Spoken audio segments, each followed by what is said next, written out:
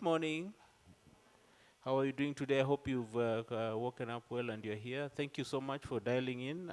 For those who have joined us online, for those who are here physically, I really appreciate your time as well. Nelson is my name. I'll be your host as well. A few housekeeping rules. The washrooms in the business school are in towards my left and right. As you go up the building, they keep interchanging with the ladies and gents. So, distinguished healthcare leaders, guests, panelists, and colleagues, our sponsors, Farm Access Group, Illumina, Thinkwell Global, NHIF, our convener, Strathmore University Business School, and Kenya Healthcare Federation. Good morning, ladies and gentlemen, once again. I'm happy to see you here today, and it is quite delightful that we had interesting discussions yesterday, where our theme for this annual summit is healthcare financing. And yesterday we started off with a context setting by Professor Edwin Baraza, who set the role going. We had first introduction remarks from Professor Kokwaro and Dr. Anastasia Nyalita, followed through by context setting by Professor Edwin Baraza, who relayed the issues and challenges that we need to discuss. We had our spotlight address by NHIF, followed by a spotlight address by Illumina in terms of genomics and the like. We then followed it through with an investing in human health by unlocking the power of the genome. And in the afternoon session, we had revenue collection and resource mobilization, followed by roundtable discussions and report back. And unfortunately, yesterday we did not manage to report back. So at this point, we'll take 10 minutes to do a report back of what was discussed yesterday. So I'd request the gentlemen and ladies who managed to do the report back. I saw Dr. Oludare here. Is he with us? Yes, please. You can come on stage, give a few remarks on the report back. I also see Dr. Aridi on here with us. He'll also give a few remarks on the report back. And also Anita Msianga, if you're here with us, you'll give us a few report back. Karibu, Dr. Aridi. Thank you very much. Good morning, everybody. So I think we had a very great conversation in my team yesterday, and there were a few points that came out, which I will just try to summarize. The first thing is looking at how we move contributions into exploring more tax financing initiative. And I think this is coming from the fact that, from what we had discussed yesterday, contributions from informal sector has been very, very difficult. Not just that it's been difficult, so far it is the pool that seems to be most risky, as it were. We saw yesterday that the loss ratio for that pool is over 200%, whereas for formal sector, the loss ratio, was of way less than 100%. So the team thought it was necessary to start looking at ways to move towards more tax financing initiatives, and this might come from not just looking at taking more from the current tax, but seeing how we can have some earmarked taxes. Some ideas came out around, looking at telecoms charges, looking at sin taxes and things like that. I guess, we can look at what the details are behind that. The second point was around improving equity in the contribution between formal and informal sector. And we had a lot of conversation about this, where we were looking at, what's the rationale behind the rate that is set in the formal sector as against the rate that is set in the informal sector. Are we actually taking enough from the formal sector, as against the informal sector? But again, the other side of it is that if you look at that presentation by Professor Edwin, clearly the formal sector seems to be very comfortable. So does that mean we are already collecting enough for them and it's enough? But if we look at the pool as one, and we consider that the informal sector is very risky, are they paying enough to be able to cross-subsidize for the informal sector. But again, we also mentioned that one of the reasons why utilization might be lower in the formal sector is also the value proposition. So some of my colleagues gave examples around the fact that, you know, if the package that is offered on this compulsory scheme where the formal sector contributes restricts them mostly to public facilities, and in most cases many people wouldn't go to public facilities. So again, it's not just about improving the equity, it's really to just check into that number and look at the devil behind the details. What's happening there? Are we collecting enough? If we look at the entire collection for the formal sector and we spread it per capita, is it the same as what we are collecting from the informal sector per capita? The utilization, the poor utilization, or the loss ratio that seems to be quite manageable, is that because that is the utilization appropriate, or it is because of the poor value or the poor perception of value on that scheme? The third point, which I would say is probably the major point we spent a lot of time on, was the need to increase public trust in government schemes. The NHIF, KEMSA, public providers, and things like that. Again, back to my former point, that maybe why there is contribution and there is no utilization, or there is lower utilization, is that formal sector probably has options and they would rather go with the private insurance product than the NHIF product. They would rather use that. Same way with the informal sector. Do they actually have trust in government schemes? And we reflected on the experience with the pensions scheme some time ago in Kenya, and seeing that as an example of where public trust has failed, and the need to increase that trust and probably improve social accountability. Same with public providers also. More people will probably rather go to private providers if they have their money to pay for it than public providers. And a question we posed here is, do we need to start asking ourselves, to start moving towards what I call specialization? If the public believes more in the private providers, and perceptively they are probably doing a good job, should we start testing the conversation around maybe having the private sector do more of service delivery while the government focus more on regulation and demand creation, since in any ways, the public seems to trust them better, and it looks like, well, arguably, they probably are doing a better job for some reason or the other. That's for us to think about. Another point was around improving financial flows to the facilities. And I think this was really important from what we heard. Because of the CRF, money hangs at the counties. And I think there are some counties that are already finding a way to do this. Maybe we can learn from them and scale that across all the counties, so that facilities are resourced with what they get from NHIF, and they also have the incentive to make claims for it. Someone shared an example of how in their research,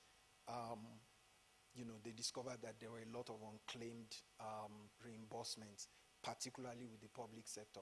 Now, this in itself will reduce the ability to deliver care at those public facilities. And of course, also because that money is hanging in the CRF, there is also no incentive by the facilities to claim for it, because what's in it for them. And one of the suggestions is to learn from the direct facility financing scheme that was done sometime in the past, and see how we can adapt that learning in doing this. Another point was to reconsider donor financing in paying premiums. And the question here is that sustainable? Is that the way to go? Especially if they are off budget. If they are on budget, they probably provide some opportunities to align it with, government financing, such that when they drop off, they are not necessarily just plugged out of the entire system. So it's to reconsider how, donor financing is done. And then we also had a bit of conversation around this, exploring ways to enforce mandatory schemes. And one of the things we discussed here is that it's really difficult to enforce that law. And, you know, from my experience at Spark with different countries, the mandatoriness of that law stays in the law, and many times it's difficult to implement. And we had conversations around, how do you implement it? Are you going to ask people, you know, for instance, you can't register your birth or death if you don't have health insurance? But then who does that benefit? Who is losing from not registering, from not having the right data of birth and death? We talked about maybe if you want to renew your logbook, you probably have to present that. Maybe that is good, but then without public trust and proper value proposition, people will still bend their ways and find their ways to do it. I think we can all reflect on what corruption looks like in Africa, you know, without necessarily putting the data out there. So there has to be other ways for us to begin to explore this. And one of the things we thought about is, before enforcement, there has to be certain other steps that goes towards incentivizing. So first of all, ensure that we recraft our communication so that people appreciate and understand what we're trying to do. Second, look for ways to look at flexible financing initiatives, subsidies that are sustainable, and also ensure that we deliver value. So we discussed the fact that we need to look at social health insurance not as risk coverage, but risk protection, so that right from start, people begin to see value through community health programs, primary health programs.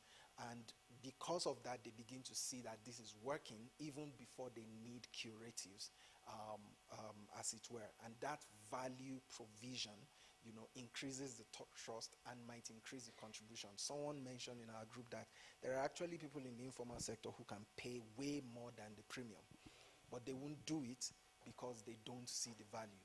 And they don't see a reason why they should tie down money as entrepreneurs, tie down their cash flow into something that they don't need yet, and they may never need. And if they don't need it, that money is gone. So they would rather hold the money and go pay out of pocket than actually contribute. The last thing we talked about was making sure that our financing, you know, discussions are focused on preventives and promotive, just taking out from what we have done. And I think that we say this a lot. The problem is, do we really do it?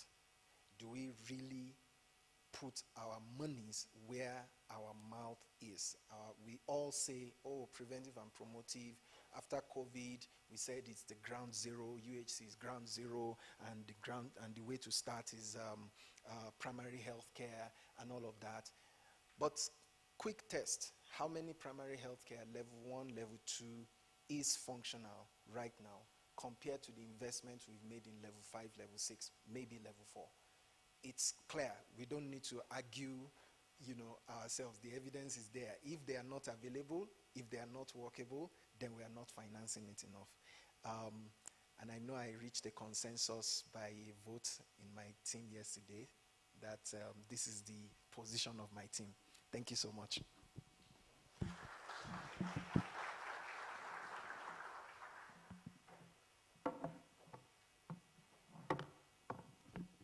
Thank you so much. So I'll welcome Dr. Aridi to give the remarks on behalf of the other group.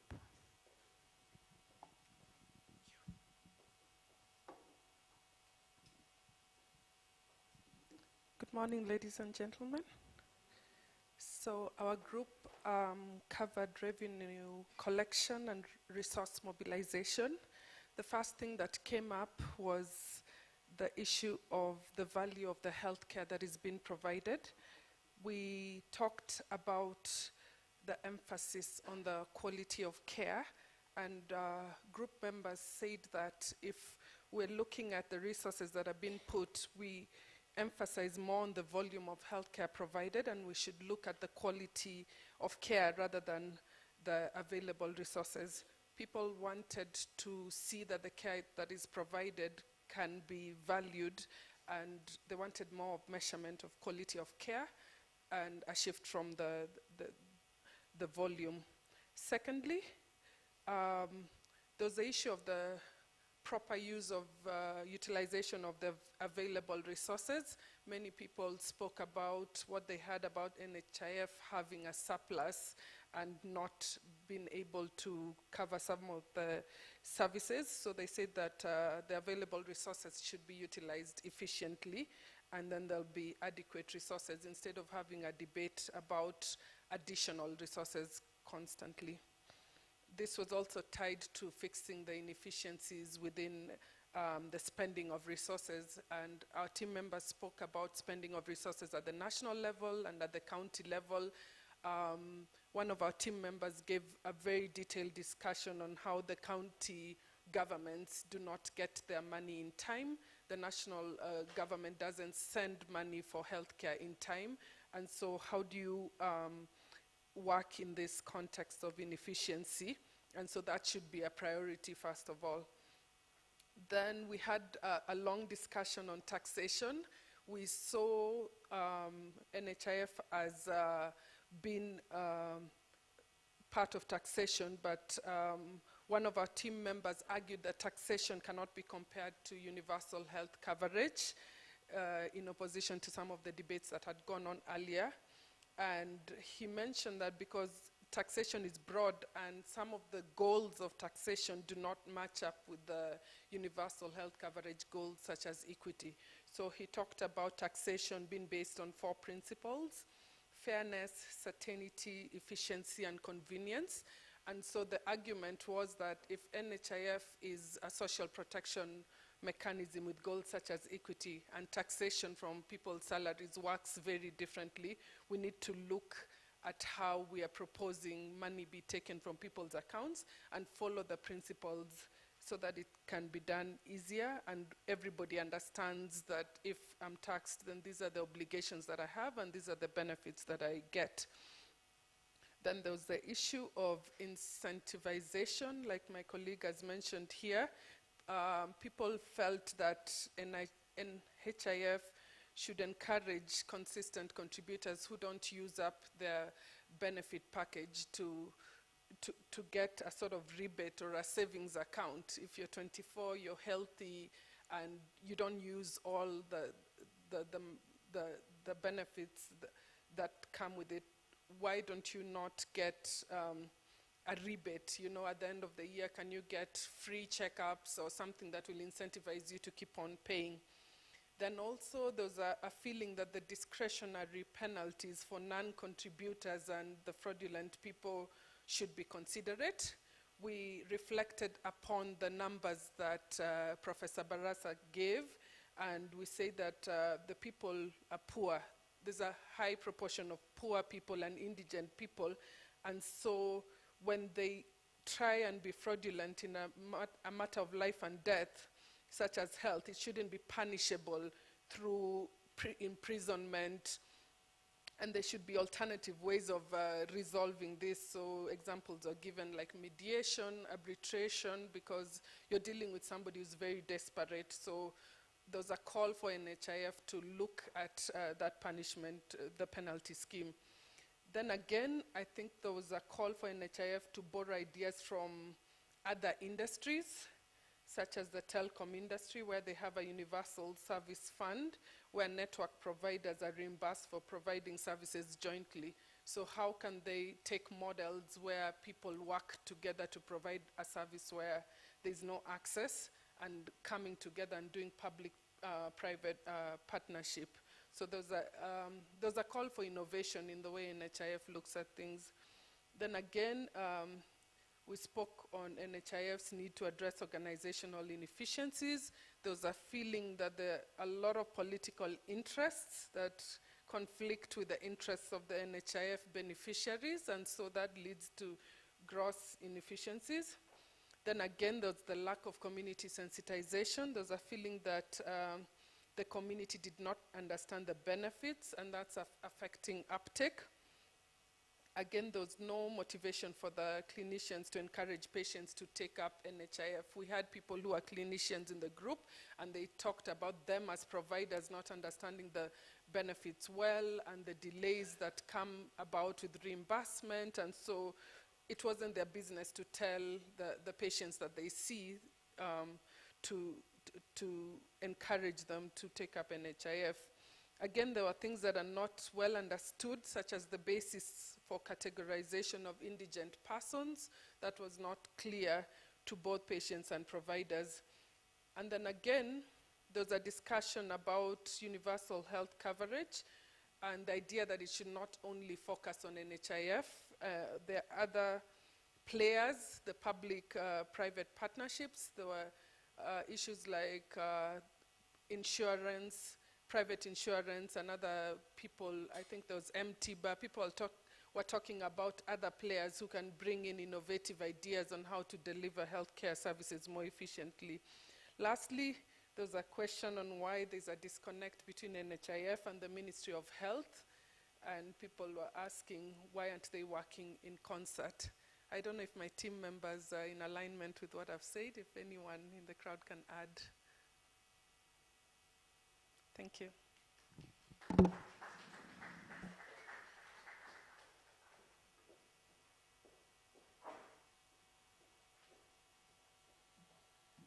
Thank you so much, Dr. Reedy. So finally, I'll call upon Boniface, who is representing the group that was here.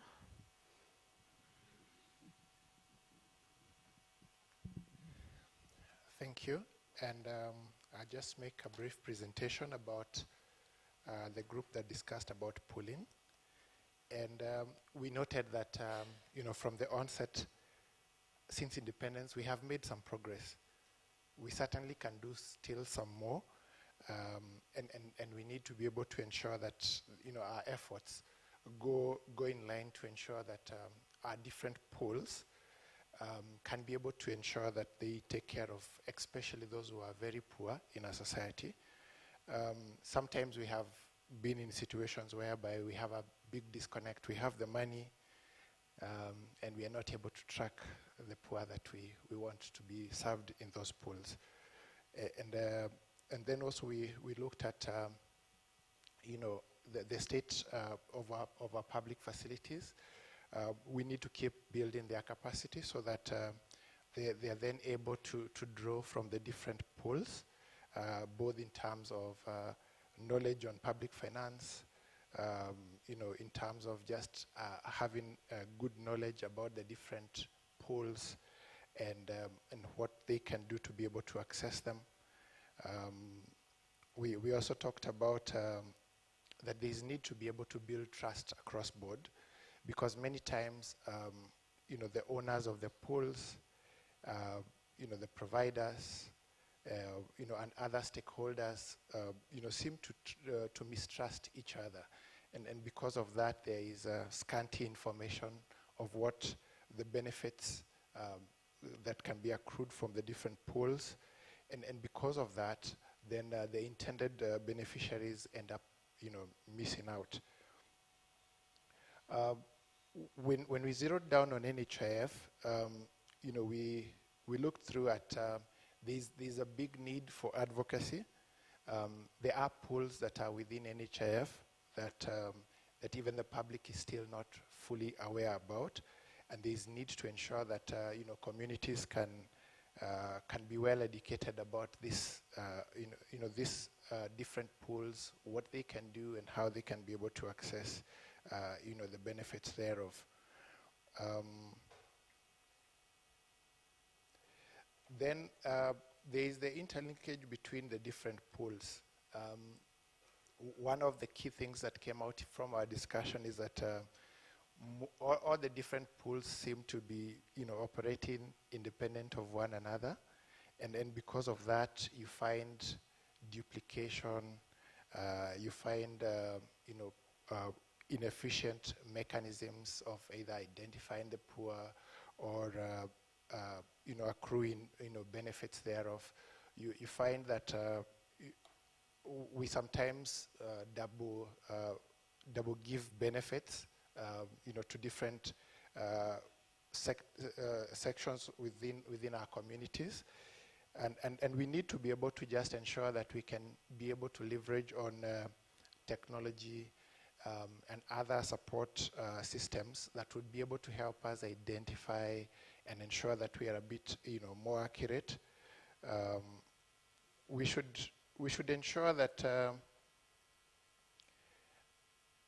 we grow our system, noting that we will not start from a perfect footing, but we have to be able to build up on gains that we have made over the years, so that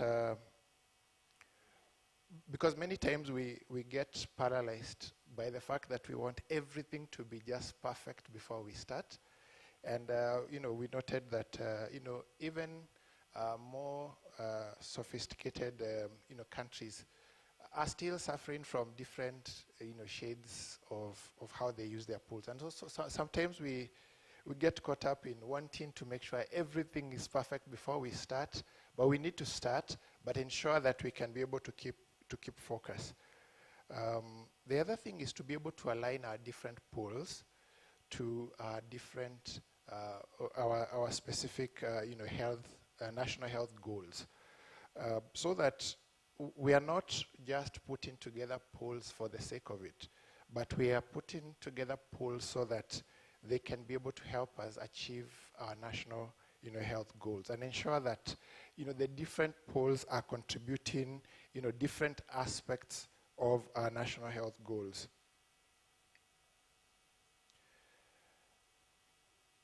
The other thing that we also discussed is that we need to keep ensuring that our different stakeholders are committed to ensuring that we serve all our people without leaving anyone behind. Sometimes we have gotten excited about pools, but they have actually left the poor and the vulnerable, and we need to be able to ensure that we can be able to progressively do that. We noted that it's true and it's a fact that public finances are still the best vehicle that we can be able to use to be able to ensure that we increase our coverage and ensure that we do not leave anyone behind. And so all efforts that would help us to apportion the right kind of resources, pull them up for the benefit of our citizens, all those efforts work together coherently in a manner that is efficient and helps us to achieve our tail end. We noted that while there are many issues that we can still talk about, there are some good points to be able to celebrate. For example, the pool of resources that is now available at, for example, NHIF is much bigger. There has been, a fair, good attempt, to ensure that we take care of the poor. And we noted that, for example, in the initial days of NHIF, a lot of the resources that were allocated were simply being pulled from those who are employed. And then for that reason, for many years, we never passed our 20% coverage mark. And the government now has begun to appreciate that there is need to be able to be a bit more specific and deliberate about taking care of those who are especially poor within our society. And that is beginning to help us to increase our coverage. We need to do it well. We need to ensure that we can apply the different tools that will be able to help us to be more efficient in this.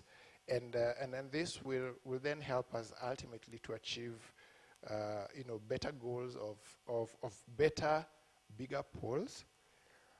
We also noted that it's very easy for us to slide back into very fragmented pools.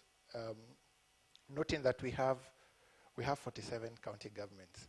It's very easy for each of the counties to get excited and want to have a pool of their own, by their own terms, in their own way.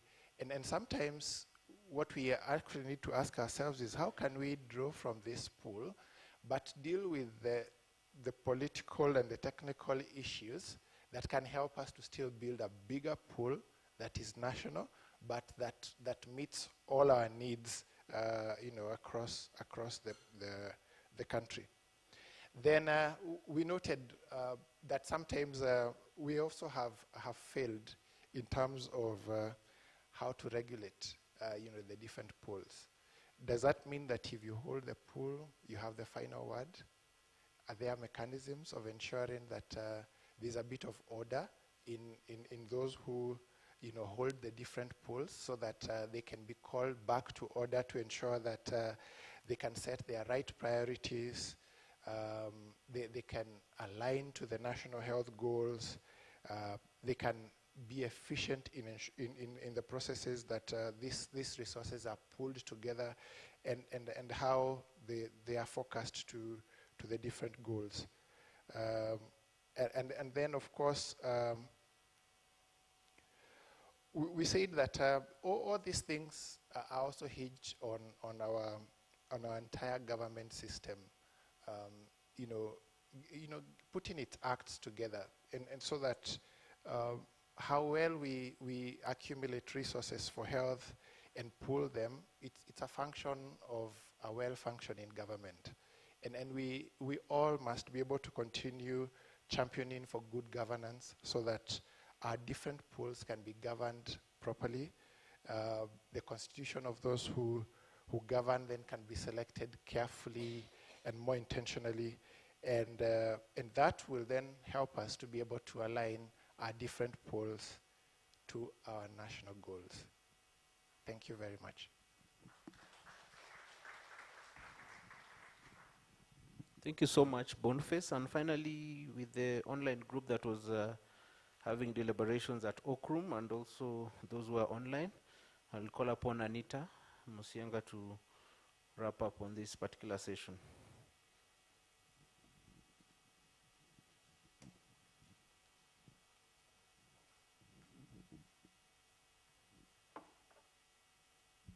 Thanks a lot. Good morning.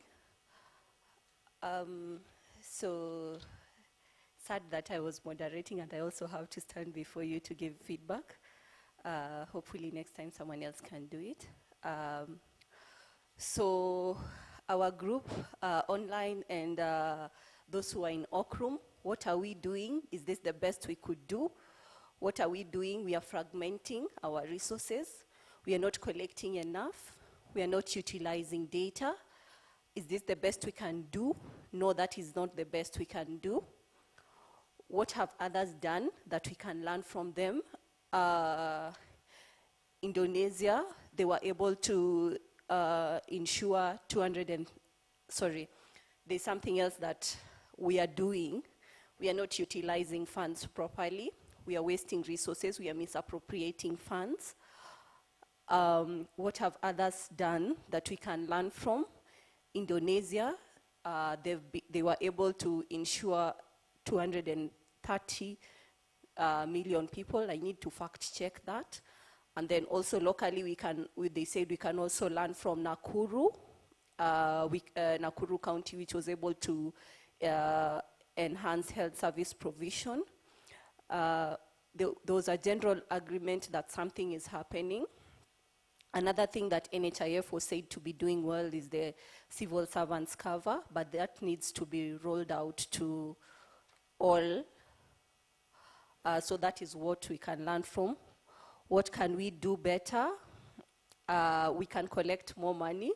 My group was happy to give more if that means that more Kenyans will get healthcare, including from their own salaries. We need to expand coverage.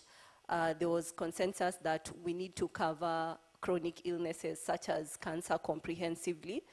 While it is okay for the government to assure us that they can pay for our basic malaria, etc., they also need to stand up when it counts. We need to ensure that if every Kenyan has access. So what do we need to stop doing? We had an interesting conversation. We need to stop paying stop paying a lot of money for poor outcomes. We need to stop providing unnecessary services. Government should stop being complacent. We need to address disparity for the poor. We need to stop thinking we do not have enough, so we have enough resources. We need to stop thinking we do not have enough. We need to stop reimbursing facilities with track record of poor outcomes. We need to stop incentivizing spending. We need to eliminate middlemen. Middlemen, I hope there are no middlemen. The government of Kenya can liaise with government of India for cheaper medicine. The farmer makes crazy profits. Sorry, I'm just reading word for word, whatever was written. Like India, all medicine should have a maximum retail price. We need to stop having 80 schemes under one fund.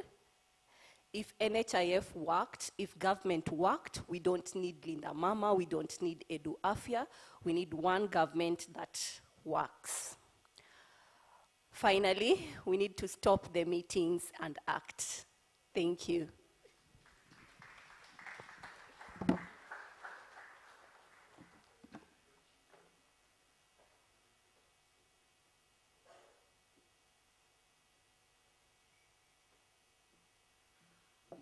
Thank you so much. A round of applause to our moderators for yesterday's session.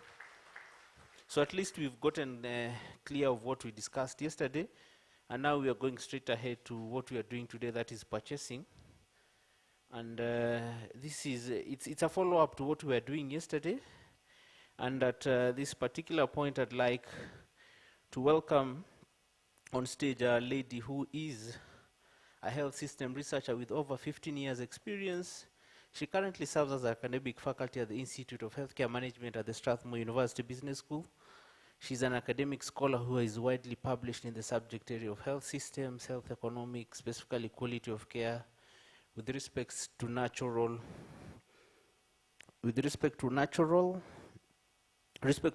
and child health in the globally recognized peer-reviewed journals. She has also served as a principal investigator and co-investigator on several grants focused on health system, human resources for health, quality of care, and maternal health. So a round of applause to Dr. Oluoch Oridi, Jacqueline, who is the moderator for this particular session. Karibu.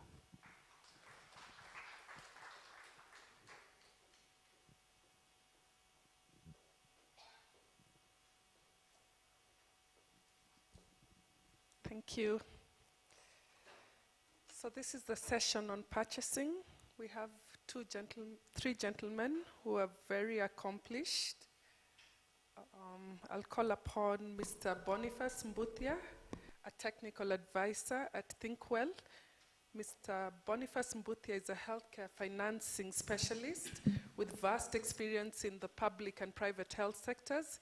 He has played a key role in strengthening health systems in the strategic purchasing for primary health care, SP4 PHC, implemented by ThinkWell Global and funded by the Bill and Melinda Gates Foundation. Welcome, Boniface. And a round of applause for Boniface. Then I'd welcome Dr. Matiko Riro, who is the Regional Technical Advisor at the Clinton Health Access Initiative, CHAI, who works in collaboration with the International Decision Support Initiative in Sub-Saharan Africa. He supports a number of Sub-Saharan African countries in health financing reforms towards achieving UHC. He also plays a critical role in building care ecosystems by linking different actors, as well as helping healthcare innovators and medical device organizations to navigate digital health systems and the regulatory landscape in Sub-Saharan Africa. Welcome, Dr. Matiko.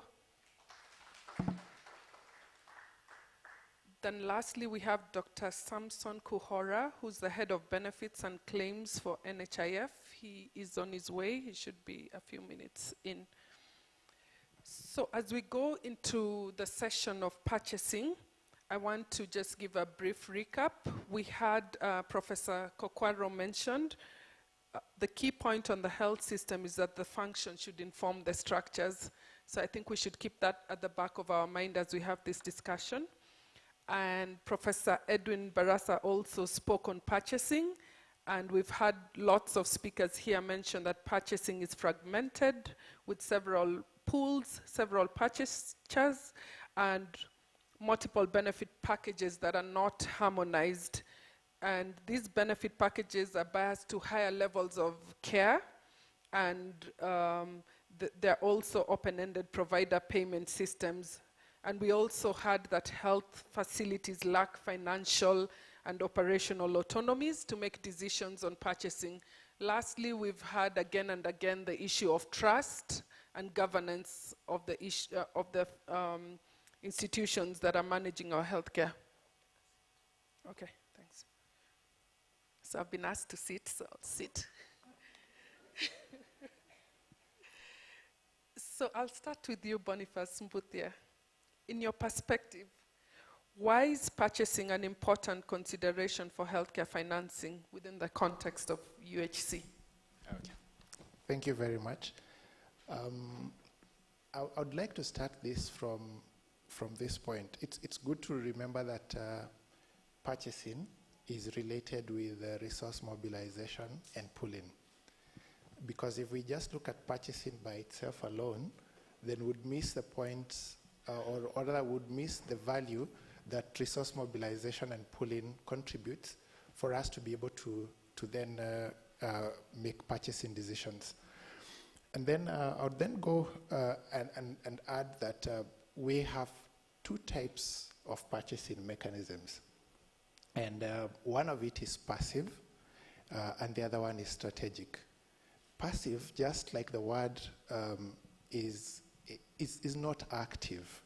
It means we give you resources because you are, as opposed to giving you resources because we are demanding something from you.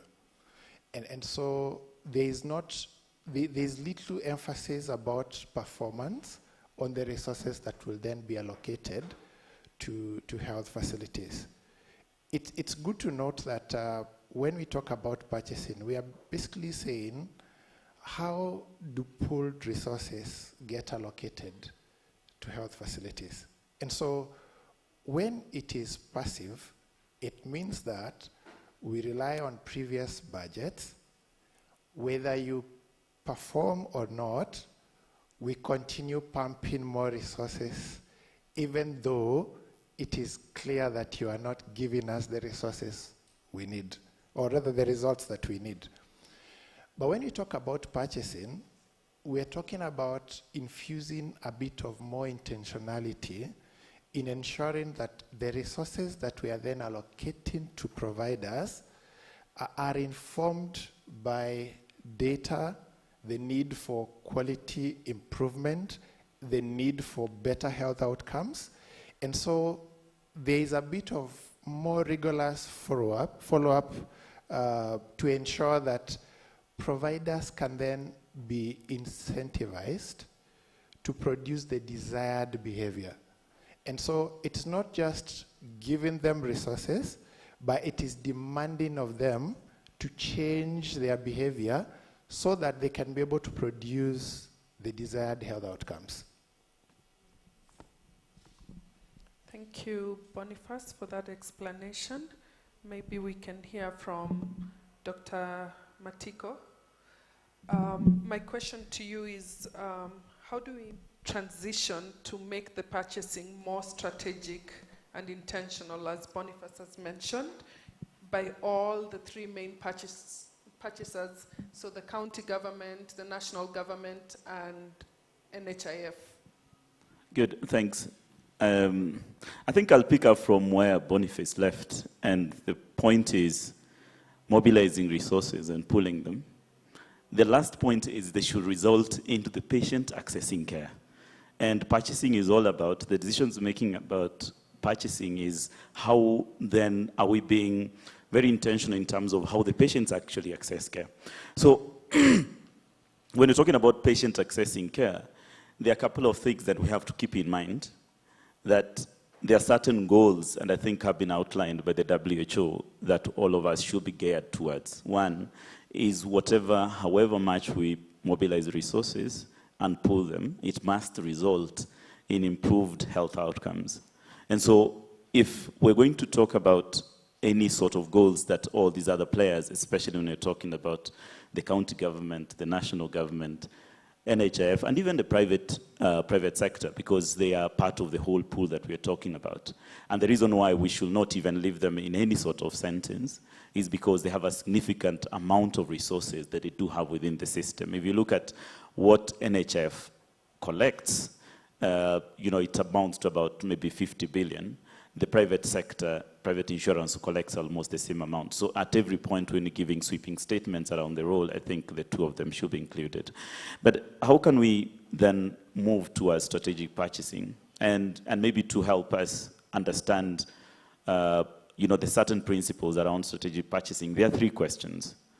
That what are we buying, from who, and how? So what we are buying is really around the decisions you're making around the benefit packages.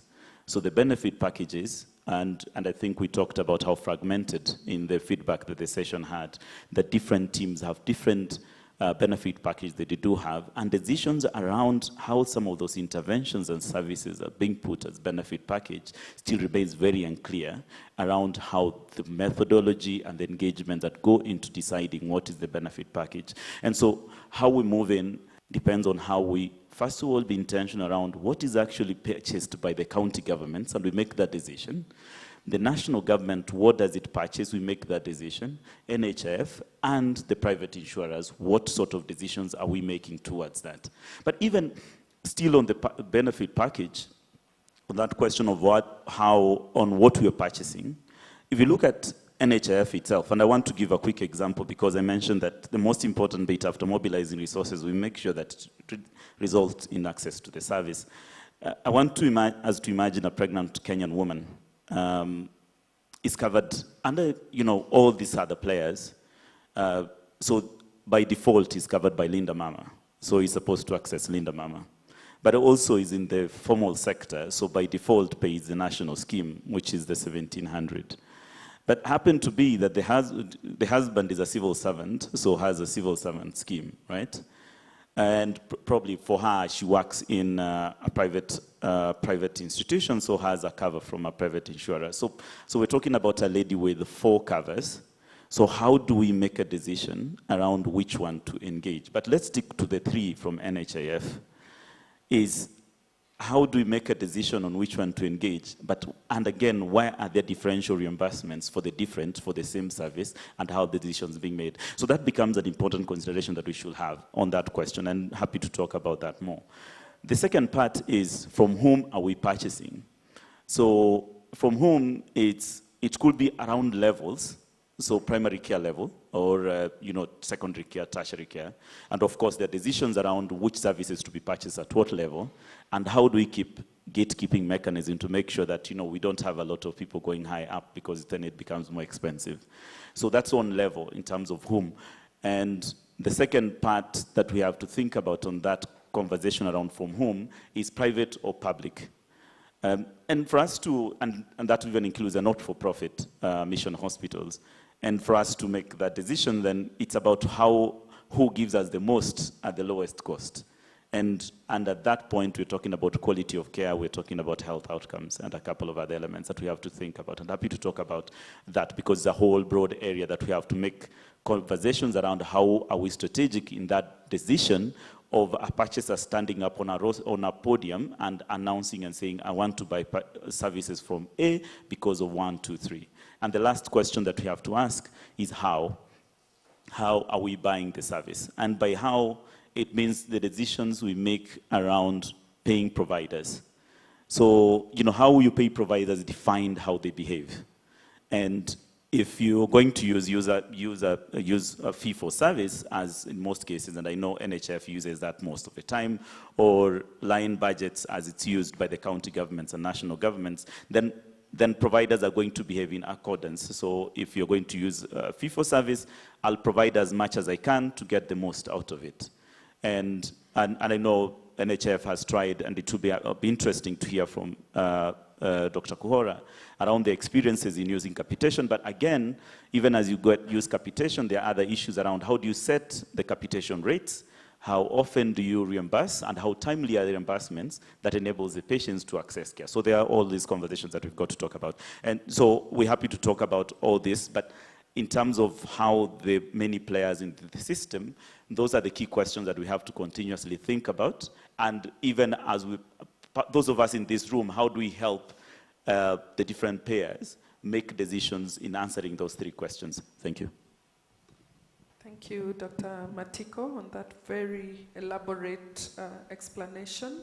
I think, Mr. Mbuthia, you can add on to that. Yeah, and I think we need to go back and ask ourselves. We have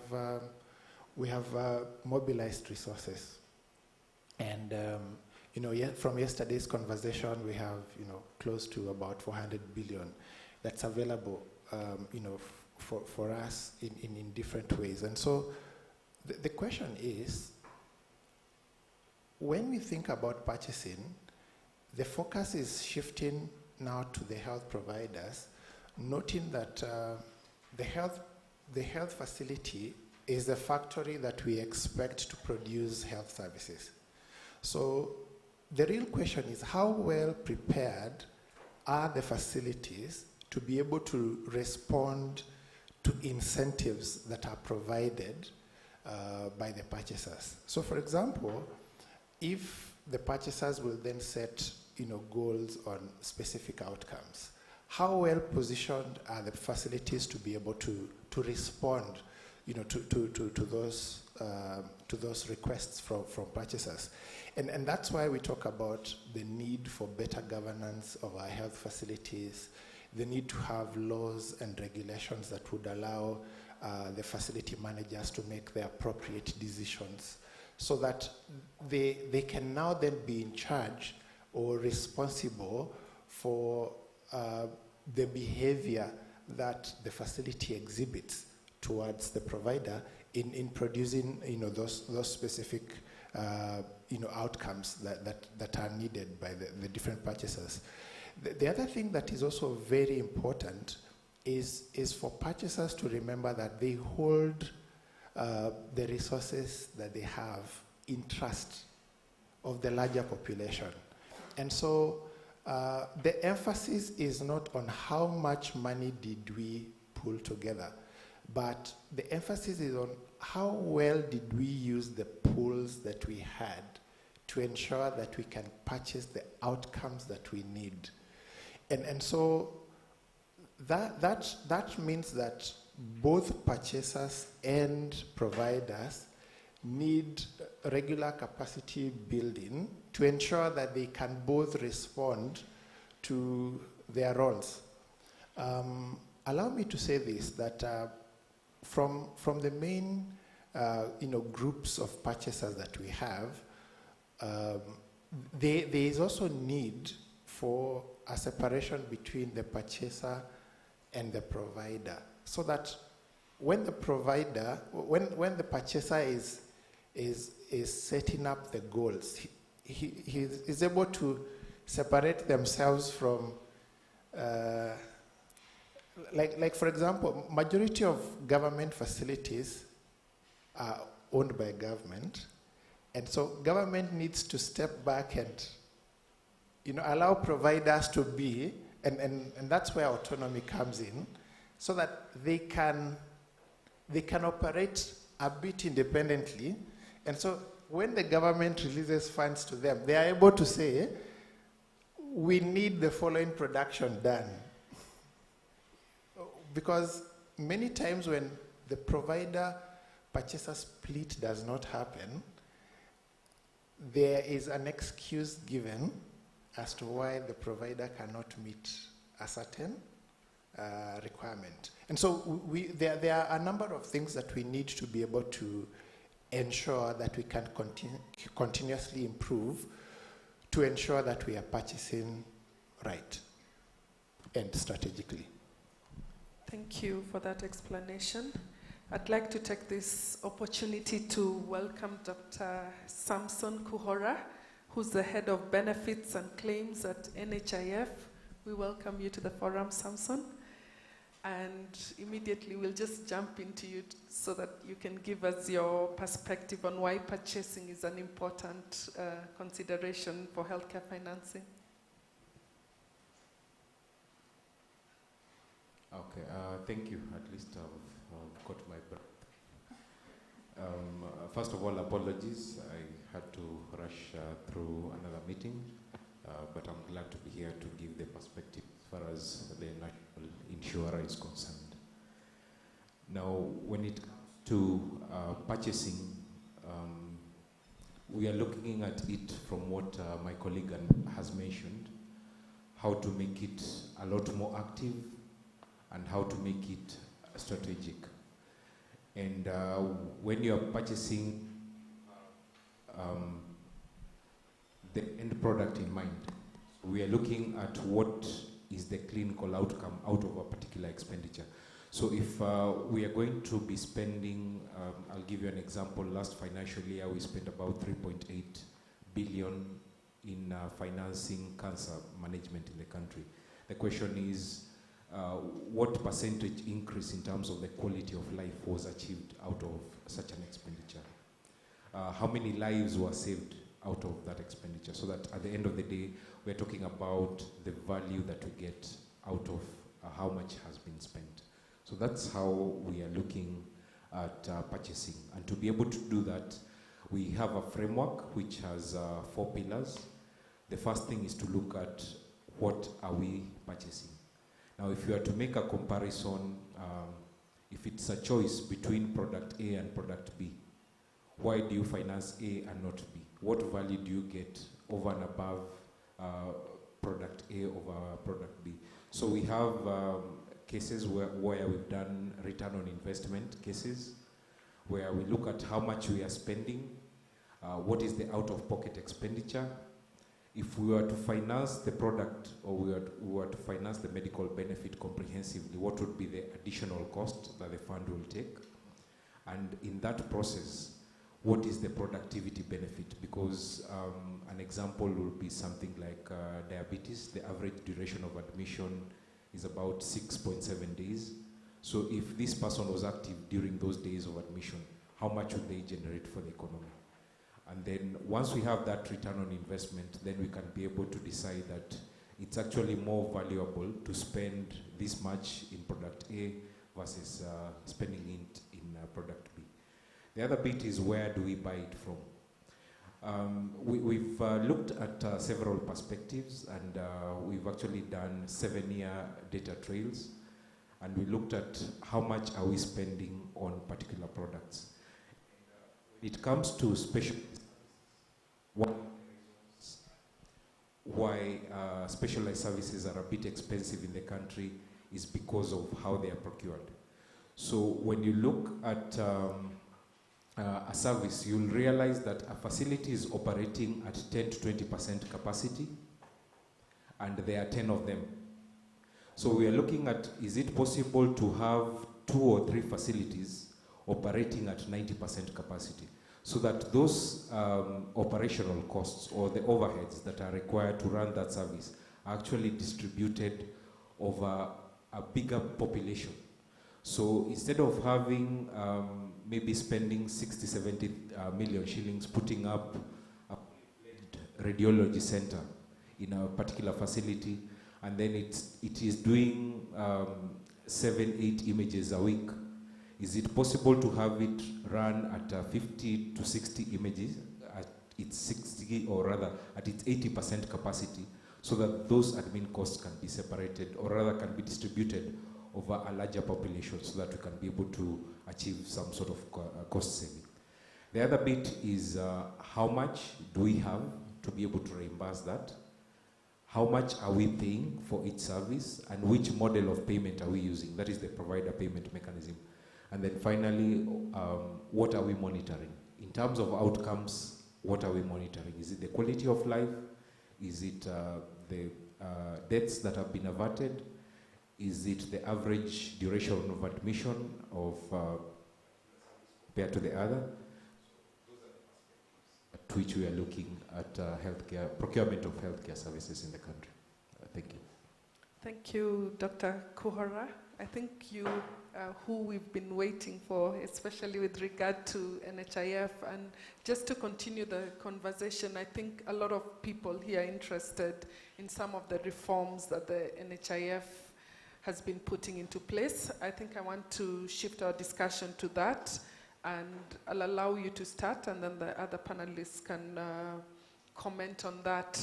So Rose was here, your legal person, and she spoke about reforms in the name change, the governance structure, the focus towards UHC attainment, and other issues such as the benefits package. Could you please speak a little bit more on maybe the benefits package and coverage and the issue of efficiency? I think it's come up a lot in our discussions. How can NHIF be more efficient? Maybe you can speak on that, and then Dr. Matiko and Mr. Mbudia can also comment. Thank you. Okay, thank you for that mention. Yeah, the reforms have mainly focused on 4 key areas. There is the aspect of benefits. There is the aspect of the legal and regulatory framework. There is the issue of automation and digitization, because we are looking at numbers increasing from the present, what we have now, which is about 6 million households, to the estimated 12.7 million households when we achieve universal health coverage. And then there are also organizational reforms to be able to support these changes. So those are the key areas of focus when it comes to the reforms. Now, as far as benefits are concerned, we are looking at benefits in terms of how much value. I think I mentioned that, because if you look at the trend over time, we've been, 3 or so years, we've spent at least 50 billion shillings in paying for claims. And in the last financial year, we spent about 63.9 billion. And that is before you add the claims that have been incurred but had not been submitted as at the time we were compiling that data. Now, when we look at how much we are likely to spend, assuming the trends remain the same when the whole population is covered, then we are looking at costs of about 145 billion shillings a year. So that's how much all factors kept constant we are likely to be spending as far as medical claims are concerned. Now, that brings up the importance of what we purchase, how we purchase it, how much we pay for it, and how we monitor what has been procured. And when we are looking at benefits, it's not just about the benefits by itself. We look at the whole ecosystem, because we have to look at the member who is likely to benefit for that. So when we are looking at the benefits, one of the key considerations that we look at is what is the population that is likely to benefit out of it, because we are looking at an essential benefit which should be accessible to the whole population in the country. That's the essential health benefits. And then there are the enhancements. There are those government employees, like the Public Service Commission, who would want civil servants to enjoy an expanded scope of benefits. So they pay additional premiums so that the staff or the civil service in the country can enjoy extra benefits. But then for us, we also look at what is considered essential for the whole population. And to be able to arrive at that, to be able to do the population needs assessment, we have a 12-point criteria that looks at several factors. An example is what are the health sector priorities as far as the government is concerned. So we have quite a number of engagements with the Ministry of Health and other stakeholders like the Council of Governors and other regulators that are directly affiliated to government. Then beyond that, we look at other stakeholders beyond government. So we've been having engagements with NCDAC, for example. I think you've seen the conversation that has been there about non-communicable diseases. On our side, it's of particular concern because at the moment, For the 6 most common non-communicable diseases, we are spending more than 10% of the total payout. And the estimation is that it's likely to get to between 16 and 21% once the whole population is covered. And that becomes a concern because of able to achieve, to be able to sustainably finance that kind of a benefit structure. So we have that 12-point criteria. It helps us to identify what to finance and what are the priorities as far as the country is concerned. Some of those considerations is what interventions are potentially life-saving versus the ones that are good to have. What interventions are likely to be accessed across the country, because for us it's not just about the direct costs, there are also the indirect costs. If the service is principally available in Nairobi alone, that means the indirect costs of accessing that service are going to increase, and it's likely to be a barrier, especially for the informal sector or the indigent population, which has to incur additional costs to be able to access that service. Then what section, or rather what proportion of the population is likely to benefit from it? So we have an ABC categorization where A is a product that is likely to benefit 80% of the population, B, a product that is likely to benefit about 15% of the population, and C, a product that is likely to benefit about 5% of the population. So once we have that kind of criteria, we do a scoring, and then this helps us to have some sort of a prioritization of this is what the country would need most, then this would be the second best priority, like that. So once we run the revenues, then we are able to make a projection that with the revenues that we are estimating, this is what is likely to be the financing gap, or this is what is likely to be the financing surplus, and these are the benefits that are likely to, we are able to actually adequately finance within the structure that we have. Then the other bit is value. We have to look at it in terms of value. Let's give a perspective of cardiovascular diseases, because it's a study that we've done recently with the help of a support partner. The main reason being, at the moment, cardiovascular disease is the second most common cause of death.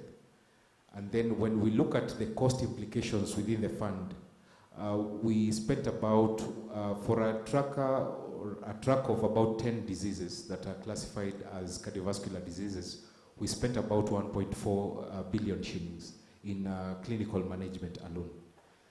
So we looked at if we were to be able to provide the benefit to all the members and finance the whole treatment plan, as opposed to how it is now, where you finance, you give the limits in terms of what you are able to finance. We look at the guidelines, and then how much are we able to finance. So the return on investment that we are getting, the returns being in terms of productivity benefit and deaths that have been averted, is about 380%. We use the same method and run the data for diabetes. It's coming to about 440%. So when you make such a comparison, then it makes a lot of sense to finance conditions where the return on investments are that high, because managing such a condition makes it a lot more beneficial to the economy of the country. There's something that we are doing as far as oncology is concerned. That is because of the number of the cases of oncology that we are seeing in the country and how much we are spending now. And we've started with differentiated care models, where we've identified cancers that account for 93% of the pediatric cancers that we had in the country, and then 91% of the adult cancers in the country. So we have a cohort of 19 different cancers that we are looking at the costing, and we are going to prioritize based on the findings that we get out of that study. How often we do it? We are required to do a review every 2 years. Initially, it was just based on a needs analysis, but now we have planned that every 2 years we'll be having engagements that are looking at revising the benefits that the fund is procuring for its members. Okay. Thank you very much, Dr. Kuhora. I think you're answering a lot of the questions that had been here. Maybe Dr. Matiko can comment on the benefits package and efficiencies. Good. So And, I think Dr. Kaur has done quite good justice on the conversation around benefit package. But I'll probably dive into just one element, especially, thinking about benefit package as a driver of efficiency. So it's really stepping back and looking at the whole process of benefit package development. And I think he has highlighted around the 12 points, but also even the decisions around the interventions themselves. So how do we arrive at the interventions themselves if you're looking at maybe picking up cardiovascular diseases or picking up diabetes, is around how we are very intentional in the development of standard treatment guidelines. And I know it's a conversation we've had with Kuhora before. If you look at how well updated they are, because NHIF and any other payer that is in the house really looks back at the standard treatment guidelines as a yardstick against which they pay and they make payments. But not only even the purchasers, but also if you look at central medical store like KEMSA, the decisions around what to stock is really based on the essential medicines list. And if you look at the essential medicines list, it mirrors what is the standard treatment guidelines. And so as we're thinking about that whole continuum, we look back at our roles in shaping standard treatment guidelines and essential medicines list. So that becomes an important element, because if we don't, what happens then, if I can pick maybe a disease like asthma, if you're not careful around the interventions you're having in place, then you end up with more exacerbations in asthma, which means more admissions, which means more spend. But if you're clear around the interventions that actually have, evidence has shown that they can actually save you that cost of frequent admissions, then you have crazy savings that can be helpful in the long term if you're thinking about this. So that's on the benefit package process. The last bit that I'll also want to even trying to think about, and I know you have mentioned it, is also looking at the funds or the finances, what I can call, the whole resource envelope that we have in the country as one, and then try to ask questions around duplication. So if you look at the many funds that we do have, either from the national government, direct conditional grants that have been going to facilities, or private insurers or NHIF, and try to look at how are they related and how are we careful not to be paying for the same service from the many different sources. And I know it's a conversation that becomes quite helpful to think about, especially around how private insurers are related with NHIF, and how well then can we come up with that sweet spot that ensures that we don't duplicate, or where, providers, we don't offer different incentives to providers to use whichever sort of payer that they're using to all these,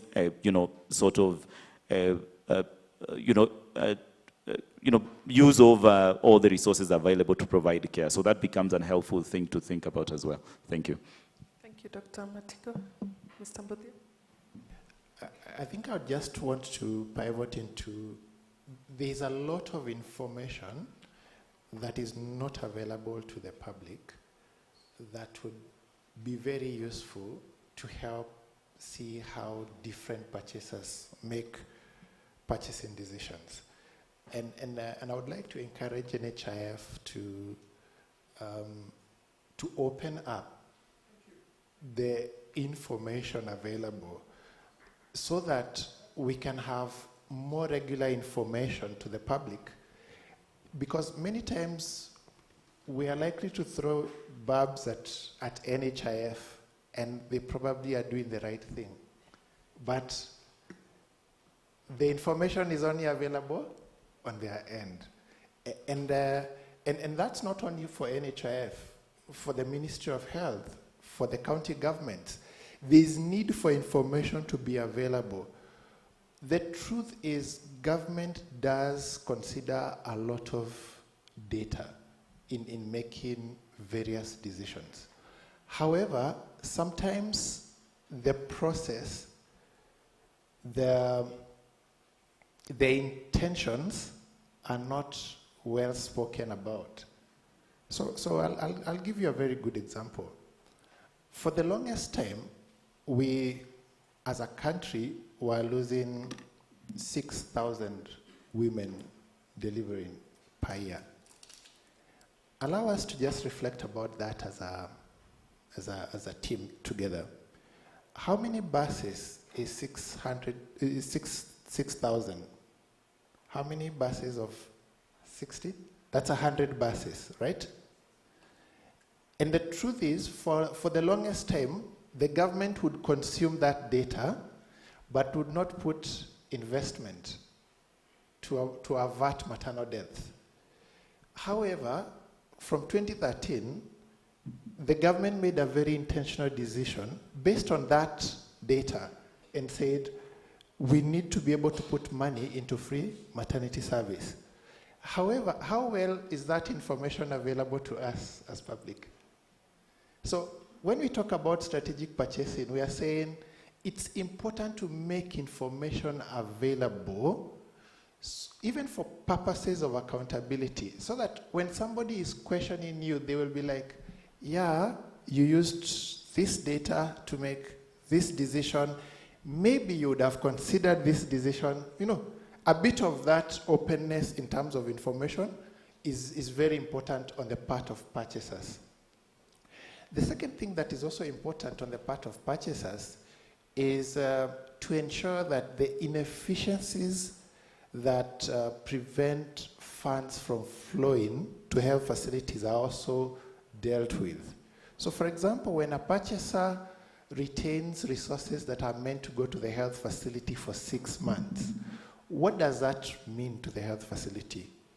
What are we saying the kind of behavior that we expect of the providers with a delay of 6 months? And I'm just using 6 months as an example. And so we must be able to look through at that. The other thing that we must ask ourselves is, how well prepared are the providers to make the decisions that we are expecting them to make?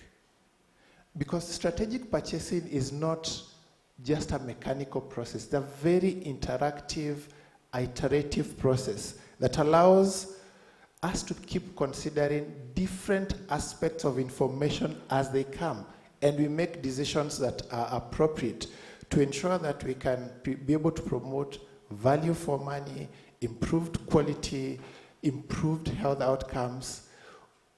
We will not reduce diabetes if we just sit down. We have to use information to be able to begin to ask ourselves, what are some of the possible causes? What are some of the possible preventive mechanisms? What interventions can we be able to buy against others that we would be able to look aside? The other thing that is important is we must intentionally reduce fragmentation. So if the same interventions that are being bought by the county government are the same interventions that are being bought by the Ministry of Health and are the same interventions that are being bought by NHIF, will we make progress that way? Will we make progress in duplication? Will we make progress in efficiency? So the idea about strategic purchasing, one, is to be able to begin to infuse the discipline of efficiency by all parties. Efficiency by the purchasers, efficiency by the providers, and then allow information to be available to all the stakeholders. We will not improve the health outcomes if even the public does not know what are some of the things that they need to do so that we can be able to reduce the burden of disease. And so I want to submit to us that strategic purchasing is a very active and day-to-day process. It's not theoretical. We have a lot of data. We need to be able to consume that data in a manner that will help us to utilize our 400 billion properly. The last thing I want to say is this. When we look at our health system right now, do we feel like we spend 400 billion every year? Can we do better? That's why the subject of strategic purchasing is important. Thank you, Mr. Mbuthia. I think in the interest of time, I'm going to welcome questions. I've been seeing people nodding. Oh my goodness. I need help. Let me start with the gentleman here. Yes, you looking behind. Should I give you this? Yes. No, I'll give you this. Yeah, thank you, panelists. I think you've done a very, very good job. I was actually surprised that Muthia would challenge another panelist, but I suppose that's how it works. I'll be as gentle as I can be, despite what I want to say. I think the panelists have gone to great lengths to describe, the process or the journey towards more sustainable purchasing, from the passive to the more, progressive. Now, I'm going to echo the young lady who stood up and said about consistent meetings. And I want to ask two questions.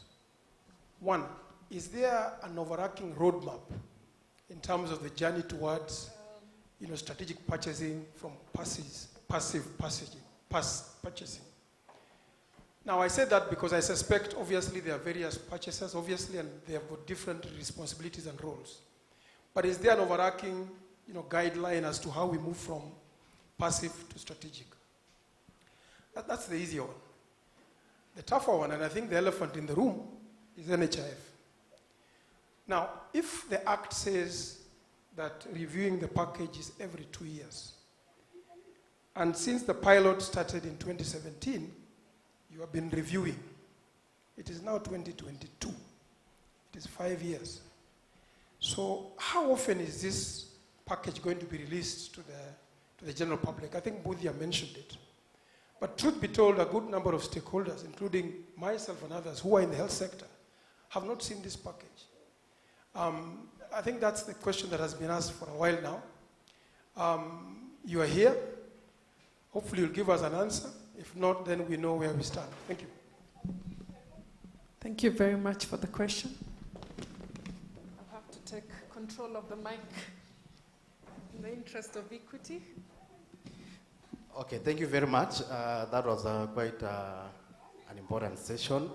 And I think purchasing is actually one of the,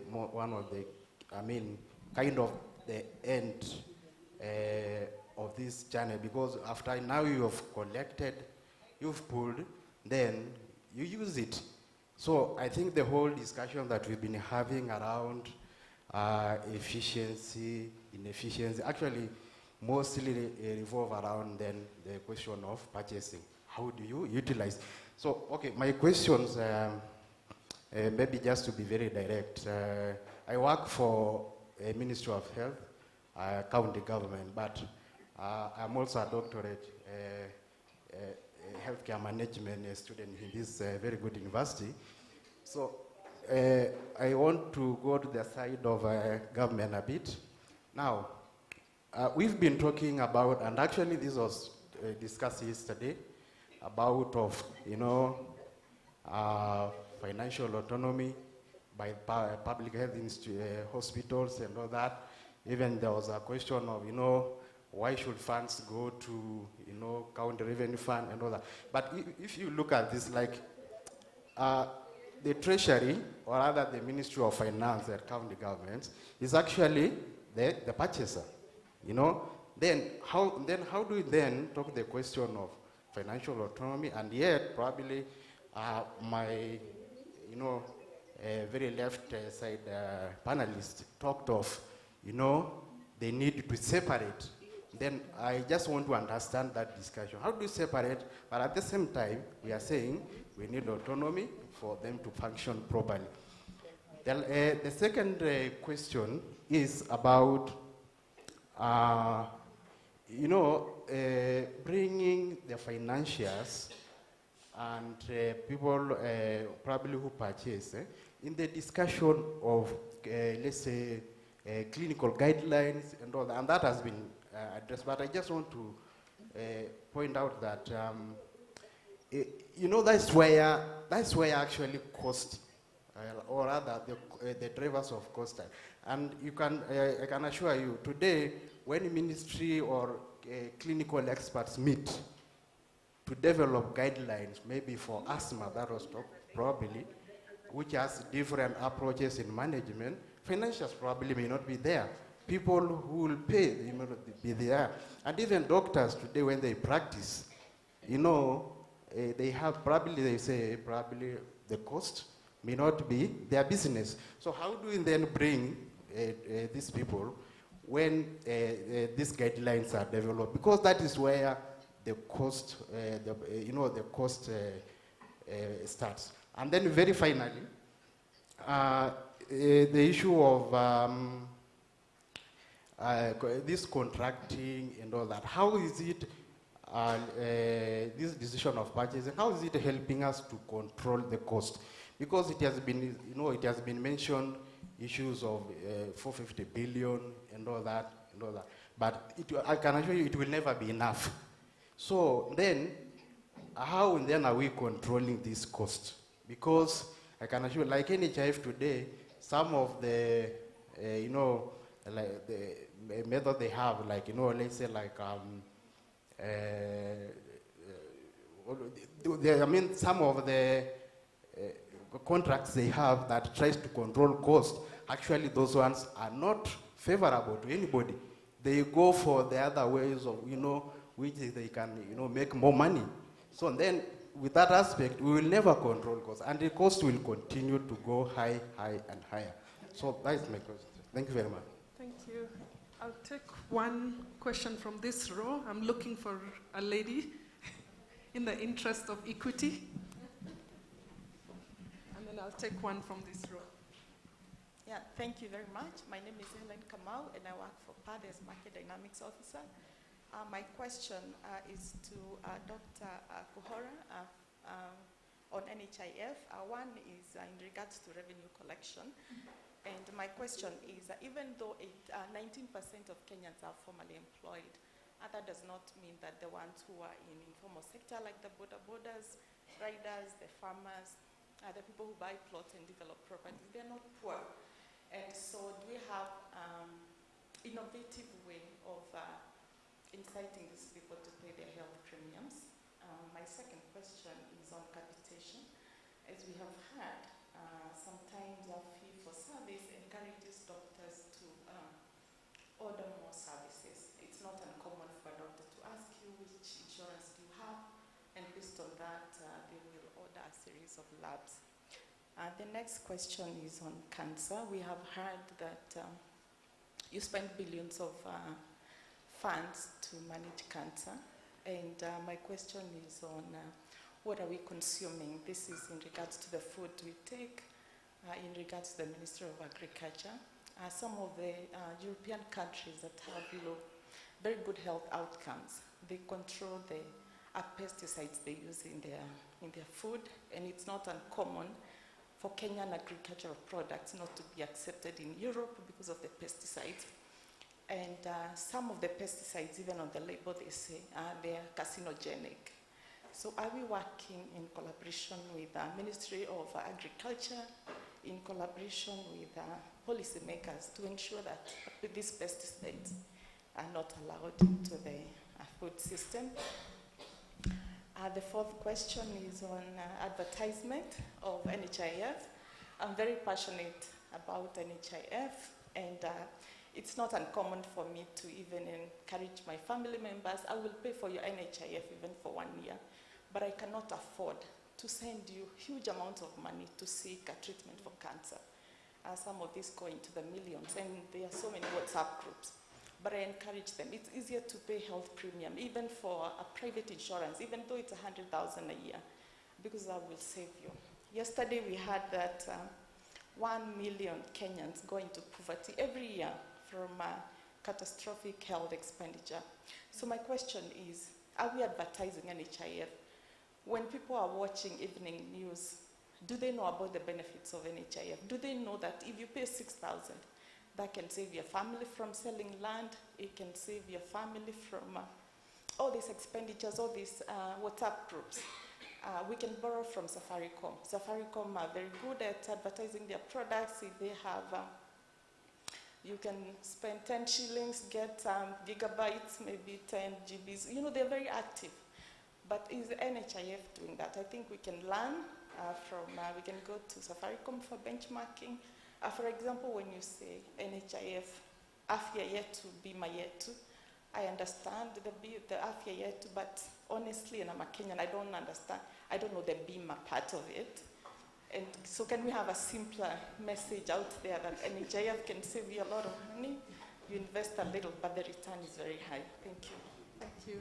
In the interest of time, I'll allow my panelists to take the questions. Mbuthia, you want to start? And then we go across, and then we see if we have time. If not, you can write your questions down.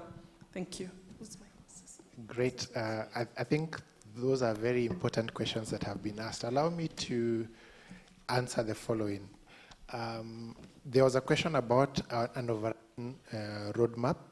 There is the Kenya healthcare financing strategy that looks at 2020 to 2030, and it details the intention of the government to be able to move to strategic purchasing. However, the biggest challenge sometimes in our country is not having a policy.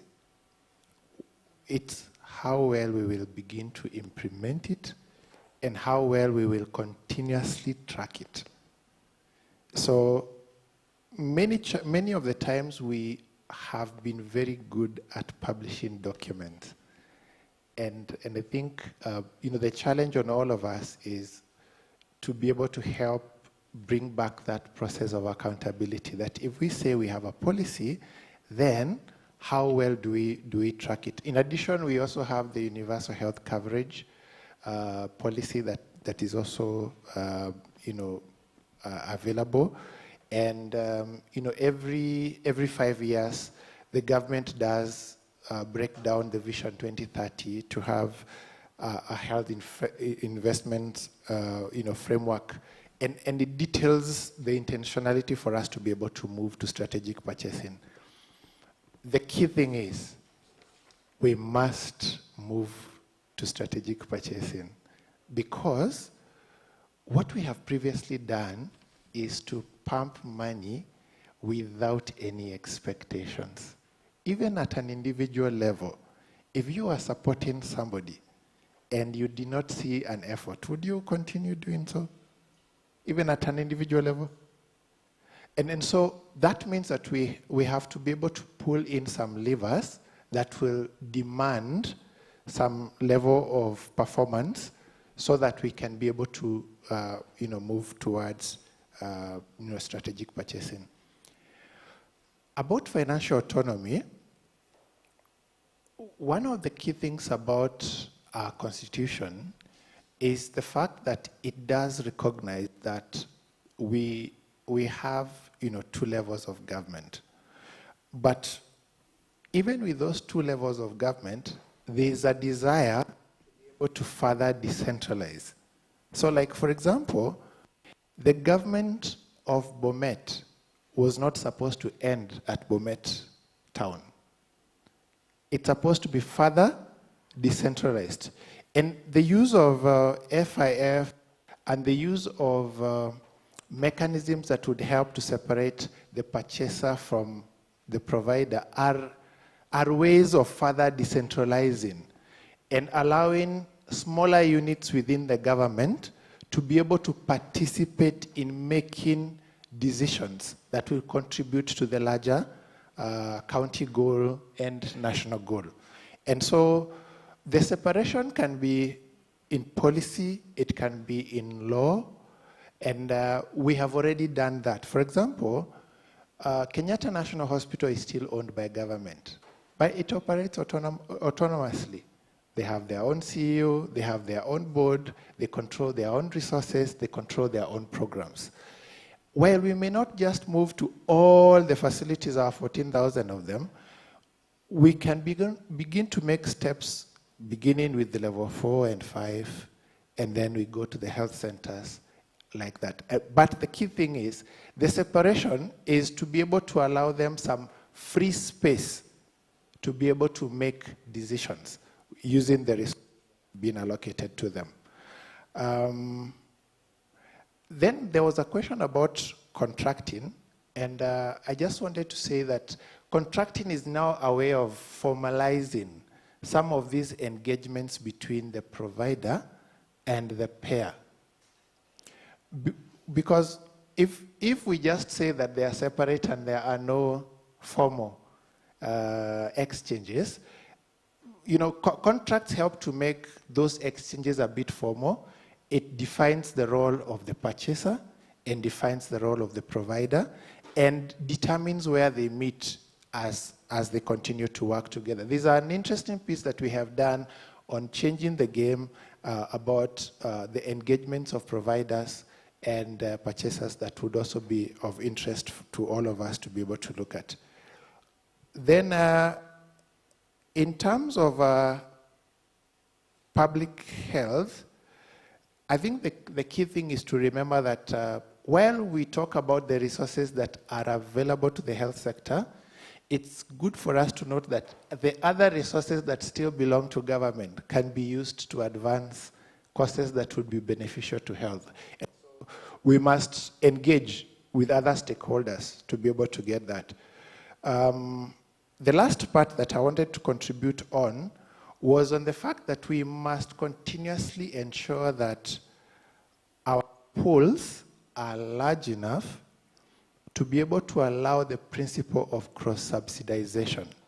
In that way, purchasers like NHIF will be able to have resources that can be able to be channeled to the emerging diseases. Sometimes, when we talk about strategic purchasing, our key aim in terms of what you'd call cost containment is based on delivering value first because it is cost effective in the end. So for example, if you are able to give better maternal health outcomes, we are able to save a bit of resources for other things. Because you conducted that delivery the way it's supposed to be done, the mother was able to receive the baby and they are well. And so the resources we would have been able to use by them not accessing quality services and hence staying in our health facilities longer can be saved up to be able to take care of other emerging health needs. Thank you, Mbuthia. Dr. Madiba. Good. So thanks. I know quite a number of questions were directed to Dr. Kuhora. I'll wish to just respond to two, which I think are tied to some of the elements that Mbuthia has mentioned. So I think I'll go back to the question that was targeting NHIF in terms of advertisement. So I feel like sometimes we give too much, we push too much overload to NHIF, but actually forgetting the other side in terms of the the supply side. What role? So NHIF, you can have all the money, but if we don't shape how we provide care, then we can have every Kenyan with a card, but cannot access care. So at every point when they're communicating service entitlements, do we actually have that service? And how do we hold the, and I know you mentioned around, the element of the government having to do this, the private sector having to do that, on how intentional are we in also holding accountable the other side that we actually have the services available. The counties actually provide the service in terms of infrastructure, equipment, and HR to actually purchase, that the purchaser coming in to purchase care on that end. And it's linked to some of the quality of care that we're talking about. And that goes to the purchaser-provider split. So the whole element around purchaser-provider split is that at least we have some form of accountability. And I know if you went to, thinking about it centrally, if you had let's say a MISAP in Kangundo Sub-County Hospital, can a government close its own facility? Because they are the provider and they are the payer. So they are the ones paying and the ones providing. So the purchaser-provider split actually brings that whole element of this someone else overseeing as someone who's providing the service. And so when you're talking about a purchaser-provider split, let's look at it from that lens, despite the fact that it's quite complex, but it's something that we should aspire to get into. And finally, around the guidelines, the question that was raised on guidelines, it's, the ideal will be if both can be on the same table, that the people that are paying and the people that are providing care are on the same table. But it never happens that the two will be on the same table. But what would be interesting to have is always steer towards a more cost-effective mechanism that delivers that particular service. Of the asthmatic patient, how can we get the best outcomes from the asthmatic patient at the lowest cost possible? But also thinking about the patient care pathway, that we are not looking at a patient who is actually just collapsing the hospital that we're making guidelines for, but we're going up the road, upstream, and trying to think about how did we get here, and how can we create guidelines that actually get NHIF funding certain interventions that prevent us from, first of all, drowning in the first place, because some of the cost drivers is actually for the patients that have drowned, but we've not invested much in some of the interventions that actually prevent us from getting into that space in the first place. And so what will be an interesting bit, back to your question, is how are we on the table, and how are purchasers being part of the conversation around the guidelines themselves being created? How are we also being intentional in some of the players that are in that ecosystem, in some of the guidelines being developed? Over. Thank you, Dr. Matiko. To Dr. Kuhora. Okay, thank you for, I will not call them questions, I'll call them contributions. A number of them have been responded to by my colleagues, but I'll mention specific ones. I'll start with information to the public. I think that has been a concern over time. And if you look at the recent past, look at the last 2-3 years, there has been a deliberate attempt to not just engage the public, but also other stakeholders within that space. And this includes commercial insurers, because we are not seeing them as competitors, but rather individuals or entities that complement the work that NHIF is doing. We've been engaging through the Council of Governors. We've been having public forums through social media platforms and all that. So there is a deliberate attempt to inform the public, not just about the products, but what they're entitled to and what they can do to support this. And I would probably just pause at that and ask a question. How many of us have the MyNHIF app on their phones? That's encouraging. Do you find it useful?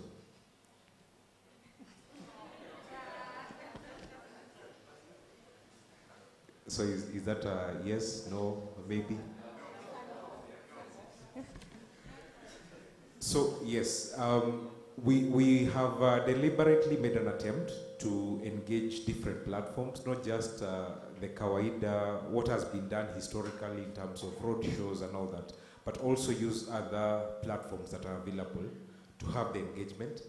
And I think that was last month, there was a study that was done as far as the impact of these different communication platforms is concerned. Yes, we have the self-care platforms like the text messages, we have the app, we have the toll-free lines, but then have they had an impact over time? And then compared to what has been done historically, what is the difference?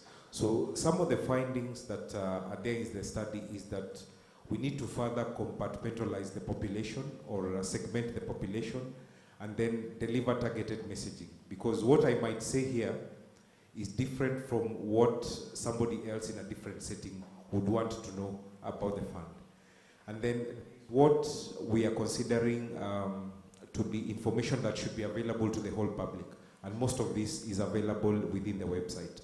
So if you want to know which providers you can be able to access the services and which services they are available on the website. The thing that we are doing next is actually to engage with other platforms. So whatever data is available at NHIF, can it be available at the ministry website and several other stakeholders where we are looking at achieving things. Then my colleague has mentioned about the care plans and basically the patient pathways. It's one of the things that we are doing as far as the non-communicable diseases are concerned. I think there was a mention of a Ministry of Agriculture. We've also had an engagement of at what point do we bring in Ministry of Education, because we feel that some of this information, for it to be quite effective, it needs to be something that is disseminated even at the lowest levels of education.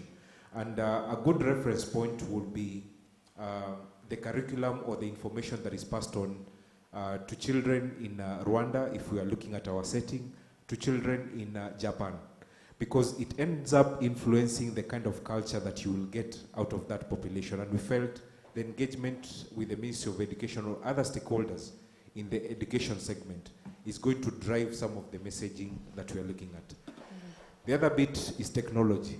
It's good to talk about preventive and promotive health, but then what role can technology play on that? And from technology, we are looking at roles of something as simple as messaging.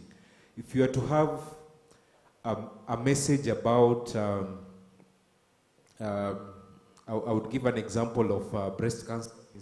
The breast cancer month was just the other month. And when we looked at the statistics, there were more than 5,000 women who are being managed for breast cancer and paid for by the fund at a cost of about 590 million shillings per year.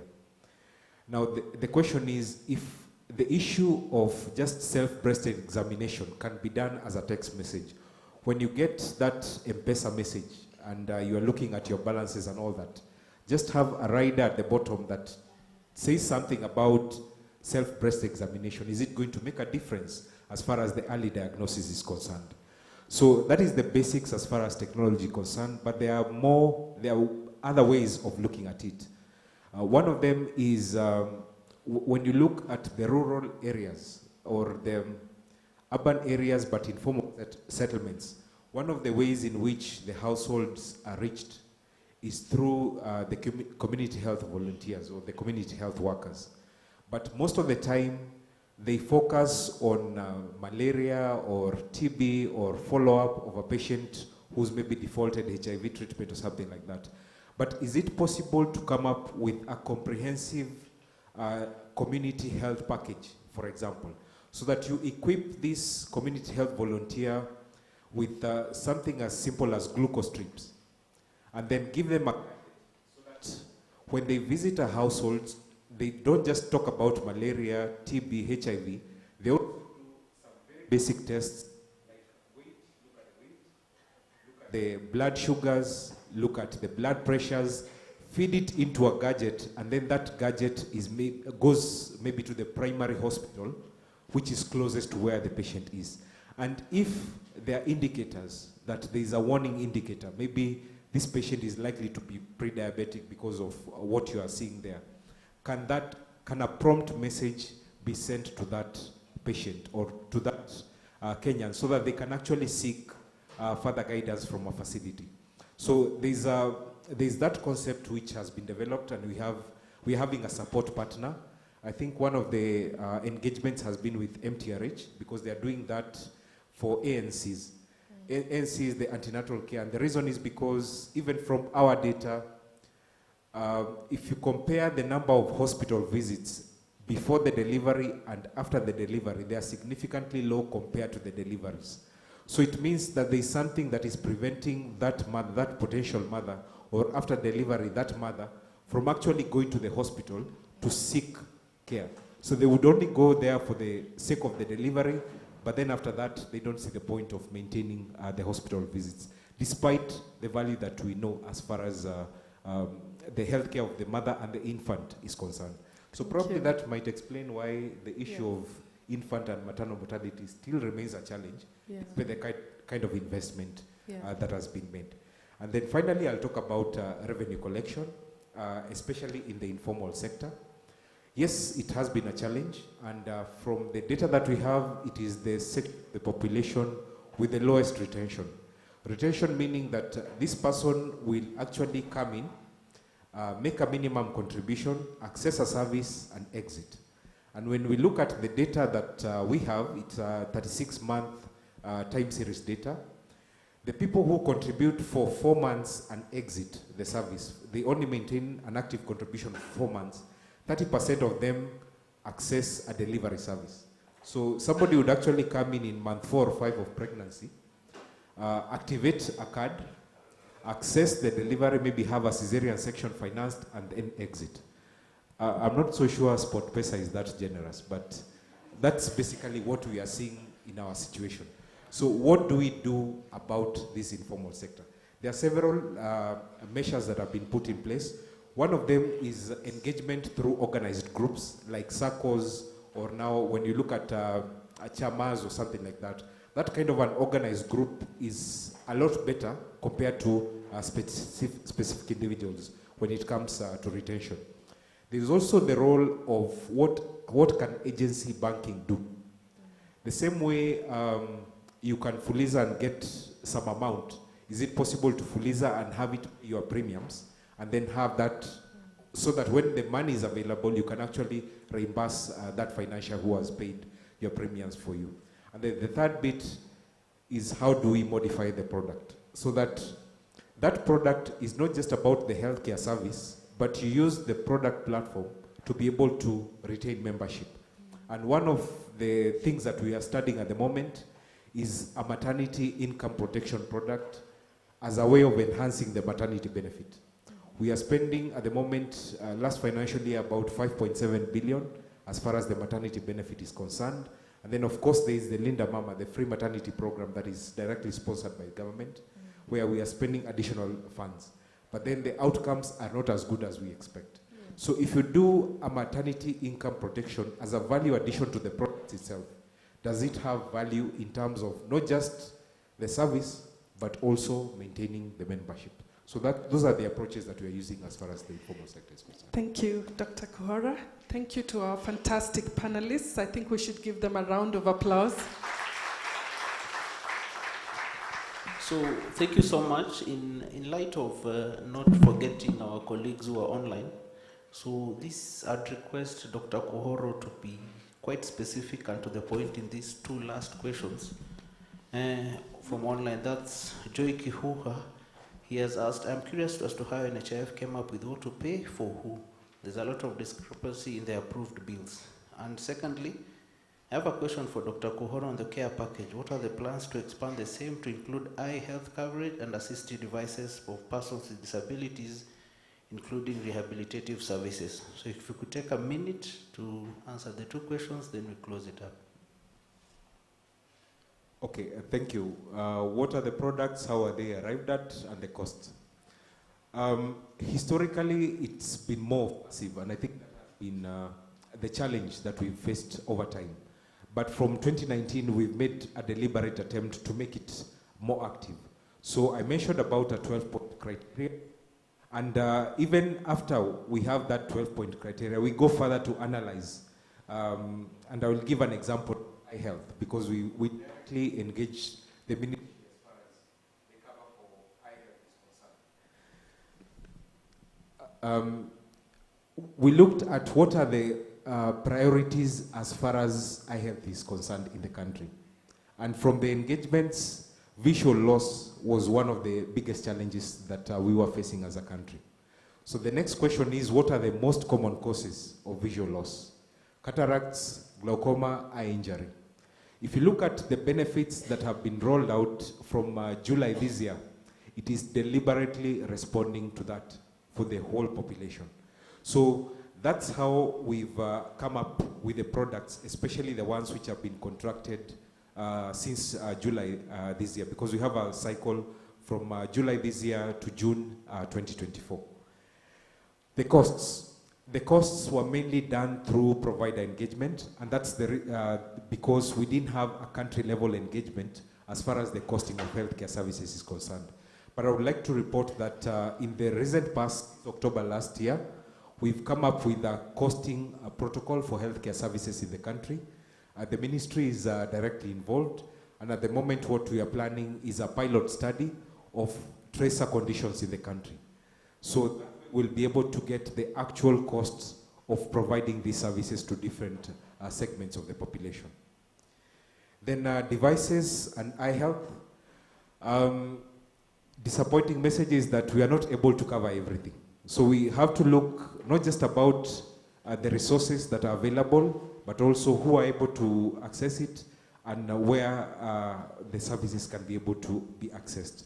So what we've done at the moment has mainly focused on the procedures that would be needed for a whole section of the population and responding to the healthcare needs. But then we will get to the devices and also the essential diagnostic tests when it comes to diagnosis, probably by 2024 when we are looking at the next contracting cycle. Thank you. All right. Thank you so much. A round of applause, ladies and gentlemen. So I'd like to call upon Eric Tama to issue with a token of appreciation from Strathmore Business School and the Kenya Healthcare Federation. So Eric, if you could come on stage. So request the guys taking the photos to be ready.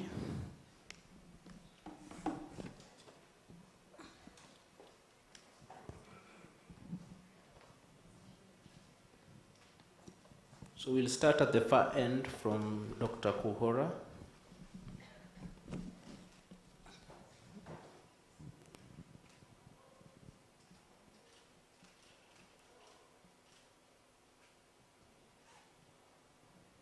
Followed by Dr. Matiko, who was recently featured and 40 under 40. A round of applause, ladies and gentlemen.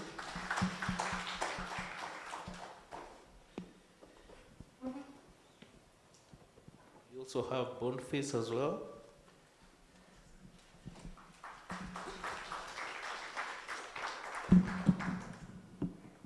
And our moderator for this session, Dr. Aridi. I'd also like to call Dr. Oludore, because he assisted us really yesterday, to come on stage.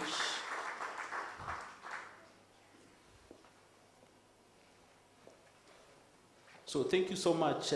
Now we'll be proceeding to break, a short break, a 15-minute break. We're having meal tea outside where we had yesterday. Kindly take the shortest time possible and ensure that once you finish your tea, there's a place that we normally take the utensils. Once we get back, we'll have a spotlight address. Then we do have a roundtable discussions on the purchasing bit. So the tea is served outside. Let's take the minimum time. And remember to take back your utensils where you'll be allocated. Thank you so much. We'll see you in a few.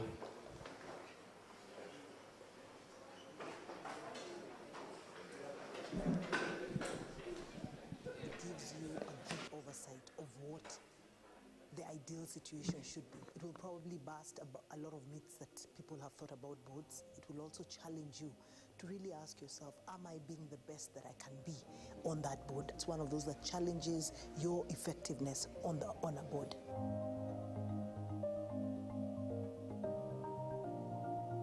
This is one of the best programs, as far as I could gather from our members, going through to understand what is required to become an effective director. We covered corporate governance, we also went through financials, and we also went through the key behaviors that are required for an effective director. I think for me this is one of the programs I would say very powerful. I think it's a program that anyone sitting on a board should attend. And I think for me it was very effective in three ways. Firstly, I think the content and the way the course is conducted. A lot of the richness of the program comes through the interaction within the team. And I think having a diverse group of people sitting on private sector boards, people sitting on public sector boards, I think that brings a lot. That coupled with the facilitators, it was evident that all the facilitators are definitely experts. All of them have hands-on experience in working in boards. So I think that also comes through. Thirdly, the network, because programs like this is not just about learning, but also about networking, so that you can learn from others and you just build your own network of contacts to use in the future. So I think those are the three levels that I really enjoyed the course on. There's a lot of information that I've gathered from this training that I believe if I apply back in the farm, we are really going to have a lot of positive things. The case studies, they bring in the practical aspect, what is happening, and some of the cases, they sounded real, and we could quickly relate it to what is happening in the society. The finances which I have learned, basically, they have been quite very minimal, But coming to this board, this board training, then basically we were taken through the key areas which you need to watch as the board. Yeah, you know, we'll be given a statement by the management. Yeah, you look at the positives and you look at the big numbers and you say, wow, we are making profits. But again, what we were told yesterday was that the profit is not the end thing. Basically, there are certain areas which if you look at them, then basically they'll be able to tell you whether you are sound or not sound. This program is so effective. It is needed in our countries because for us, we have the responsibility of changing Kenya, changing East Africa, and changing Africa. And it can only change when the directors understand their roles that is required for them to become very effective. I've been about 7 months, 8 months now in my role, and I report actually to the board chair. And this is the first time that I'm actually doing this kind of reporting line where you actually report into a board. So for me, I think, you know, doing this course was very, very timely because it has helped me to understand the board more. And by understanding the board more, and we place a lot of emphasis on the role that the chair does play in the board, will help me and has given me insights to know how best to manage the board, and also as a sitting-in member of a board, how more can I be effective other than just coming to represent management. I think there is a more powerful role I can play as management sitting within the board.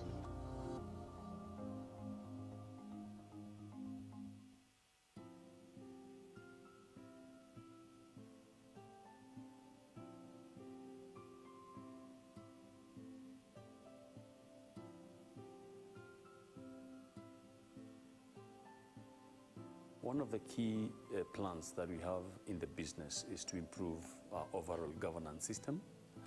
And governance begins with management and ends with the board. And we did find that we had a gap in terms of understanding of what governance is among senior management team and how senior management team can improve to make it easier for the board to govern us. So we thought there was need that we look for training, and we do feel that it's been a great training, and we shall be able to improve on how we engage and interact with the board, and in that course, improve the overall governance of the business. I was really impressed with Strathmore and the setup. I thought the delivery and the participation was really good. I enjoyed the interactive way that the different topics were handled with the different presenters. Each one of them presented in a different way, but I think achieved what we really came here for. So from Amref Flying Doctor's point of view, I think from a value add point of view, ticked all the boxes. For us to be here as a team in a very easy setup helped us to, you know, to really Mic test on 2, mic test on 2. Ladies and gentlemen, welcome to this event. Mic test on 2. And Strathmore just offered the best thing. I mean, you went overboard. I was wondering, with these virtual meetings, will this come through? But you did a good job. The 2 days that we did it virtually, you gave us the best. It was quality, we learned. And then the in-house one was excellent.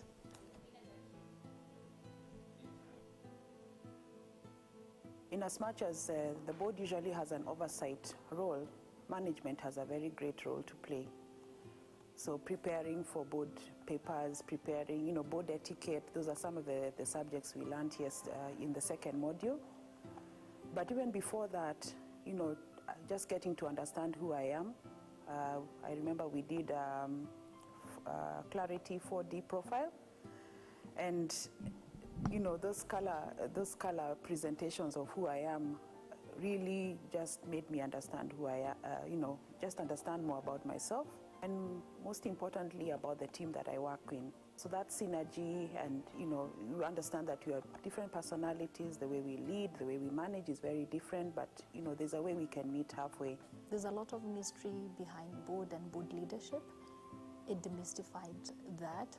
It gave me an opportunity to see from where they are seated, how I'm able to make a difference in how I deliver, how I communicate to them and make their work easier. just to know time management, effectiveness, the flow makes a whole lot of a difference. Strathmore, you know, Strathmore is a powerhouse in education and training. And we didn't have to think too hard about where to go. But also through referrals, through other people who've taken this course or sent their teams here for training, and the feedback that we got, that it was comprehensive, it was detailed, and it was productive, and that they've seen changes in their teams after they attended the course. So that's the main reason why. And as an old boy of Strathmore, there has been a lot of changes here, and really, really incredible, and very proud to see what Strathmore is today. You know, from a small Strathmore College back in the days to what it is now, to the number of students that are attending Strathmore, the number of courses on offer, the investment in terms of infrastructure, in terms of the faculty. It is just amazing to be back here, and a very nice learning environment, actually. So very impressive to see what's happening here, and I'm sure this is going to continue into the future, and the quality can only get better.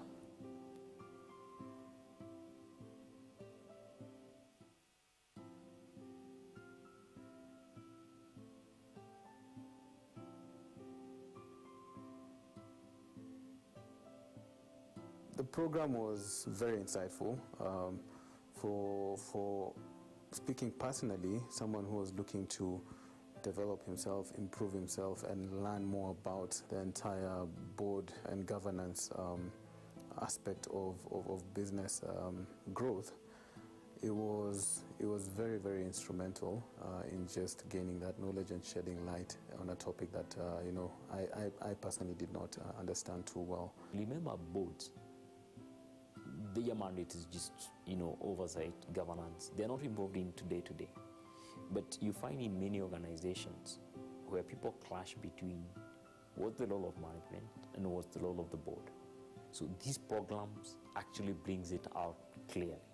Most of the participants who come to try and learn how to make presentations to the board, prepare good papers. You know, the relevance is to ensure that there is good governance.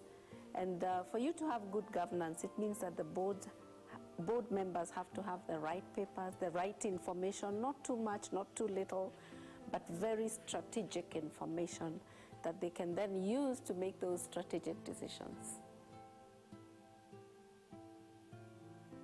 We've actually established 2 boards for Synergetic Energy Partners and for Drillmatic. Due to the transition, we opted against a board of directors, but we opted to go with an advisory board, which is, you know, valuable advice we got from Kellen, who was and who has been quite instrumental in just providing guidance and insights, even post board readiness program. Yeah, so something about the SBS teaching faculty, you know, really stands out. So it would be amiss if I didn't mention that as well. So she's really guided us. We set up the 2 advisory boards, each with a 1-term duration from January this year to December, and we are planning to utilize that as our platform for you know, onboarding either senior executives or board members as we move forward. Yeah. In terms of creating the framework for that, we've maintained the same framework you'd have for a board of directors, just with fewer you know, powers with the advisory board. So everything that we learned, we are basically applying in the advisory board. I'm a member of the group board here, and also represent the group in the subsidiaries. So it was really an eye-opener for me, yes, having gone through this program, because there are things that actually we learned there, and I can see today how well we have been able to deal with them. For example, alignment, which is very, very key in the board. Many a times we all have brilliant ideas, but the problem is to get everyone to sort of having the same thought process or going the same journey with the same idea. And I think that is what really has helped me in terms of managing those boards. Because as a management, one of the key things is to ensure that you align to your board. The second thing, and perhaps may have said it, is trying to shift the boards from being operational to being more strategic. And this is much more driven by what we sort of learnt in this program. It's trying to make sure that management know their space. The board also knows their space. And this is what I can say we have really achieved since I attended this training.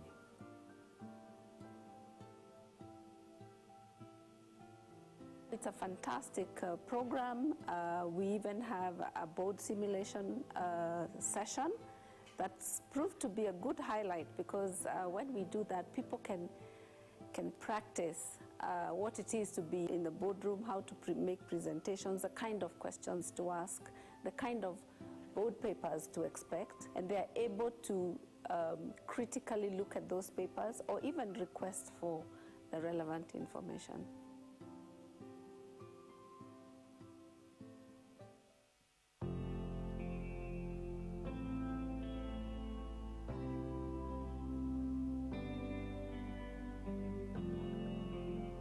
The grant management program has been quite insightful for me as an M&E advisor, and especially now understanding the nexus between what we do in the M&E work together with the obligations that come with the grant agreement. We've interacted with so many different people from different organizations, and our lecturers were very engaging. So we've definitely had a lot from them, and just interacting with the culture in Strathmore. You know, I was here 10 years ago, and so I've come back again, so the culture is still as it was. Just besides the program, there's nothing that beats physical interaction. So we've been doing a lot of online, etc. But the fact that this course was delivered physically has really been refreshing, meeting new people, networking. But above that, the content has been great. I am not a grants person, but I'm living feeling like I can actually talk to my boss and say, well, let me manage this grant. This program, one, we have experienced faculty who are industry players in grants management, with experience in project management, project planning. We have people who currently practice compliance and supporting different operations, both emergency and development programs. Then the program has also been structured in a way that responds to current emerging issues in the grant management space. Some of the areas that this program addresses are in compliance, proposal writing and fundraising, monitoring and evaluation and reporting. We look at finance and budgeting. Then we look at other grants operations like closeout and so forth and so on. The benefits, I would say the content, and me, I'm a people's person. So aside from the content, I have made new friendships that I hope we can cultivate and make something out of it. So that's really key for me, yeah.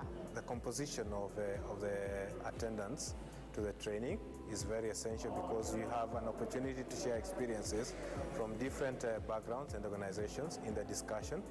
For myself, I have no prior experience working with grants from the US government, and these have been some of the discussions we've been having in the training. As a finance person, I always have interest in grants and compliance and risk.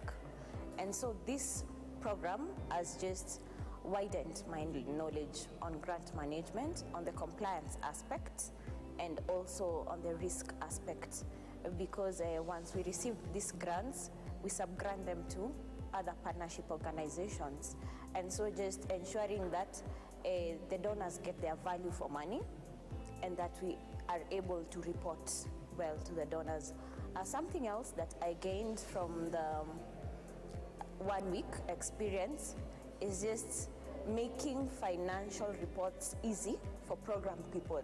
Because, you know, for finance people, we easily understand numbers. But for programs people, you know, you have to explain, go beyond the numbers. So just making that easy by using charts, diagrams, analyses, you know, using a language that's easy for the programs people and also for the donors and other stakeholders. We concluded the session looking at the pitfalls that come about with grant management, and especially to look at how do we effectively report on grant efficiency, looking at the triple constraint. That has been quite insightful, and it's something that I'm looking forward to implement in the next cycle of reporting when I'm back to the office. You want to learn grants management and get to interact with people who have been out there in the field and are still out there in the field, actually working as lecturers here at Strathmore. I think it is a plus. You ask them actual issues that you are facing, and you can get real feedback. This program is for you. You want to improve your way of working, you want to increase your funding portfolio, then come join us at Strathmore Business School for the experience.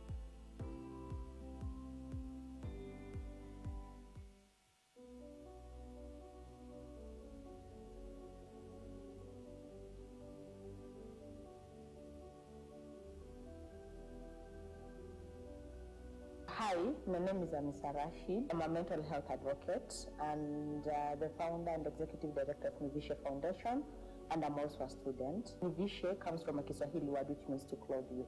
So we clothe you holistically, mentally, physically, emotionally, psychologically, and spiritually, with the main aim of using or building community resilience using community-based mental health approaches, trauma-informed program for social cohesion.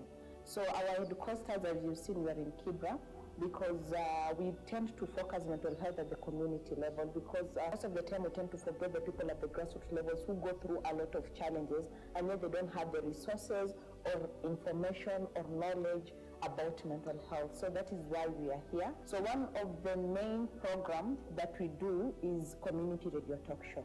So we partner with Pamoja FM, which is a community radio talk show every Saturday. To talk about, to just inform, educate, engage the locals on matters mental health. And our program is one of the popular programs at Pamoja FM, where we have a lot of listeners tuning in, and it has led to people actually coming to seek more and more information about mental health at our offices. We also have one of our signature programs. Some of our counselors are trained to offer counseling services in sign language, so that when they're offering counseling services, the impact will just be the same as somebody who is physically challenged and somebody who is not, because we are trying to offer the resources. Another one of our important programs is that we have our mental health clubs. We work with all the institutions here. So our model is unique for our mental health club in that it involves the whole school entirely. So we come have mental health session with the students. We make sure we have mental health session with teachers, and mental health session with the administration, and also mental health session with the parents. And also one of the things that we tend to focus more on is empowerment, which we try to integrate it with working with different groups, because in Kibra we realize that there are a lot of community-based or NGOs or non-profits, a lot of them. A lot of people have been asking, Kibra, there's a lot of NGOs. Why is the rate of poverty still the same? Why aren't we moving on? I personally believe that we need to start approaching things from the attitude of taking care of our mental health first. Because if you start taking care of our mental health, you do the introspection, the reflection, you realize that maybe there's something which is stopping. When we have all the resources available, but what am I doing with those resources to make sure that I'm moving forward? Maybe I have imposter syndrome, which is stopping me from taking opportunities, and the opportunities are there. So which is going back to your mental health. So how can I make sure that I'm using the resources to do that? So that is in a nutshell what we do at Nivishe Foundation. One of the key achievements is that majority of the people who, they don't know us per se, but they know Nivishe Foundation talks about mental health. Anywhere you go around, you'll find that people, mental health, they tell you it's Nivishe Foundation. Since 2019, that is, we've actually been able to work with 10,000 youth and 5,000 plus women. And then we've been able to work with 200 people with disabilities, hearing challenges specifically, who have been able to come to our service, to gain services from us. I'm a product of mentorship and mentor also people. So for me, if I didn't have this support system of women whereby if I feel bad, if I need encouragement, if I need any sort of support, I know that I can go back to them and they will offer like a shoulder to lean on, or they'll hold the space for me, I wouldn't be here today. So whichever place you are, make sure there is always somebody willing to hold your hand and walk with you. So identify that person and let them be part of the journey and allow them to walk the journey with you. Yeah. Wow, I think MPPM has been one of the best decisions that I've ever made. For instance, this semester has been particularly interesting for me because we have learned strategic management. Strategic management basically, it just highlights how me as a leader can come and run my organization. It is practical to the extent that whatever I learn at the classroom level, I know I'll come to implement it back to my organization. I would recommend it specifically at Strathmore because I think Strathmore is student focused to the extent that you feel like you're learning it. It has been made so easy. You enjoy learning at Strathmore.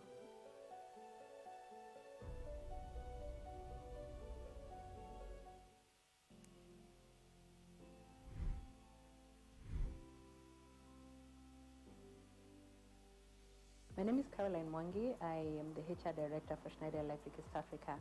So East Africa comprises of Kenya, Uganda, Tanzania, and Ethiopia. But we support like 10 countries in the greater East African region from Kenya.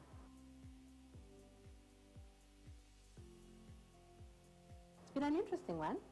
So actually my background is in IT. So I have a Bachelor's of Science, bachelor's degree in IT, a BSc in IT, but I have never worked in IT. So I think my 8-year-old is better in IT than I am, I kid you not. So I moved to people. I am just so passionate about people. I love impacting people. I love having conversations with people. And my first ever job was a PA to an amazing gentleman, Mr. Moyes, in motor sector. So he did not have a HR department. And I told him I'll put together a HR department for him. So I went to the internet and I Googled. I approached people on LinkedIn. I got mentors who guided me and told me what HR is all about. And I put together a HR department, a personnel department then, because it was basically putting together files, making sure we have basic policies. And when Mr. Moyes saw the passion that I had, he sponsored me to IPM, which is now IHRM, to go and do my higher national diploma in HR. So from then I have gone on to do an MBA. I'm a certified coach as well. Organ assessing coach, so it's an area that I have really invested in myself in growing because I'm passionate about it. There's so many achievements that I can think about because it's been quite a number of years, maybe over 17 years. That makes me sound very old, but there's so many achievements. But notable, when I worked in the logistics company, we had a challenge getting early careers in the system. So we introduced what was known and still continues today as a management trainee program. And we were recruiting from East Africa. So we had recruitment drives, go to all of the universities across East Africa doing recruitment drives. And I'm very proud today because like 80% of the young people who joined that program today, it was a 2-year program, today are leaders in their own areas, in different areas, and they are managers. And today when we meet, I'm very proud to see that that's the first program we ever did, and today they're making a change in society. The second one, I'll speak about a recent achievement. So it's a work in progress. It's an ongoing achievement. So Schneider acquired family-owned business 6 years ago, and we never really went through a proper culture transformation process, which is very important if you're merging companies.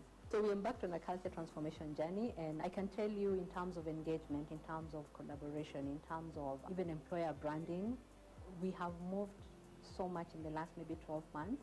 We are not where we were. So that is a notable achievement for me because it has really transformed the organization. One of our KPIs as an organization as well, we call ourselves the most local international company. So wherever we have presence, we want it to be a local multinational. So we have managed to localize our country leadership. Our general manager today is a local, and on top of that, a lady leader. So for me, again, that's a big achievement. So one is be a lifelong learner. Never stop learning. Never stop wanting to better yourself. is also reading books. You see people saying they have read 52 books, and I used to wonder, how do you do that amidst everything else that you're doing? But you come to realize every problem that exists, somebody has written about it. So how are you going to know what solutions are out there if you're not reading? How are you going to know how to better yourself if you're not reading? So one is be a lifelong learner. Read, read, read, read. Two would be give a hand up, mentor other people, because I'm sure it took quite a number of people to get you to where you are. So as a leader, be willing to always give a hand up to other ladies. Never shy away from claiming your achievements. That's something that I don't know whether it's nurture. In our context, we are taught to be modest, so we don't want to scream about what we have achieved. Do not shy away from claiming your achievement, because if you don't, promotions and things will just bypass you, because there are people who are better at verbalizing what they have done, and you could actually be doing more. But the fact that you're not talking about it, nobody knows what you're doing. So do not be scared to verbalize, to claim your achievement. Another one that I would want to add is asking for help. So as ladies sometimes, and especially sometimes, you might find yourself in a very male-dominated environment. You feel the pressure to want to prove that you know what you're doing. Ask for help. And I keep telling people when I'm having meetings or when I'm interacting with people, there's no foolish question. Because you ask, that's how you get to learn. If you don't ask, you'll never get to know. I think for me, SMLP, the journey was very interesting. It was unlike many others because we were the first pandemic cohort. So we were doing it different. And I think it was different and challenging and good at the same time because the world was also shifting in the ways, new ways of working and all that. So it taught us resilience. We had to be very resilient. And it also taught us to be very patient with ourselves and with others, because the first 3 modules we had to do them virtually. It did not help my case because I was the class president. That meant I had to work extra hard to make sure that people were connecting, people were talking, people were communicating, people were showing up in class. And all said and done, we have managed to get I personally have managed to get very good networks from my cohort and good friendships. There are people I know I can call today and they'll pick up the phone, and I met them in SMLP. And a lot of the things that I am applying today at work are from SMLP program. Why I'm running the current program that I'm running at work is because I chose to run with it as my SMLP project. So it sort of held me accountable. I could not procrastinate. It needed to run, it needed to move, so I needed to align with the stakeholders. I needed to get support. I needed to get the sponsorship of the senior leadership. And that, all the confidence to do all that came from SMLP.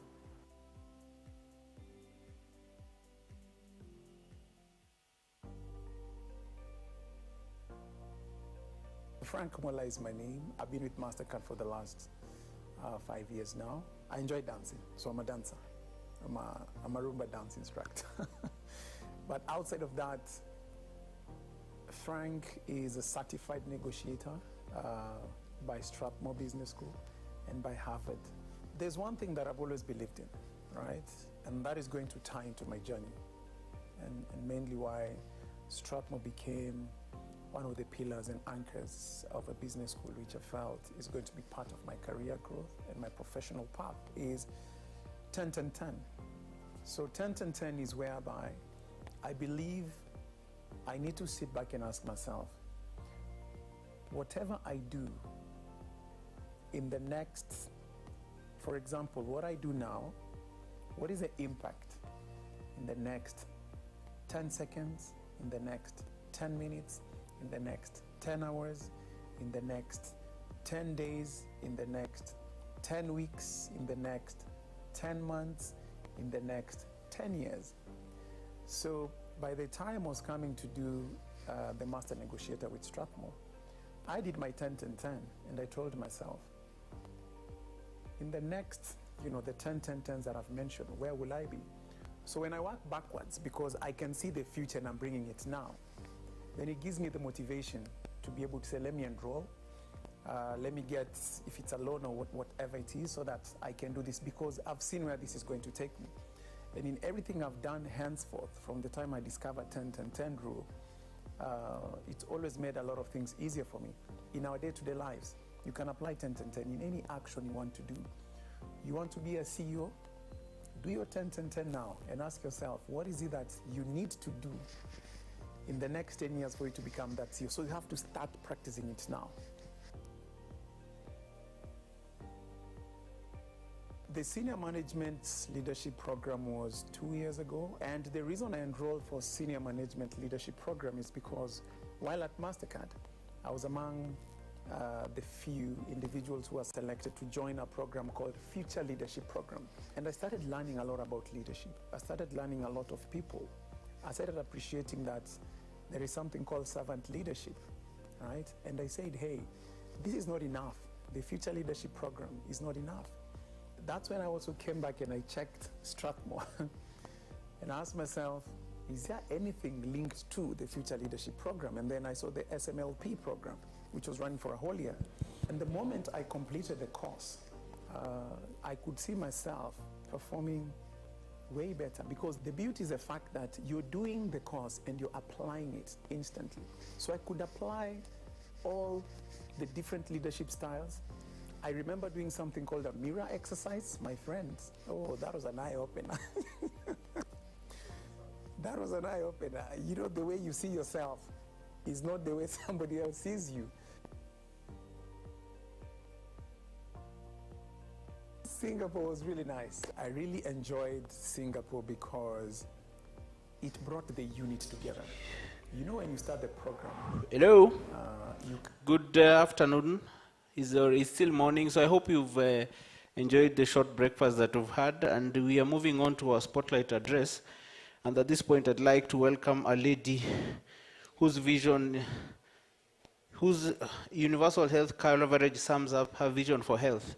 She is passionate about ensuring that all people can access quality health care without financial hardship. She is a health system specialist with over 13 years experience in both the public and private sector. She is the country director for ThinkWell and has extensive experience in designing, implementing, and leading the scale-up of various health programs at Population Services Kenya. Her role involved oversight and strategic decisions of programs at PS Kenya, and she has also worked in the Ministry of Health as a medical superintendent and a district medical officer of health. This experience helped her appreciate the challenges and opportunities in the public sector and with health system in general. She has a master's in public health, disease control from the Institute of Tropical Medicine in Antwerp, Belgium, and also holds a bachelor's degree in medicine and surgery from the University of Nairobi. And she serves in as a member of the Council of the Institute of Tropical Design in Belgium. A round of applause to Anne Musuva, the country director for ThinkWell, for the spotlight address.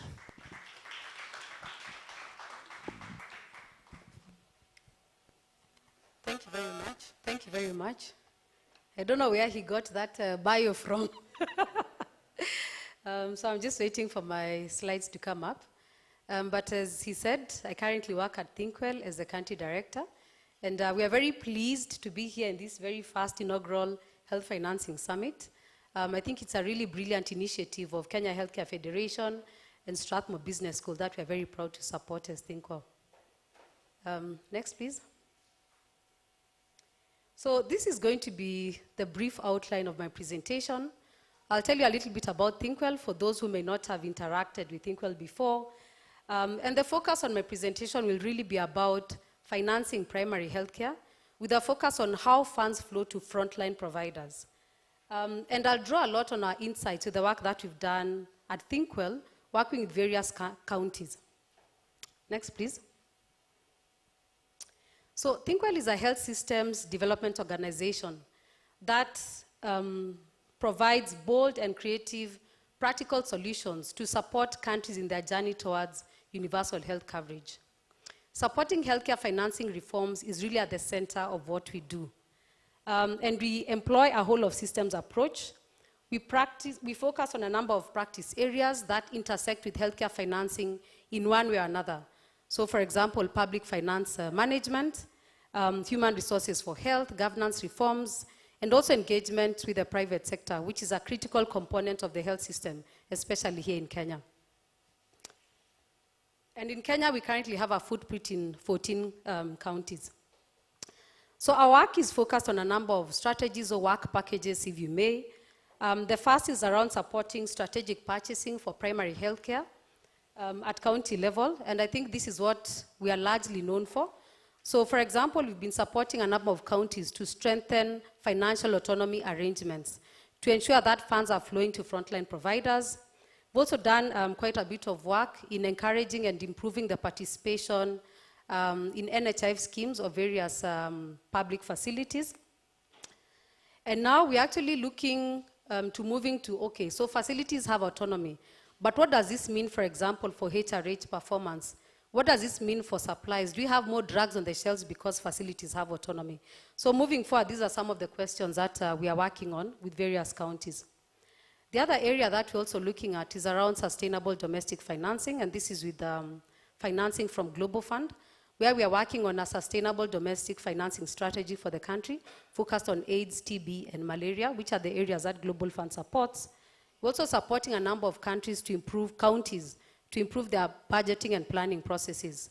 For many of us who've worked in the counties, I think you'll agree with me that oftentimes you have very delinked processes. So you have your annual work planning going on, that has nothing to do with the budgeting, and they're not aligned with the budgeting cycle. And so you come up with these plans that are not aligned to the available resources, and you have this continuous cycle of annual work plans that are poorly funded and so on. And so we're actually working with counties to align those processes and make sure that the plans that we have actually have adequate resources to finance them. And related to all of this, we're working to improve and inform national and county policy dialogue on health financing reforms. Okay, I see some of my things are missing there. I hope they'll pop up as we go along. I just wanted to give a brief snapshot of some health financing reforms, and especially those that touch on primary healthcare or are relevant for primary healthcare. In 2013, we know devolution came into play, and two important reforms came in place at the same time. The first was the free maternity program that was rolled out by the Ministry of Health, targeting all vulnerable women, and at this time, only public facilities were participating in the free maternity program. At the same time, we had the removal of user fees in level 2 and 3 facilities. And in order to compensate facilities for this user fee that had been removed, the national government put in place a user fee forgone conditional grant that is targeted to only level 2 and 3 facilities. In 2015, we had NHIF expand its benefit package, and this was important for primary healthcare because for the first time we had outpatient services being reimbursed for through the capitation model. We had other services such as surgery, dialysis, and so on being paid for by NHIF. In 2017, we had the free maternity program moved to NHIF, now dubbed Linda Mama. And what also happened then is that services also expanded to both private providers and not just the public sector, as was there before. In 2020, that was just 2 years ago, and this is really critical and important for primary healthcare. We've had the abolishment of the user fee forgone grant. Now, this user fee forgone grant is a grant by national government to level 2 and 3 facilities, and this has now been discontinued by national government. At the same time, we also had Danida that has also been funding level 2 and 3 facilities through a HSSF fund, also announced plans to phase out funding to level 2 and 3 facilities. And these have been the two critical sources of financing for level 2 and 3 facilities where the bulk of primary healthcare services in Kenya are offered. In 2019, which I skipped, is where we had the UHC pilot in 4 counties, and this was largely through input-based financing.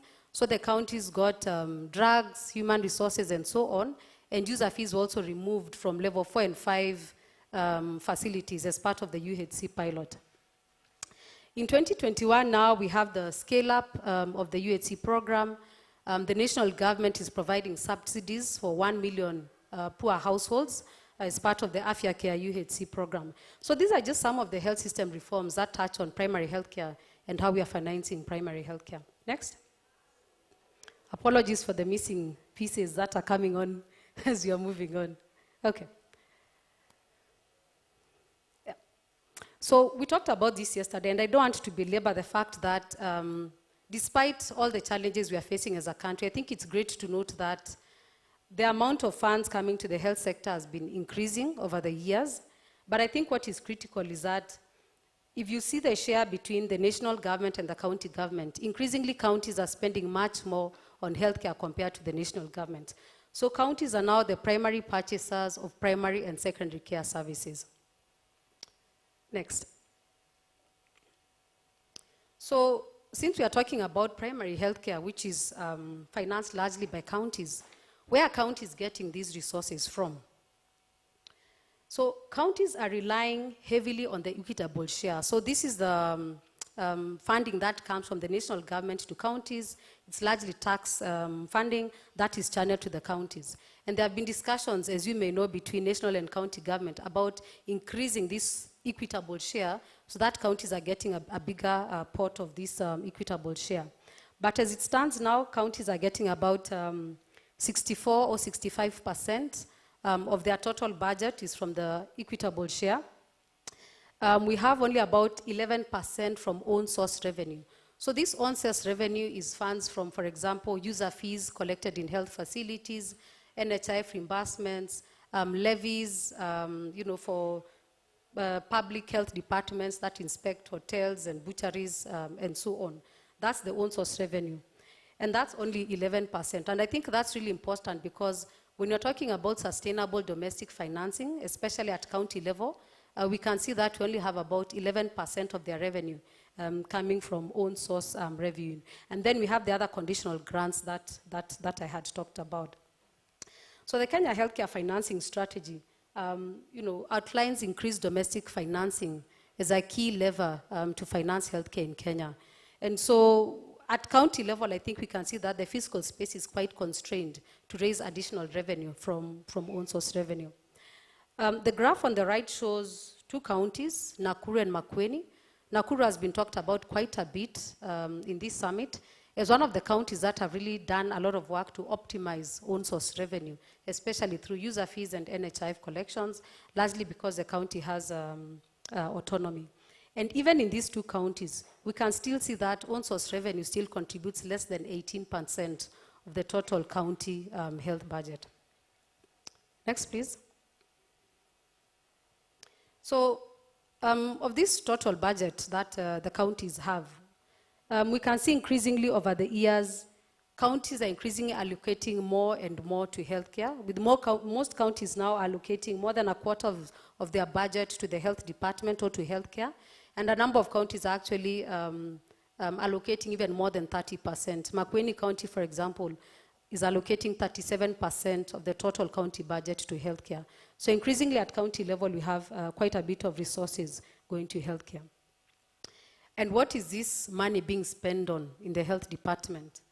Human resources for health, so this is salaries and wages, is consuming 60 to 80% of the health budget in counties, across counties. Leaving really very limited fiscal space for other things such as drugs. We had the KEMSA CEO here yesterday, and on other operational things that the county may want to do. So we really have a very limited fiscal space for other things because a lot of that money is actually going to human resources for health. And that is not to say HRH is not important. We know that in service delivery, which is what healthcare is all about, HRH really would be the bulk of what we are spending on. It's a service industry. Next, please. Yeah. This is just a deep dive into one of the counties that we work closely with, Makueni County, where we actually analyzed. So the county allocates resources to health facilities on a quarterly basis. And this is to level 2, level 3, and level 4 facilities.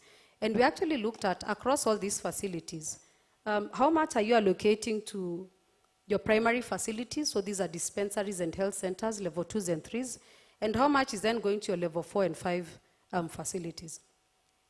And so we can see that in maybe let me focus on 2019, 2020. The picture is not very different from the year before. So that's the sort of the table down here. So the county has 232 level 2 and 3 facilities and 12 hospitals. And you can see out of the total allocation that the county made to the health facilities to support them with their operations, 519 million, which is 86% of the total allocation, was spent on 12 hospitals. While the remaining 14%, that's 82 million, was to be shared between 232 facilities. And this situation is not unique to Makueni.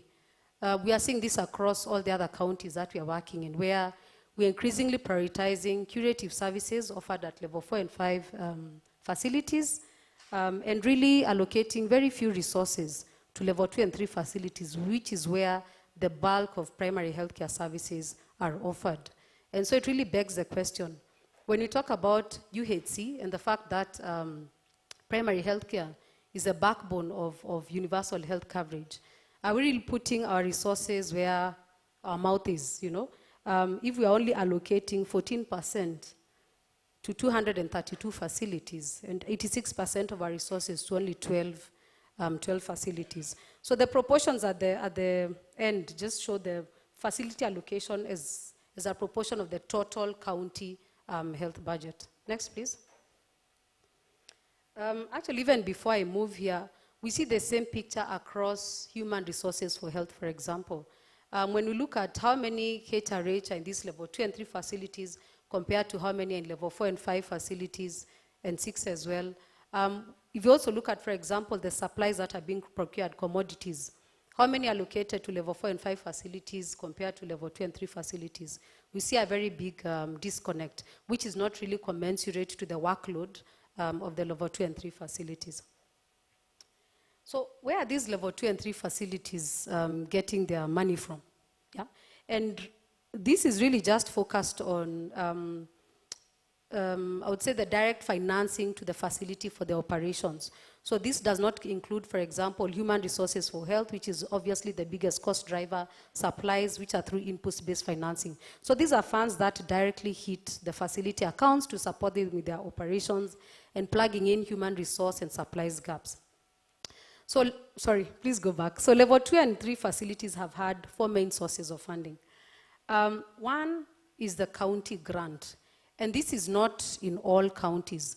So these are situations where the county actually allocates the level 2 and 3 facilities a certain amount of money. In many counties, it's just about 30,000 per quarter for level 2 and 3 facilities to support with the operations and so on, paying electricity, those sorts of things. But that is not in all counties. So for example, Makueni and Kakamega County have this grant to their facilities. We've had the national government grant, specifically the user fee for gone grant, the one that was put in place to compensate facilities for user fee for gone. There are also insurance schemes, and in particular NHIF. I'm yet to see a level 2 or 3 public facility that gets reimbursements from Britam or Jubilee. Not that they couldn't, but I just haven't seen any, So it's mainly the NHIF schemes, Linda Mama, Super Cover, and capitation payments. And then the last box there is really Danida. This is a grant that I was talking about. Now, I think what is important to note here is that the 2 on the right are gone. So the user fee for gone grant has actually been discontinued this financial year, as I'd mentioned. And Danida is in a process of being phased out over the next 2 years. So what that leaves level 2 and 3 facilities with is this county grant, which not all counties have. Actually, it's the minority that have this county grant. And then insurance schemes. So NHIF, Dr. Kuhora, you're becoming more critical for level 2 and 3 facilities, which are largely left with NHIF as their main source of funding. And so for facilities or for counties that don't allow their facilities autonomy to retain NHIF funds, we really have to ask ourselves how we're expecting facilities to run, level 2 and 3 facilities. I really have not yet come across counties that have a proactive plan to plug in these 2 gaps, from NHIF and from the user fee for gone grant and the Danida grant that have been exited. Next, please. So this very complex graph or table, if you may, just shows the flow of funds to facilities post-devolution. It's a discussion we've had here for a while. If you just focus on the first 2, So we've talked about the sources of revenue for facilities. In the top table, graph, we can see that user fee for collections at hospitals, NHIF payments go to the hospital account, but come back to the county revenue fund. And when we talk about lack of autonomy, this is what we are talking about. And so these funds then flow back to the hospital account. Sometimes they do, sometimes they don't.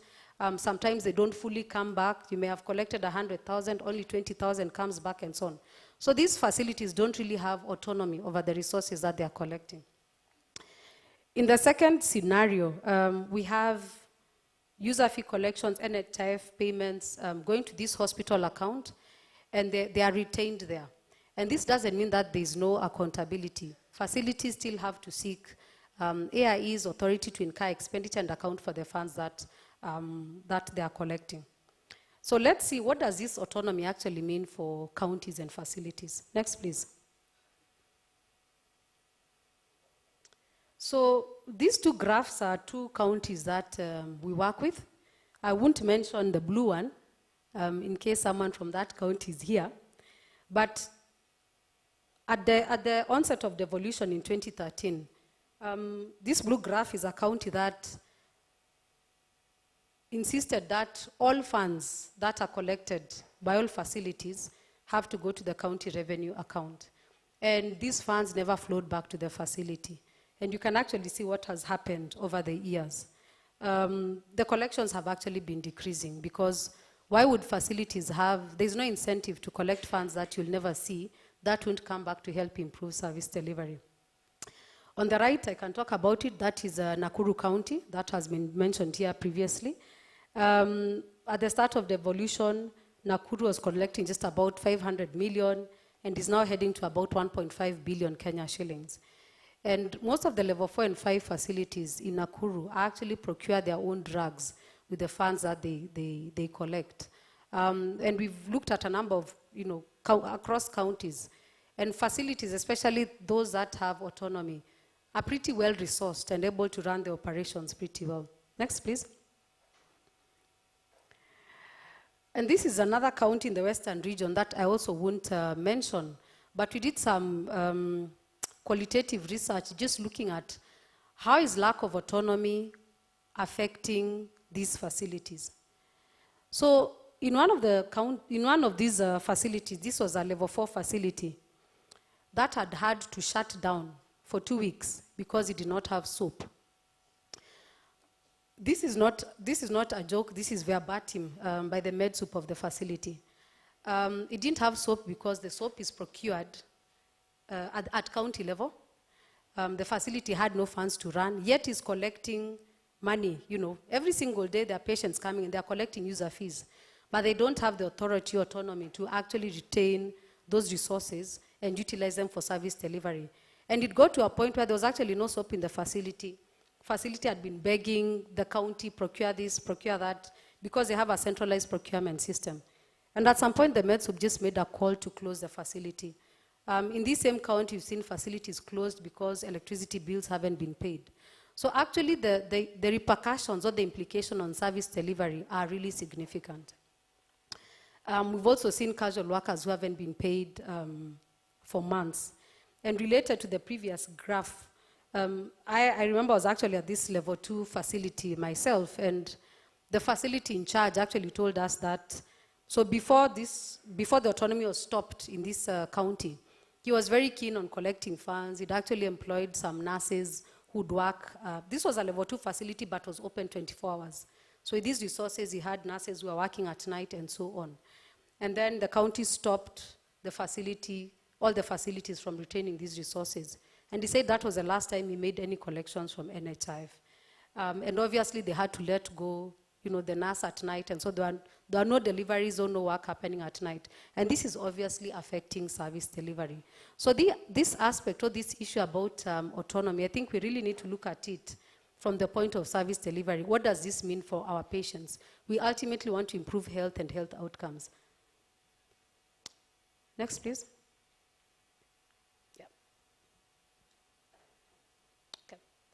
I think I really have belabored this, but autonomy is really important. We've talked about it, and I think I won't belabor this, but maybe just on the very last point. We've seen a lot of instances where there are delays from the national government in sending the equitable share to counties. What that then means is that this own source revenue that is coming in on a daily basis, facilities, it becomes a reliable source of financing for facilities. They know, for example, that we are collecting these user fees, we can retain it, and we can plug in gaps as we wait for this equitable share. And so it makes sure that there's continuous service delivery and there are no gaps, even as we wait for other sources of financing from other grants or government institutions. Next, please. We can't talk about financing without talking about human resources for health, which are taking up 60 to 80% of the county budget. This is a survey that was carried out in 2018, looking at the absenteeism rate across facilities in the whole country. The average absenteeism rate in the country was 53% of health workers. Certain cadres were much more absent than others. Granted that most of that absenteeism was actually allowed, people were out for trainings and so on, but there was still a significant proportion that was unapproved. The other situation when it comes to, so Makueni was actually the lowest at 25%, West Pokot was leading in absenteeism at 68%. The other thing that we've seen since devolution is that many counties have embarked on a journey of increasing the number of facilities, Many counties have actually doubled the number of facilities that were existing before devolution, which is fantastic in terms of improving access to healthcare. But the other thing that we are continuing to see is that pre-devolution, we still had level 2 facilities with just one nurse. The situation has not changed. Because despite the fact that we've increased the number of human resources, they are spread out amongst many more facilities. And we're now having counties actually asking themselves, should we actually close some of these facilities and make them more of outreach centers, just so that we can make sure that we have more health workers in level 2 facilities, at least 2, so that facilities are running around the clock. Because when this nurse is on leave, she's on training, she's going to submit her monthly report, the facility is closed. And so it's really interrupting service delivery. Just go back quite a bit. The other issue is around efficiency. And we've talked quite a bit in this summit about whether we have enough resources or not, but largely about the fact that we need to think much more about being efficient with the existing resources that we have. We carried out an analysis with Makueni County sometimes last year, and we are looking at the workload. It was a very long report, but this was just a highlight of a part of it, looking at the workload ratio per nurse in health centers. So these were all level 3 facilities. And there are very huge discrepancies of up to 7%, where in one facility you'd see one nurse conducts an average of 75 deliveries per year compared to 6 in another facility. So perhaps there is room to look at efficiencies and redistribute staff and optimize the existing human resources as a way of actually financing better and spending better. So in conclusion, we are scaling up the UHC program, and we've been saying that primary healthcare is a backbone of universal health coverage, and NHIF is a vehicle to get us there. But how are we spending? Are we spending in a way that really says that primary healthcare is a backbone for UHC? We've seen that facility autonomy is a key driver for improved service delivery, and I'm glad that the Council of Governors and MOH is actually leading some efforts to make sure that all counties actually get on board, because this has really hampered service delivery negative. We really need to prioritize funding for primary healthcare and to explicitly recognize primary healthcare in health budgets and to send PHC funding targets. Related to this is also what are we buying in the NHIF benefit package? Is it prioritizing primary healthcare or curative care? Basically, how are we spending our resources? And does that reflect our emphasis to strengthen primary healthcare? The other thing that we've clearly seen is that funding for level 2 and 3 facilities, where the bulk of primary healthcare services are offered, is in jeopardy. And so we really need to think about how we provide direct PHC facility funding to protect the user fee removal policy. Because the option is that facilities will revert to user fees. And we've also seen that there's a lot of opportunity to tackle HRH inefficiencies, given that HRH is the biggest cost driver in the health budget at county level. Thank you.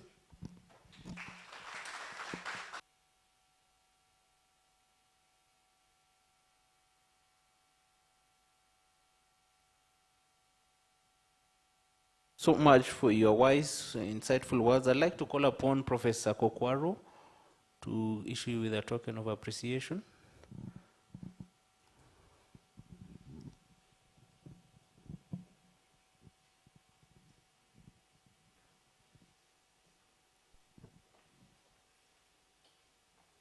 You need to give me a new job title. Thank you very much.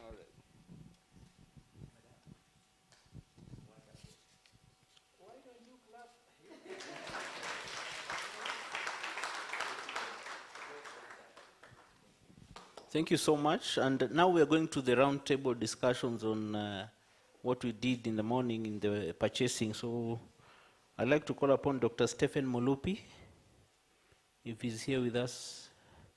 And also we have Dr. Stephen Muleshe. Dr. Stephen Muleshe, is he with us? No, do we have Ms. Rahab Mbao? Ms. Rahab Mbao? So what we'll do, we'll have Dr. Stephen Mulupi will moderate the session here. We'll also take another session to the next room and also upstairs. And also I'd request Dr. Ogola to take it up. We have GK room, which is upstairs. So we'll take at most 20 minutes just to discuss and the way forward.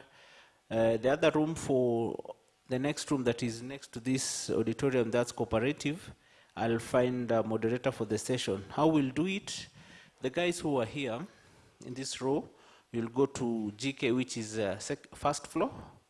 You can now proceed to first floor, do a report roundtable on purchasing, then we'll be back in 20 minutes. You can start leaving so that I move with the next crowd. You can leave all your things here so that I balance. Also, this one line that is, if you're in this row, the third most, you can follow them to GK room. I think I'll come closer. Those who are in this line, one line, this line, just one line, straight line. Yes. So GK is in second floor, is in first floor? Yes. So these other two lines, you'll go to this room. That is next, you'll go with, I'm coming with the moderator for your session in a minute. Then we have the rest who are here. These two lines, please proceed to the next room that is just next here. And also this line, Mushiri's line, yes, to the next room. So the rest, you can come forward. We'll also engage this session together with those who are online. I assume we have guys online. They'll also be engaging in this session. So also the second line to go through the next room. So basically it's just a 20-minute chat on the way forward, and I'll leave it to Dr. Mulupi as I set up the rest of the teams.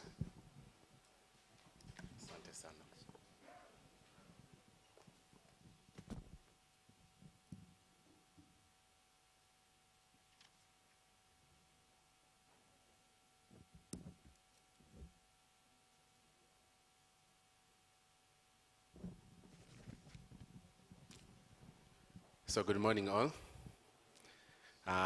Welcome to this session where we are hoping to hear all your voices, hoping to engage based on the discussions we've had today on healthcare, strategic healthcare purchasing. And so to start the discussions, based on what we've had today, what are your thoughts in terms of what are we doing, and whether this is the best we could do as regards strategic purchasing for healthcare services.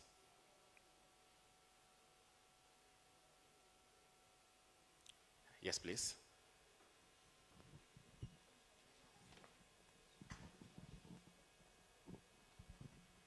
Yeah, thank you. I am happy that Dr. Kuhura is here and is my friend.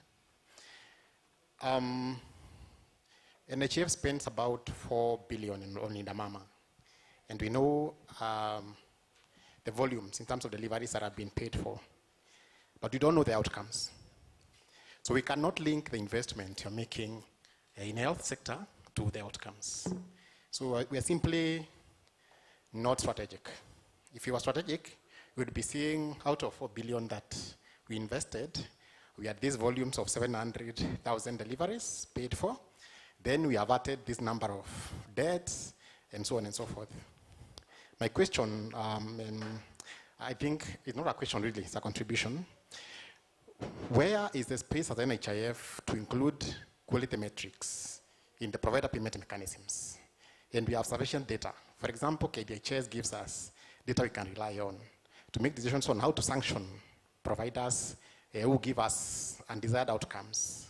And also issues around, for example, absenteeism that my colleague Dr. Han spoke about a while ago. How do we start including such performance metrics, even at the county level, as a purchaser?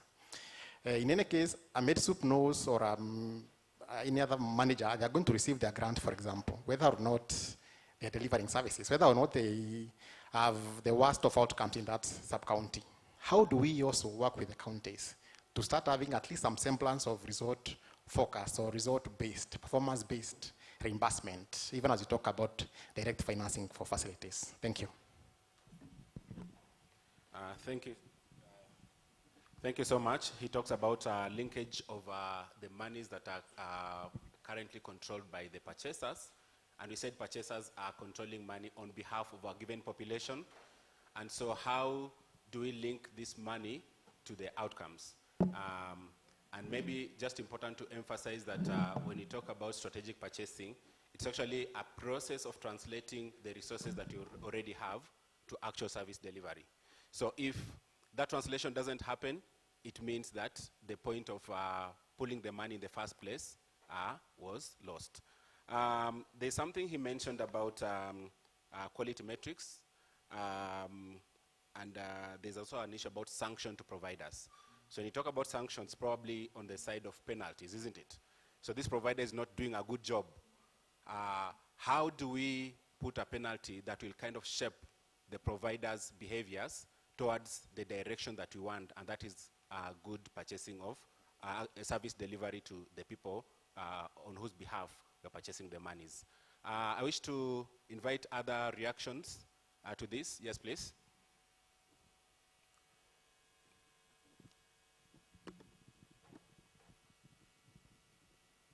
Yeah, my name is Shadrach Gikonyo. I work for Spark. And maybe just a few comments. I think it's not a very straightforward discussion about purchasing. And, you know, it cuts across not just the purchaser, but also, you know, even the providers. Perhaps a good starting point would be even what are we, what package are we buying? And is it efficient? Is it cost effective? And it's not just what is in the book, but what is even done and practiced at the facility. I want to give an example because some of these conditions could be, you know, well, make it to the treatment guidelines, but what we practice could be different. On 22nd of October, there was an article about one of the referral hospitals saying they make losses from NHIF. But I also happened to come across a certain study that was done about, for instance, treatment of pneumonia, which is definitely within the package. Whereas requires treatment of pneumonia as long as a child is not convulsing, vomiting and all that. Penicillin oral will work pretty well. But only 18% of that happens in that referral hospital. The others are put on, you know, IV, so that comes with extras, you know. You need granulas, you need surgical spirits, you're taking staff time, the nurse is there, they need to be, you know, they need more time from the nurse. So ultimately they end up spending more money. So it's not a very straightforward question. And we might have even to rethink about things like treatment guidelines. I know sometimes when you talk about them, there's this thinking that you're taking some liberties from some professional in terms of their decision making. But I think every career, if you look at engineering, there are standards. When you go to build a structure, there's a standard that, you know, this is how you're supposed to do it. This is how you submit your structures and all. If you go to the legal practice, you even find courts saying, submit not more than so many pages, it's in this print, this should be the size of the... So it's not really regulating. Some of these things are just meant to ensure efficiency. Because when I'm treating the same case of pneumonia and I'm using a fourth generation cephalosporin and the other person is using penicillin, one could be 5 times the cost. So it needs to be thought about in a holistic way. Not just to maybe look at the purchaser and tell them, you know, you need to purchase strategically. It needs to be a wider conversation. You need to bring everyone on board, and everyone needs to see the sense in what we are trying to achieve. Thank you. Thank you so much for that contribution. Any other persons? Dr. Kuhore have been mentioned. Do you want to respond? Before you do, maybe I'll just reflect on what you just shared. And there is this concept about supplier-induced demand. So for example, you go to a health facility, and because your problem is a throbbing toe, the doctor wants to rule out whether you have a problem in the spine. So CT scan is ordered. You're probably going to do full hemogram to just ensure that your blood is okay.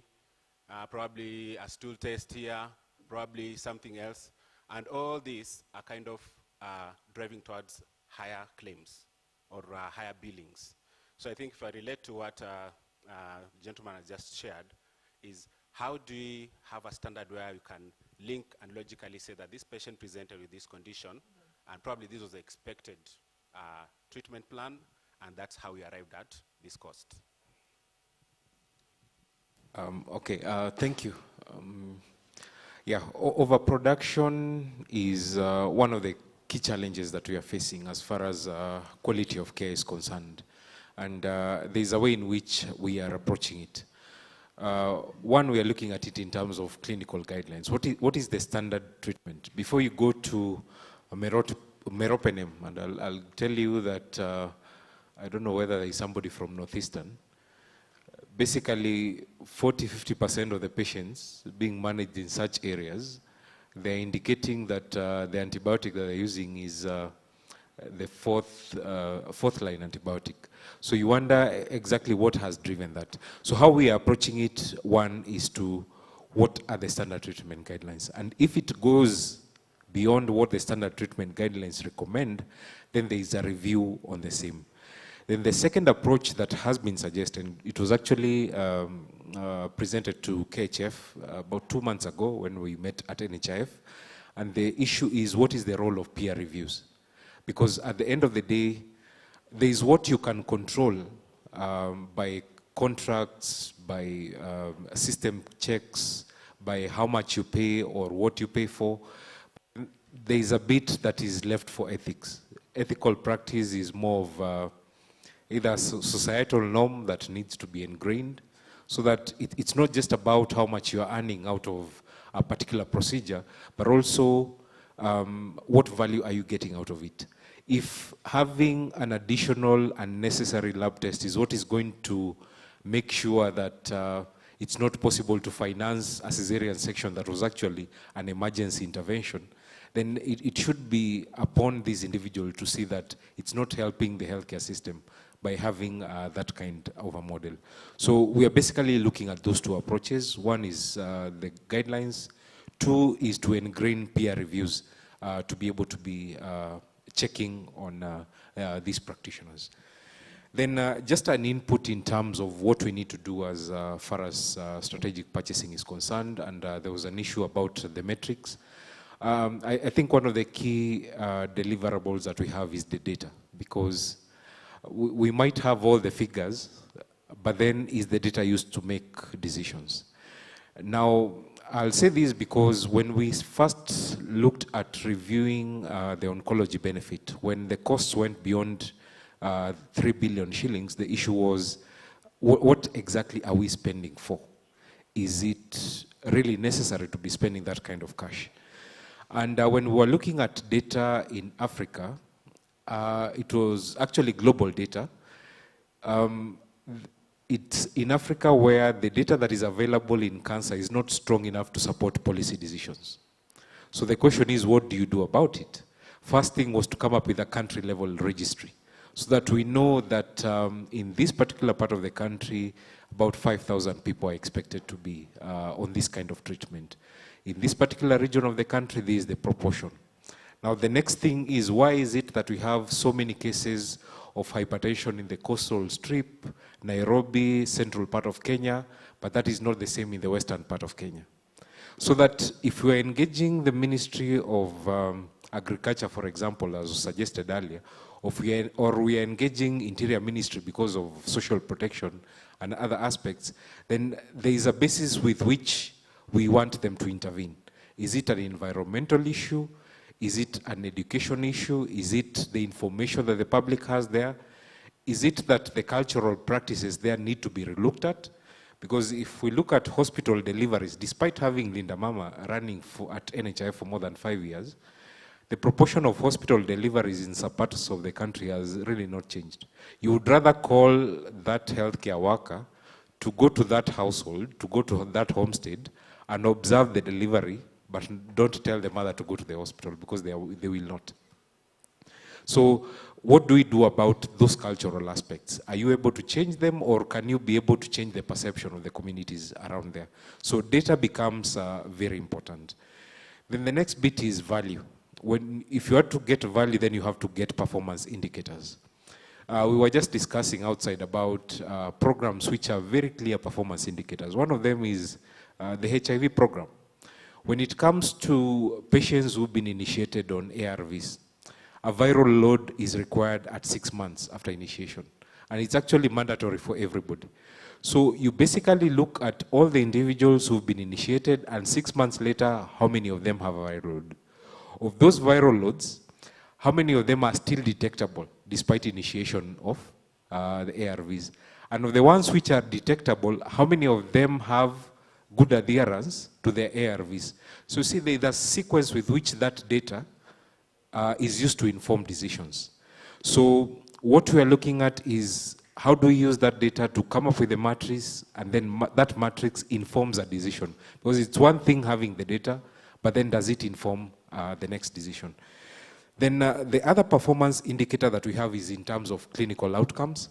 That is something that is being developed now, and we are working with National Cancer Control Program when it comes to cancers. The third bit is as regards investment in healthcare, and that is done using an assessment tool. So I'll just give a comparison. If somebody was to do laparoscopically assisted hysterectomy versus an open hysterectomy, what are the outputs, and then what are the cost savings? In one case, you will have a discharge probably on day 2 or day 3, because you really don't need to maintain the patient that long in the hospital. But if you do an open procedure, then it takes a lot longer. I'll give an example number 2. We were looking at the impact of the MES project, that is the managed equipment services that was done by the government, and what role it had as far as utilization of services in government facilities is concerned. Now, in one of the counties, an MRI machine had been used 4 times in a whole month. So the next question was it really necessary to place that machine there? Or would it have been better to just take it in a different place where the utilization would have been higher, and then assume that the opportunity cost would be the indirect cost of accessing that service? So that is the bit that we are looking at in terms of the investment.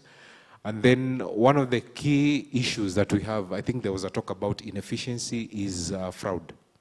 So we have a fraud index that is basically used to score a facility based on the indicators for fraud. There is what is provider-induced fraud, and it's been mentioned earlier. There is what is patient-induced. You know, there are times when you sit back and you think maybe technology has helped sort out 1 or 2 things. An example would be biometric registration of members. But then after reviewing the utilization data at some point, you realize that in some facilities, it's actually not making any difference. Do a drill down and do a targeted surveillance in these facilities, and you realize for these facilities, they registered 3 fingers of a patient, and then 2 other fingers, they registered that of a staff. So the next time you'll realize your card has been used. How was it used?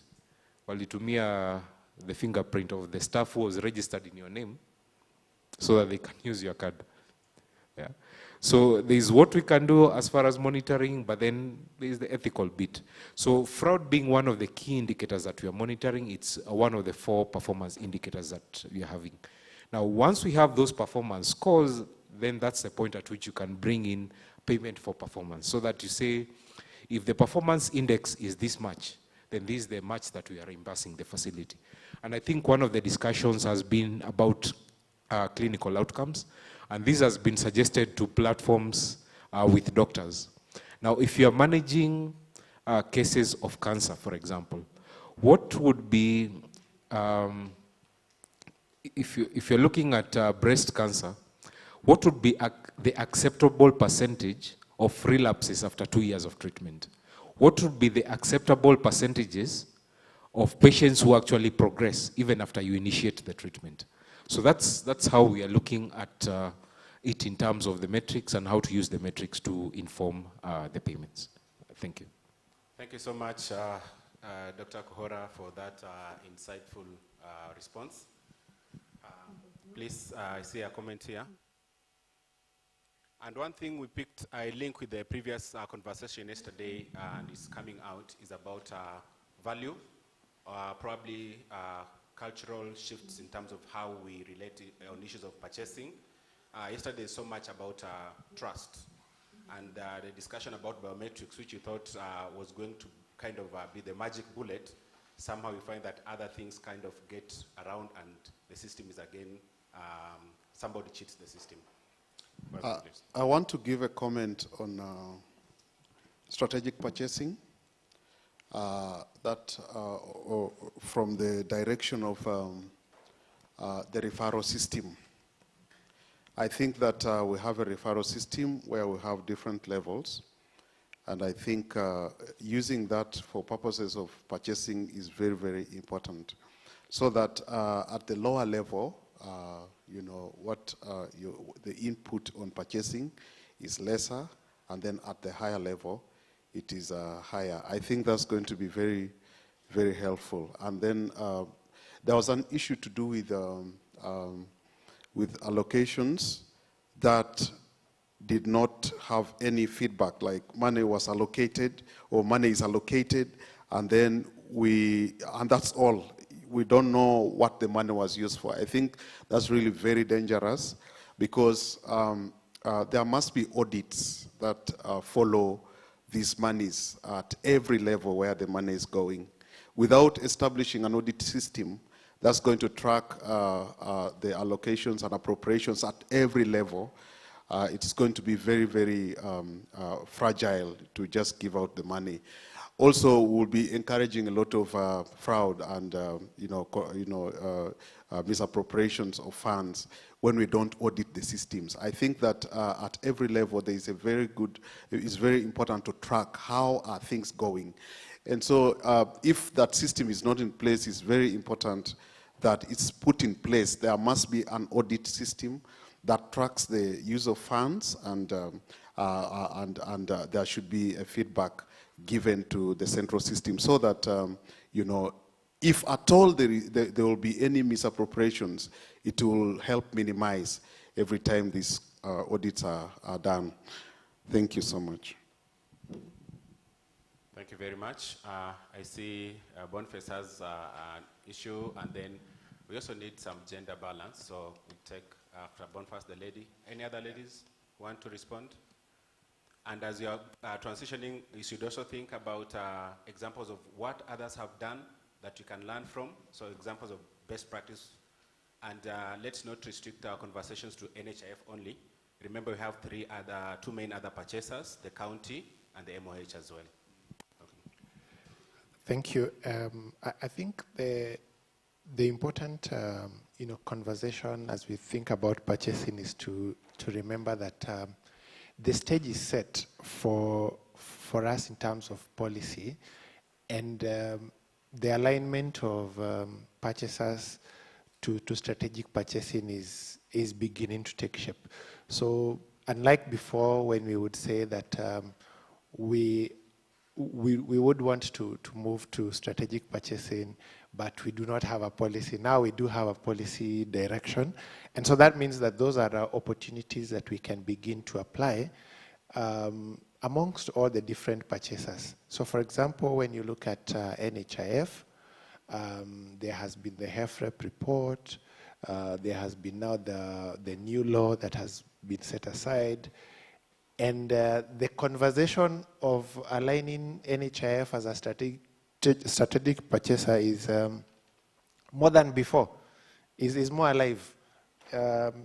Strategic purchasing is no longer a new conversation to NHIF. And that means that even the county government have an opportunity to be able to align their allocations through the strategic purchasing process.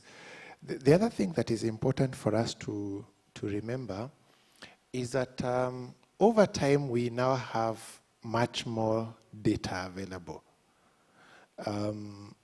There's more data available on health services. There's more data available on laboratory and different diagnostics. There's more data available on different quality metrics that are being applied. But the question is, how do we then keep linking that with the decisions that we make on purchasing? And that's the call that we have for purchasers to remember that as they make decisions to allocate resources to health facilities, there is available data that they can be able to look at. The other thing that is important is the use of technology in accessing the big data so that we can be able to make these decisions. So as a country, some of the small or steps that we have made that may not look significant. We do have the KHIS that collects data from every facility in the country. Maybe the data may not sit as well as we would want it, but at least it's a beginning point. We have a lot of papers that are written by different people about either county, NHIF, Ministry of Health, and we need to be able to connect data use, and decisions to allocate resources. And I think more than ever before, we do not have a reason why we cannot move faster on the strategic purchasing front. Thank you so much. There was a hand, the lady, please. I'm going to read a comment from one of the online participants. Okay, thank you. So how do counties utilize the resources allocated to the counties to ensure the quality healthcare is provided to county residents? A total overhaul is needed from all the institutions involved in governance matters. At what point will county bosses make credible appointments to staff manning health services. They are held captive to their own people or communities where they appoint incompetent people. What is required is a total change of mindset in everything we do at both national and county level. And then, yes, NHIF is going to be used as a vehicle. How could it be used to scale up the UHC program when it is having all these impediments on the way? There are so many challenges facing the NHIF, especially in reimbursements to only selective hospitals. Thank you. Thank you so much. We get reflections about governance issues. And I wish to possibly point out that when devolution happened, there was expectation for prioritization at the county level. But what we see is that this autonomy is also coming with other risks. So from a policy perspective, we probably want to ask the question, what are the interests of the main policy decision makers at the county level?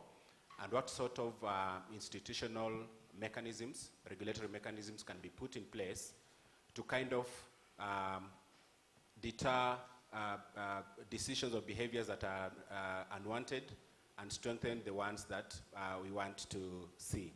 I also picked up from the devolved government about governors and politicians wanting visible benefits, for example. It's easier for an MCA to say, I've built so many facilities, I've done the maternity ward and we've equipped it with beds. It's more difficult to tell the electorate that we did preventive services and malaria has gone down. So people that they want to do things that the electorate can relate with, and possibly that's where now, from NHIF perspective, national government as a policy lead can look and see how to intervene. Can we get some other examples of what others have done and what we can learn from them, whether it's from a different county experience, whether it's a different country experience in terms of strategic purchasing?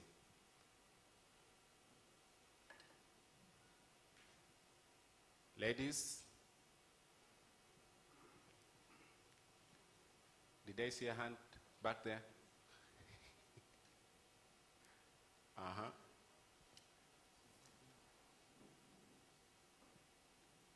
Okay, as you're still pondering about that, we still have the floor open for suggestions on what we could do better and what we must stop doing.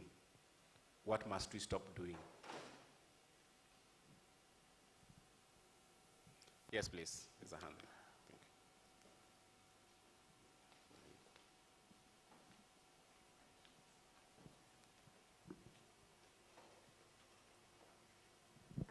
Hello, my name is Bridget. I'm a pharmacist. So one thing I think we need to stop doing is expecting that the same way we communicated to the patients before is the same way we're going to communicate to them right now. So we've been talking about digitalizing the whole, health sector and all, but I haven't had anyone really being keen to speak on social media in the place of healthcare in the future. So we talked about getting 450 million for the health sector, for the health sector, yes. I read something funny that it was published in August 2022. I think last year, Kenyans used 300 billion in alcohol, betting, and cigarettes. So, in as much as they're saying, oh, we don't have the money and all, actually the money is here, but we need to start communicating to the patients better so that we can get the money from them. Okay, not all of them, the ones who are probably not able to, but there's that middle class, thank you, that has been per se evading paying NHIF and things like that. It's probably because they maybe don't understand what NHIF has to offer. And someone said they've probably changed a few things, but how are we communicating to them? Now, we were told And I know NHIF has actually provided the information on their websites and even on their social platforms, but is that information like good for the patients to consume? I'll give an example. I'm a health content creator, so I'm very keen on checking on statistics on social media. So for example, NHIF has 10K followers, yes? Today, they posted a picture, which was really good, explaining about someone who was helped by NHIF, but it had only 1 like after 3 hours. If you maybe do the math on that, that's like 0.001% engagement, yeah? If we do that to maybe the 40 million or 50 million Kenyans that we have, that should be 40,000 people that they have reached. But if we start maybe looking at, let's say, Facebook, Instagram, and let's say like for that post on that patient who was helped by NHIF, if they probably do like a YouTube video showing that, instead of just posting something that someone is probably not going to be interested to read, it will create more impact. And that way, we don't have to keep on following up on patients and telling them, oh, you know, UHC is really good and all. But since they know, they'll be even the first ones to pay for these things because they are now more aware of how good it is for them. Thank you. Thank you very much. I see a hand here, and she reflects on the power of persuasive communication. So how can NHIF leverage on the existing resources? You have a very wide social media network that is vibrant on many things, but how can you be visible, and which tools of communication can you use to demonstrate the value that you're providing to the populations? As we are proceeding with these conversations, let's also reflect at what we can do ourselves as users of this, like the people on whose behalf these services are being purchased. What can we do as citizen coalitions, for example, in terms of changing the narratives and reforming the system? So in terms of our communications or contributions, let's not restrict to what probably NHIF or the county can do. Do we have alternatives in our hands ourselves that we can, you know, use to change the issues? Proceed, please. Okay, thank you. I think I wanted to come in on probably the issues of counties. Yeah, as you know, these are actually, you know, not so long, you know, autonomous units that, you know, came in to manage health. And as you know, health is a very complex subject, actually. So, so what you find actually in county governments is quite a wide spectrum of challenges. Some are, you know, related in terms of just look at all the pillars of the health systems. You know, issues of governance, HRH, and all that. But most importantly, these are issues of, let's say, systems and procedures, more touching on even like the legal and the legislative framework of way of doing things. Yeah, because if you look, for example, counties are supposed actually to be implementers rather than policy formulators and all that. So if you look at some of the policies, actually, you know, probably the one that have, you know, around healthcare, you know, financing specifically, because that's why we are looking at, or even specifically purchasing. You know, there is no actually procedures or a legal framework to support things like strategic purchasing, for example. If you look at the framework that county government or rather the health department uses is something like the MTEF, for example, the medium-term expenditure frameworks, whereby they just look at, you know, the previous performance, now that guides on probably what they put on this budget, and then they present budgets to probably to the finance department, you know, goes to the assembly, Those ones they are looked at, you know, and it's a circle process. Then there now they obtain all their cuts, you know. So, so there is really no a proper system. Rather, probably now like NHIF, you know, they have set up system whereby they know how do they go about strategic purchasing. So basically, so what am I saying? This is what I'm saying is there is need for a lot of support to county governments, Department of Health in terms of processes and better way of doing things. These units, and again now, they're actually suffering a lot of, you know, political issues. You can even find staffs who are probably a bit enlightened in doing some of these things, you know, probably not given the best space to do it. So again, that would now again become, you know, couple the other issues of lack of know-how and lack of procedures.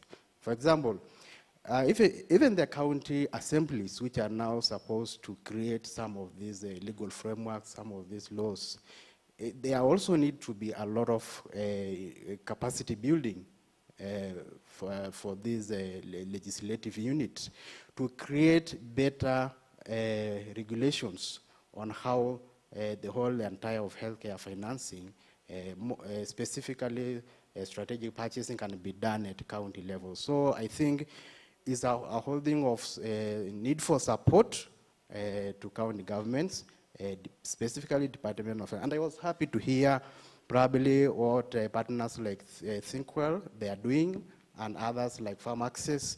Those need to go to now to counties to help them support in some of these things, because mostly is a lack of capacity, lack of know-how. How do they go about it, and all that? Thank you.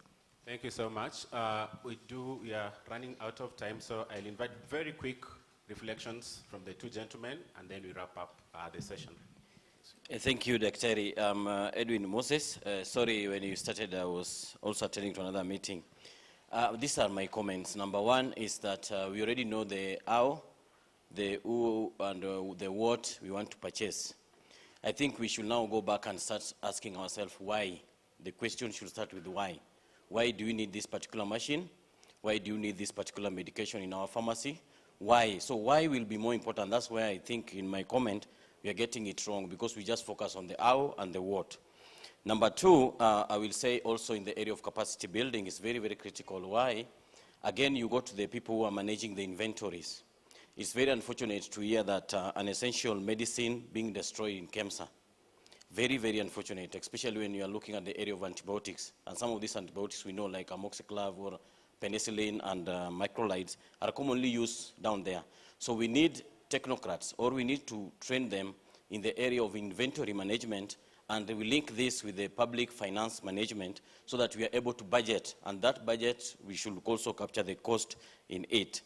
Again, under the county government, I think the follow-up, we need to have a robust NHIF, which they're already doing. We really give them credit, because nowadays, at least when you walk to an hospital, you are likely to get assistance of an NHIF staff there. So what they need to do is basically to train the county government on the areas of how do you follow up on the reimbursement, so that they are able to be cash, they should have cash flow all the time, and this will help them to also have stock. It's very unfortunate when you find that basic and essential drugs are not in the hospital. Finally, there was a presenter who was discussing in the area of cancer and how NHIF is contributing a large amount of money going towards this. So I don't know, but maybe just to wrap up is that I wish if we stop the discussion in terms of the funding and how much budget allocated, we talk of big figures, and we go back to the utilization of the data. So how do you utilize data? Number one, we need to utilize the data in the area of disease surveillance, and it's enable us to know per every region what are the commonly communicable and non-communicable diseases, and how can we be able to link this with the stock in the pharmacy, so that the commonly medicine which can be used, because you'll be surprised, there are some regions you'll find based on the disease pattern, you are likely not to get malaria in Nairobi, but you are rest assured if you're in Western Kenya, a child or anybody may walk in with malaria. So why stock so much of anti-malarial drug in Nairobi Hospital Nairobi County, whereas in Kisumu County or Siaya County or Kakamega County, there are no antimalarial drugs. Number two, in the area of cancer, it will be very critical that in the epidemiology aspect, this data should be focused in the preventive measures. So we do the data and then we check what is the contributing factor. We have realized there is high rise of liver cancer or colon cancer, whatever cancer we are dealing with. And as an HIF, the package or the amount of money going towards this particular problem is of equivalent to this amount. So we put part of the resources to do the, what I'll call in the medical term, we do the reverse research to find out basically what is contributing factor. What are the things which are making the rise of colon cancer be, and then that way it means we are able to have a cost-saving effective mechanism, which the rest of the amount now we can channel through other areas which are more important. So finally, the purchasing also, which is very important. The reason why it's important also, it will enable us to answer the question, yes, the government is rolling out radio machines, but it comes back to us, why do we need that machine? If you don't have an answer, then we save that money for other important things, instead of having it there, and then we end up not utilizing it, or we end up not getting the return on investment as expected. Thank you very much. Thank you very much. He reflects on the whys. So the final, the gentleman at the back.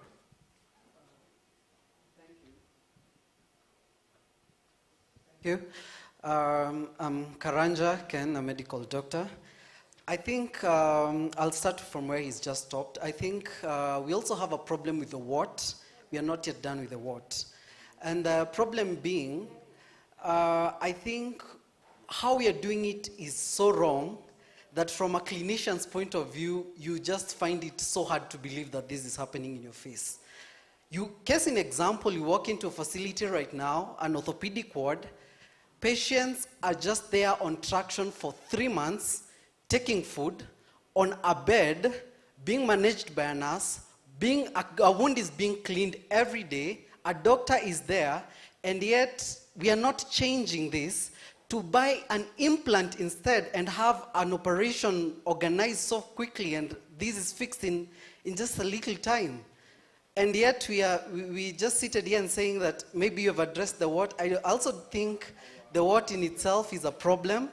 The other thing I think about NHIF, I think we also need to work on ways in which you can even come up with agents. We have seen M-Pesa agents everywhere. We have seen bank with agents everywhere. Can we have NHIF agents that are in places within the streets such that accessing NHIF services can be closer to the mwananchi?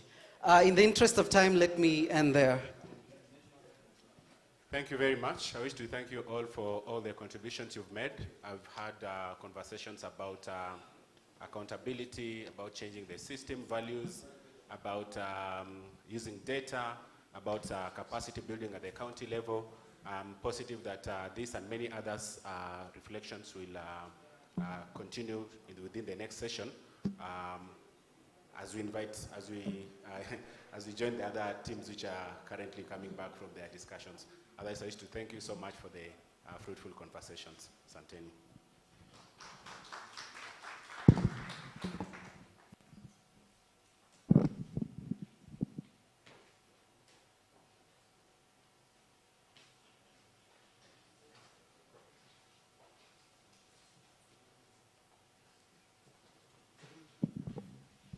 So I think we have deliberated, have findings. So I think we'll start as we wait for the other group. So I'll start with Dr. Tim from the Kenya Dentists Association to give the way forward from the group that he had. Karibu, Daktari.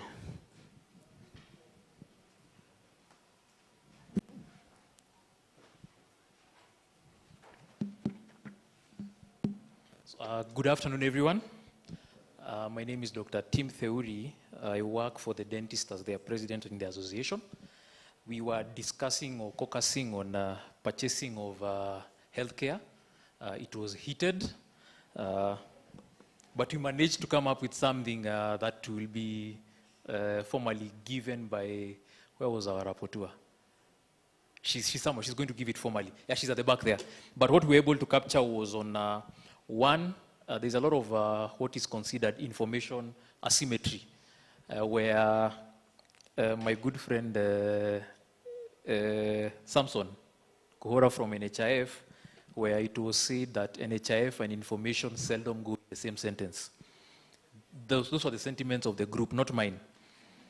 And it was proposed that it can be as a way forward, where a lot of information should be dispersed to the public so that they can understand what is being catered for, what is not being catered for this contribution. These are the benefits that you are getting. I hope I captured that well. And the aim of all our points were to improve trust or public trust in purchasing of healthcare. The other one was lack of follow-up by NHIF. And with this, I'll tie enforcement to this, where there's no formal feedback mechanism by the users of these services. So you will be told that a higher costing benefit, you'll be treated for that, but if you just come in and the facility is just supposed to maybe make 1,000 shillings unambio, that service is not there. So there should be a way of giving a feedback into the system. The other one, a problem that was cited was lack of integrity within the system. And what was proposed is there should be perhaps more payments to the public facilities so that they get more money, more services, improve efficiency. But I think that just can't be left like that. The managers of these facilities, that is the public facilities, they must professionalize the management of these facilities so that at the end of the day, we are getting value for our coins. The other one was on human resource. And this was very heated, I can assure you, where things like culture, attendance, as we saw here, were pointed out. And the way forward, which I liked, was pay doctors the way you're paying the Cuban doctors. Pay them on time as a way forward, but also centralize human resource and its management. The discussion I think we didn't get to was the Health Service Commission. Is it time we have a Health Service Commission, or how do we centralize management of human resource for health? The other one was we should seek to protect the Kenyan space or jurisdiction from infiltration by foreign trained doctors, where there's a paradox. There is high employment, but when you advertise, very few of us come for those jobs. So how do we bridge that gap? And how do we protect the Kenyan doctor? The other one was on health products and technologies. There was a very good suggestion of marrying affordability with access, and this will be a suggestion to the national and also county governments on zero rating or exempting taxes for health products and technologies. The gloves we use, the medicines we use, inputs, equipment, they attract very heavy taxes. So we need to have a way of reducing the taxes for this. And I think professionals and of course Kenya Health Federation, as well as its sister organizations, should be involved in the budget making process, whereby for the health sector committee, these suggestions can be given directly so that there's a direct impact on this. The other one was on healthcare management. It was proposed that whereas the private sector is doing a fantastic job and there's a lot of emphasis on healthcare management, the public sector should also adopt the same. So that at the end of the day, when some of those matrices are looked at and deliverables, the same should apply. So that when NHIF is, the debate of NHIF paying more money or their payouts are higher to private is because they are managing their systems better than public, so that we're able to marry or to reduce that gap. Finally, how many more minutes do I have? Or I continue talking until the next person? The other one was make them competitive, make public sector competitive, and I think my earlier point picks on that, together with on-site management of healthcare. And I think I will end there. or the final suggestion was increase county disbursements by national government, but I think that would need a referendum, but it was also a suggestion. So I think I will stop there unless there's a question before the moderator comes in. Is there a question to that team? In the absence of a question, I think we've done a good job to begin makofi. Thank you. Thank you so much, Dr. Tim. So next I'll call Muleshe to give for this one, and also the next, Dr. Ogola, be ready as well.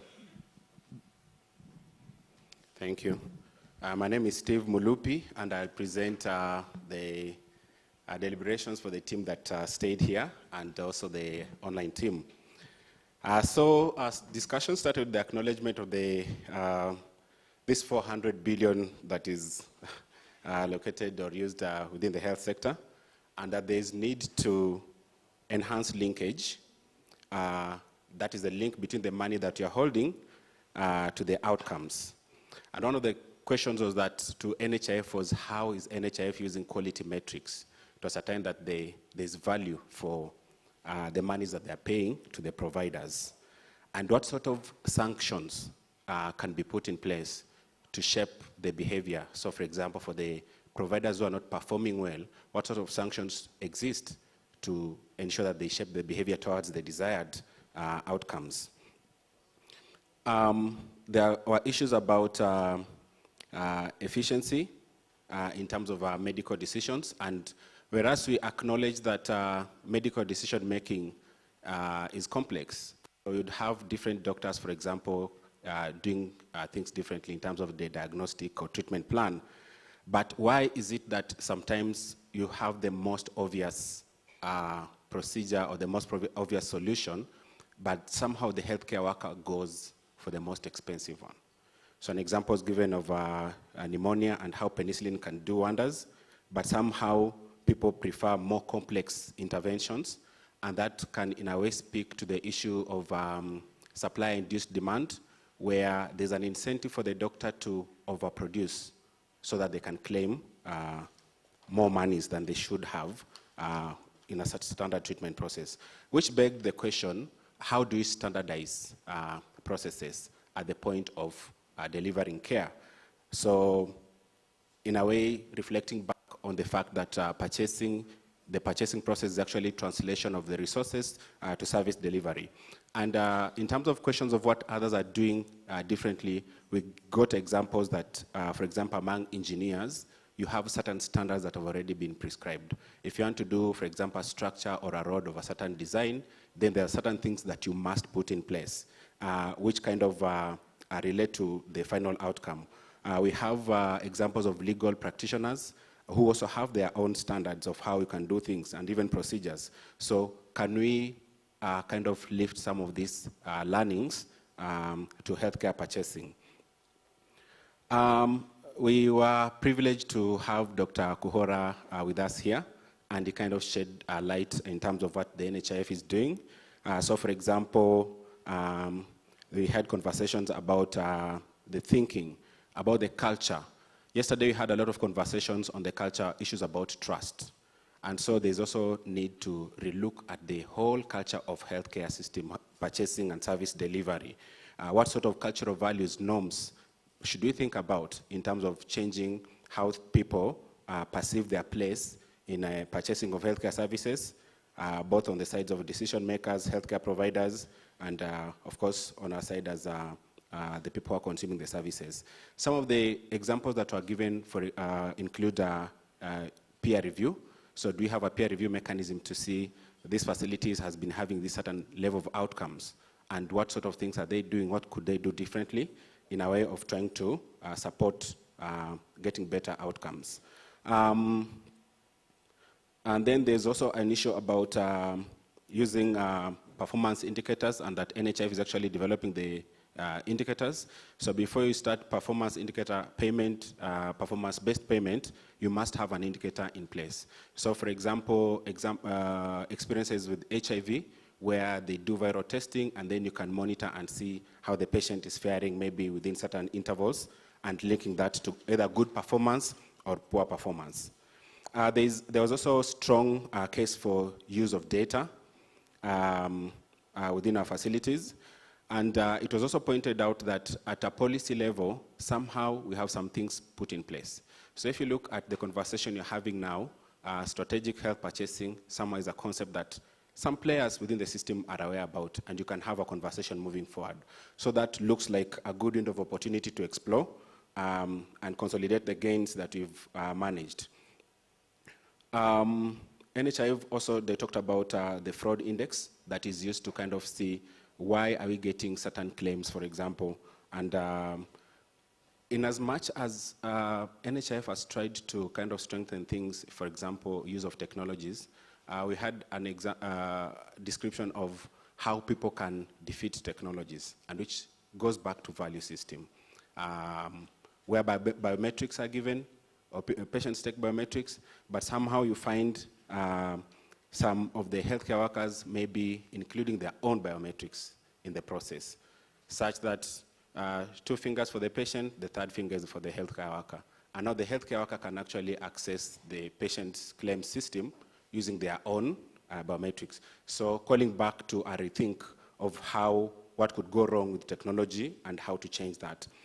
There were calls for strengthening the referral system so that people are seen at the lower level before going to the higher level where more of the resources are used.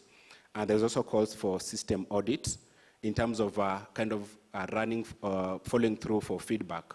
So much money was spent, what sort of returns are we getting from the process? I have 2 or 3 more points to go.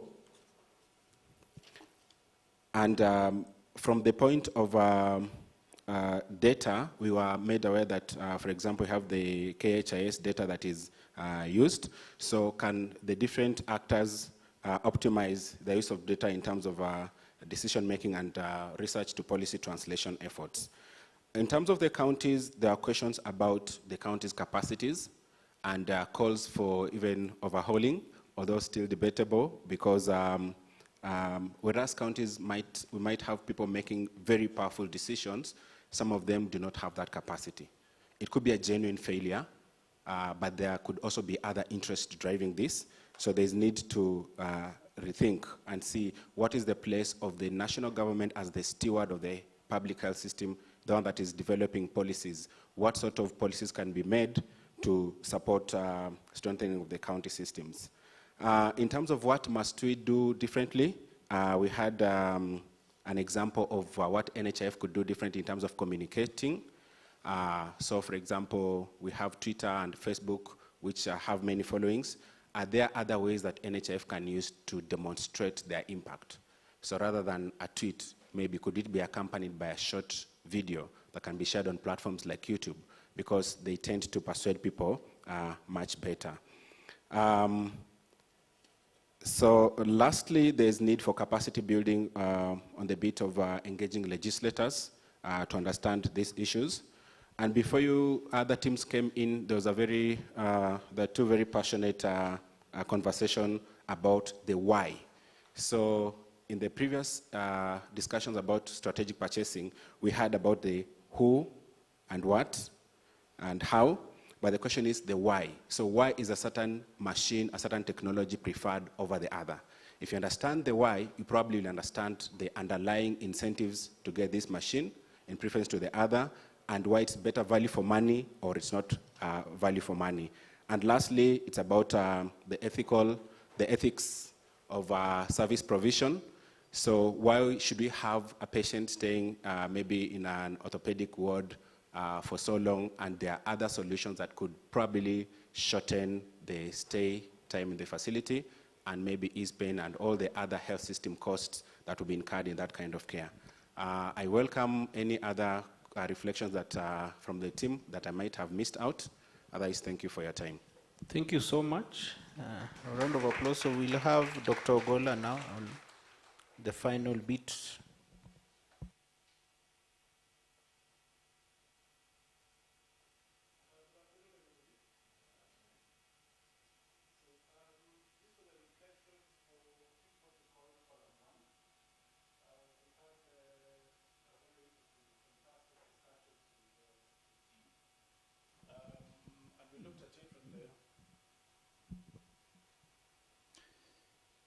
Is that better?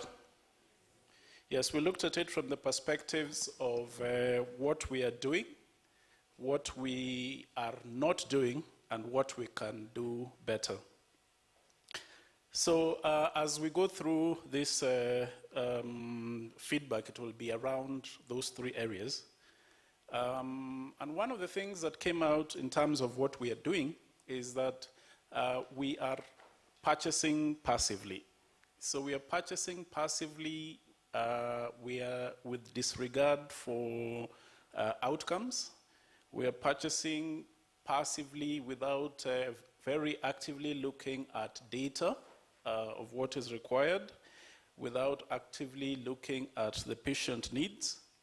Though a rider to that came out clearly that in some private sector organizations, because we're looking at it from both the public sector and the private sector, in some private sector organizations, there is a lot of strategic intent, a lot of looking at the strategic needs of the organizations and looking at the purchasing from a strategic perspective. What came out in this area was that, especially because some of the private sector organizations may not be that large, they might not be buying the volumes, then there is still the hurdle of negotiation and being able to get the doors open in some of the larger institutions to enable a more strategic, getting a better price. The other thing that came out clearly was, and this was also relating to the last spotlight address that we had from ThinkWell, was that the lack of autonomy in various health facilities was really, really affecting how purchasing decisions are made, because we had the example of people working in certain counties, and I don't have their permission to name the counties, do I? No, we don't. So the feedback was pretty clear that because of this lack of autonomy, then it's really leading to poor purchase decisions because they actually don't have the funds when necessary. And this was something that had been experienced by some of the members within the group. Again, in terms of what we are not doing, and this was particularly around NHIF, and we know that we can do it better. They have started, but we can do it better, was in terms of negotiation with specific manufacturers of expensive drugs, of expensive equipment, to be able to do bulk purchasing. Now, there was a rider that, yes, this is a conversation that has already started. We know that there was recent discussions on certain cancer drugs where MOUs were signed, and people on NHIF covers can be able to get access to these drugs. So we're moving in the right direction. But then the feedback that was coming through was that there are very many others. There are many guys waiting on the door, knocking, and would like to negotiate and be able to get some of this out there into the public. Obviously, there is the understanding of what NHIF is able to cover, but that was important. And one of the things that came out also was that we focus, and I'm relating that to this point because there was a big focus on NHIF and NHIF being a strategic purchaser. But then it came out also that, yes, NHIF is only managing about 60 or so billion of the 400 billion plus that are in the total health spend for the country. So even while we talk about negotiating with manufacturers, this really affects also the county governments, who should also be strategic purchasers, also affects the national government, who should be strategic purchasers. So the same point applies across the board. And again, related to that point then, and what came out also yesterday, if we were able to resolve the trust issues that we have within the public sector, then utilization of one procurement channel, yeah, would add lots of value to our strategic purchasing decisions. Again, what we were not doing, and we can do this better, is the collection of contributions. As we were told in the morning, we have, from the informal sector, then we have about a significant portion, 30% of people who join having a delivery within a short period. So working towards retaining these people within by collecting monies in using partners such as the microfinance institutions. And there are many of these that are happy, that are knocking on the doors of NHIF that would be wanting to partner with them, including building IT systems that would support these initiatives. Some statistics came out that we have not fact-checked, but what these statistics came out was that about 65% of the claims or payments, payouts to NHIF are headed out to the private sector. I think that was close to what we had yesterday. I think yesterday it came out, it's about 70%. But then what was interesting was that 40% are only to 20 hospitals, which was rather interesting. And these 20 hospitals are in Nairobi. So the point was, if 40% are going into the 20 hospitals, and these are some of the larger hospitals, then what is left for primary healthcare out there in the counties? So what we can do better is we can direct a lot of funds to the primary healthcare system and out there in the country.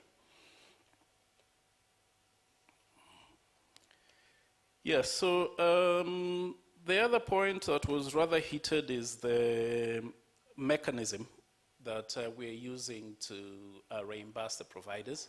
And we had rather heated discussions around all of this, around fee-for-service models, around capitation models, around value-based compensation models as opposed to volume-based compensation models.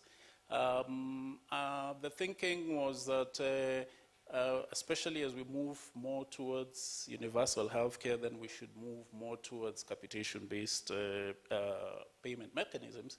But with the rider that there has to be a blend. There is a space for fee-for-service, there is a space for capitation.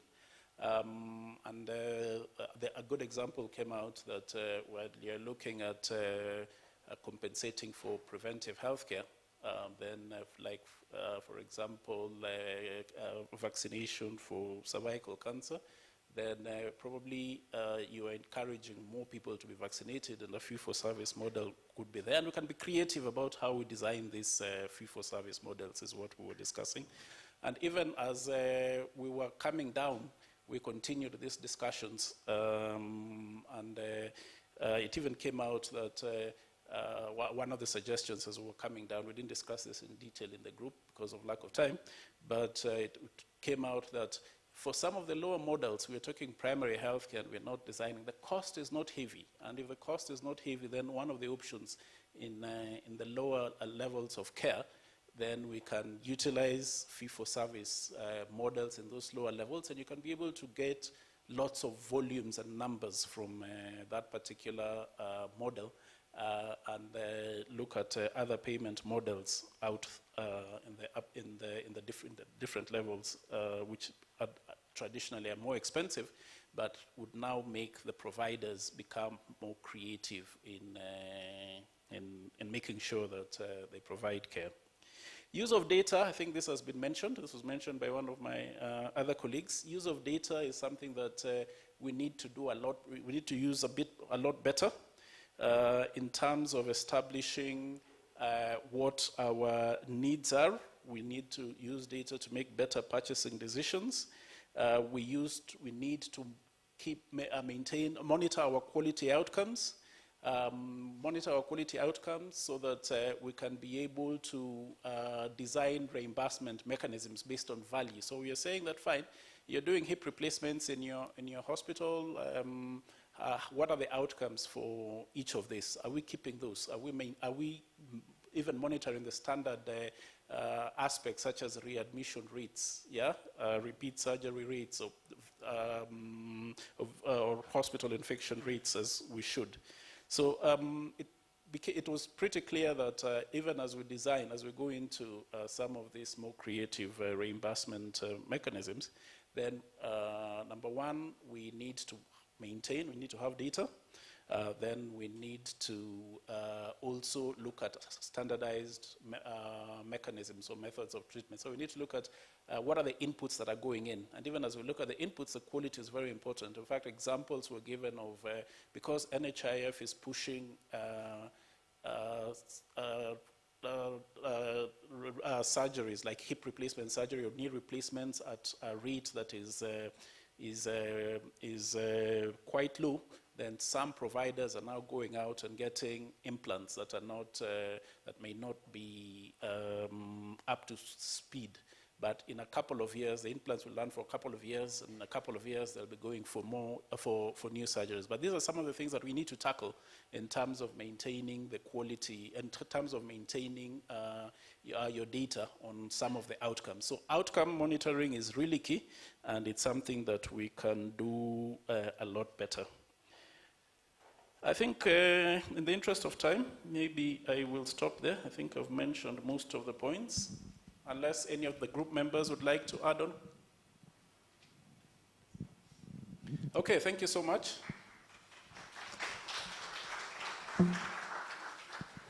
Thank you so much, our moderator. So at this point, I'd like to call upon Dr. Ben Ngoe to issue with a small token of appreciation.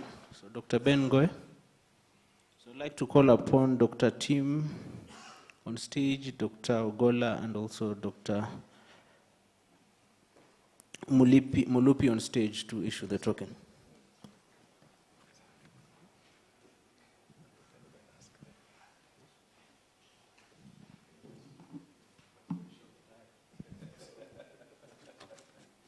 Thank you so much for assisting despite the short notice.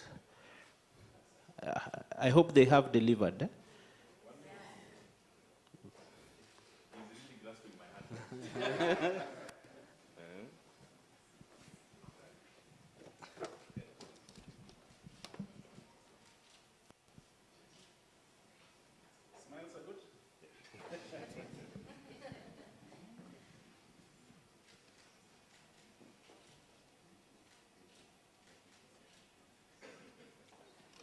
Thank you so much. So we'll take 30 minutes and we'll be done. So I request your indulgence in this. We'll have a 15-minute presentation by a gentleman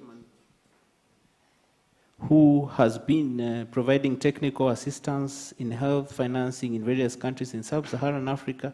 He works with SPARC as a technical local person on supporting a number of Anglophone African countries. A round of applause to Dr. Shadrack Gikonyo, who will give us a brief presentation. Then we'll follow it up with a wrap-up of the session, then we'll proceed for lunch. So Dr. Karibu.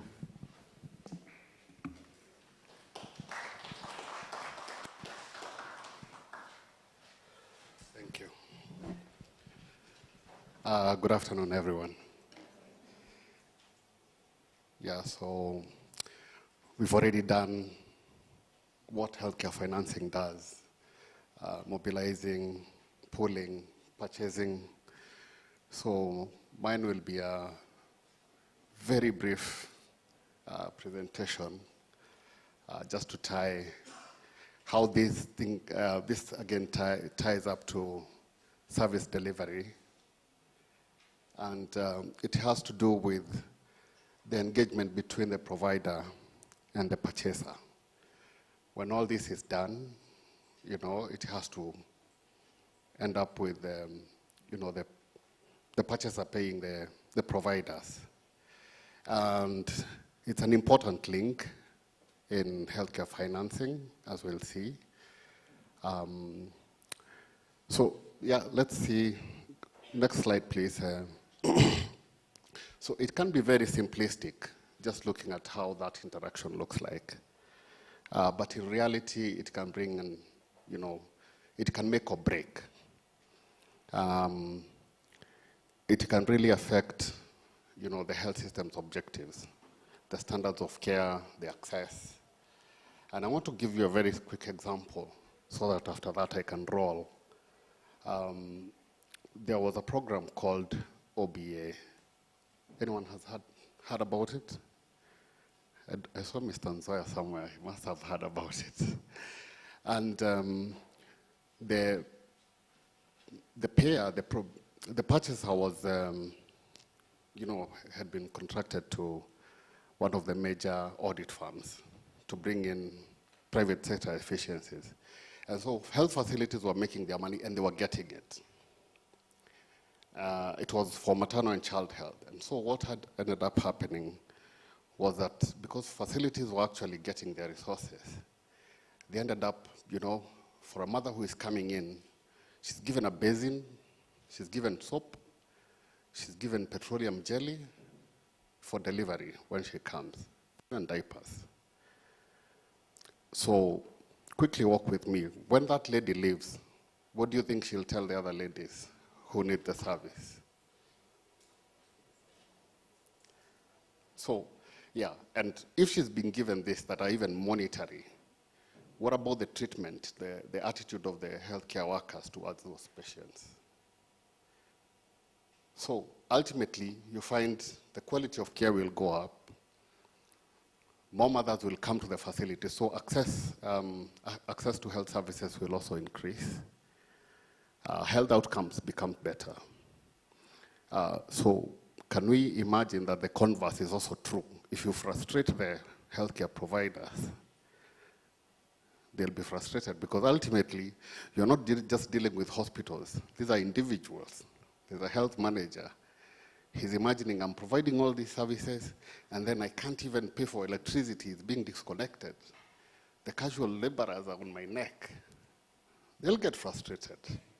So we might do everything else right, but if we get this interface wrong, then we are likely to have challenges. So let's see the next slide. So there had been previous studies done on this engagement. But most of them were, probably maybe to do with private sector. It hadn't been system-wide. And then it had gone to the level of saying, well, there are delays in payment, yeah?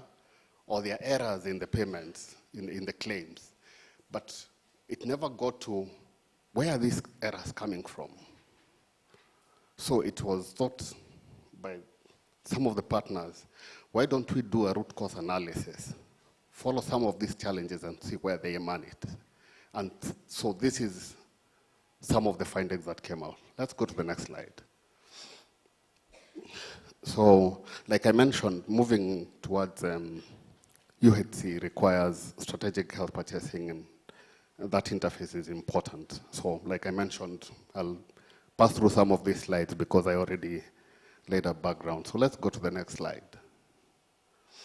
So a lot of interactions that were happening between the payer and the provider were when the selection is happening, when you're being empaneled, and then when there are deliberations happening around how do we pay you? Is it capitation? Is it fee for service? Is it diagnostic related groups?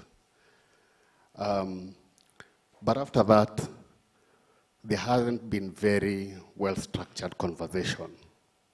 And like I mentioned, there are missed expectations. When someone, if I have a facility, Gikonyo Health Clinic, and I'm empaneled, I'm starting to imagine now I've made it. And then I wait for 3 months, there are no funds coming. So there are missed expectations, their mistrust starts to develop. And ultimately, we start missing the whole picture. So let's go to the next slide. Press again and again and again. So among the challenges that had been identified, they had been classified into this: provider selection, payment issues, communication, and regulatory issues. So for instance, if you look at provider selection, there are inequalities in providers selection. You find you have a better health clinic than I do, but I'm ready to the panel, but you won't. Yeah? If you look at something like payment, there are issues of fraud, delaying of payments, reduction of claims, unequal reimbursement between public and private facilities. Another debate that we can go on for a long time, whether they should be reimbursed at the same rates. But there are complaints about that. Issues of communication, poor feedback. There's no collaboration in decision making. There are no forums where, for instance, NHIF sits with health facilities and they bring up their issues for decisions to be made collaboratively. But if you pick some of these challenges as they were, you find they had not gone to the, what is the real cause. For instance, if you pick a facility says, NHIF rejects our claims. We capture it as that. But now when we did this root cause analysis, we went, a facility says, okay, they reject our claims. You ask NHIF, they say, their claims have a lot of errors. So you ask the facility, your claims have a lot of errors. What are the challenges? They say, okay, we are overworked. The person doing registration is the same one doing claims. He's doing it manually, but he's also untrained, So it keeps going backwards, where the problem actually is. So just saying the claims are being rejected, you might blame one party, but when you go deeper, you find there are other issues. So let's proceed to the next slide. So like I mentioned, although other studies had identified some of these challenges, the root causes had not been identified. And so we wanted to identify the root causes and develop actionable solutions, build consensus among the stakeholders, and come up with an action plan. What can be done within 6 months? What can be done within a year? What might require even legal reforms that might take a couple of years. So this is what we did. Go to the next slide. So next slide, please. Okay. So for this study, unlike, those that are specific to a certain area, whether for private or faith-based or public, we brought on nearly everyone. You can see there are private healthcare service providers, social health franchises like Tunza, like Amua, by Mary Stopes and all. We brought medical professional bodies, like Pharmaceutical Society of Kenya, Kenya Medical Association, Nursing Association, insurance providers, including NHIF, community-based, private, Kenya Insurance Practitioners of Kenya. So we brought up, a whole range of stakeholders. We also brought in government and regulatory agencies, such as the Insurance Regulatory Authority, and health insurance beneficiaries as well. So, yeah, let's go to the next slide. Yeah, in Ministry of Health, there was the Division of Planning and for Health Financing, of course, Accreditation Department, and Standards and Quality Assurance Department. And then we also involved the Council of Governors. you can see the stakeholder involvement was wide, and we let the conversation go on for 3 days. So please go to the next slide. So we used focused group discussion and in-depth interviews. Like I mentioned, sometimes something comes from the facility, goes back to NHIF, comes back to the facility, goes to another player. So it was quite in-depth to get to the root cause of these issues. And we also used purposive sampling, just to make sure we don't, again, have everyone in there. So we transcribed that and analyzed to get some of these findings. Let's go to the next slide. Next slide, please. Good. So we classified into a number of categories for easy understanding. And the first one is issues of resource gaps. You find, especially for, it's considered more of clerical work, making these claims. So if you have excess work, you can't give it to someone who just shows up and treat these patients, but you'll tell them, okay, go to the records office. You're also the one dealing with claims. So you find the person is multitasking. They have a lot of workload. And this, of course, leads to delays and errors. So you have delays payment. You have a lot of errors, but it's emanating from the facility.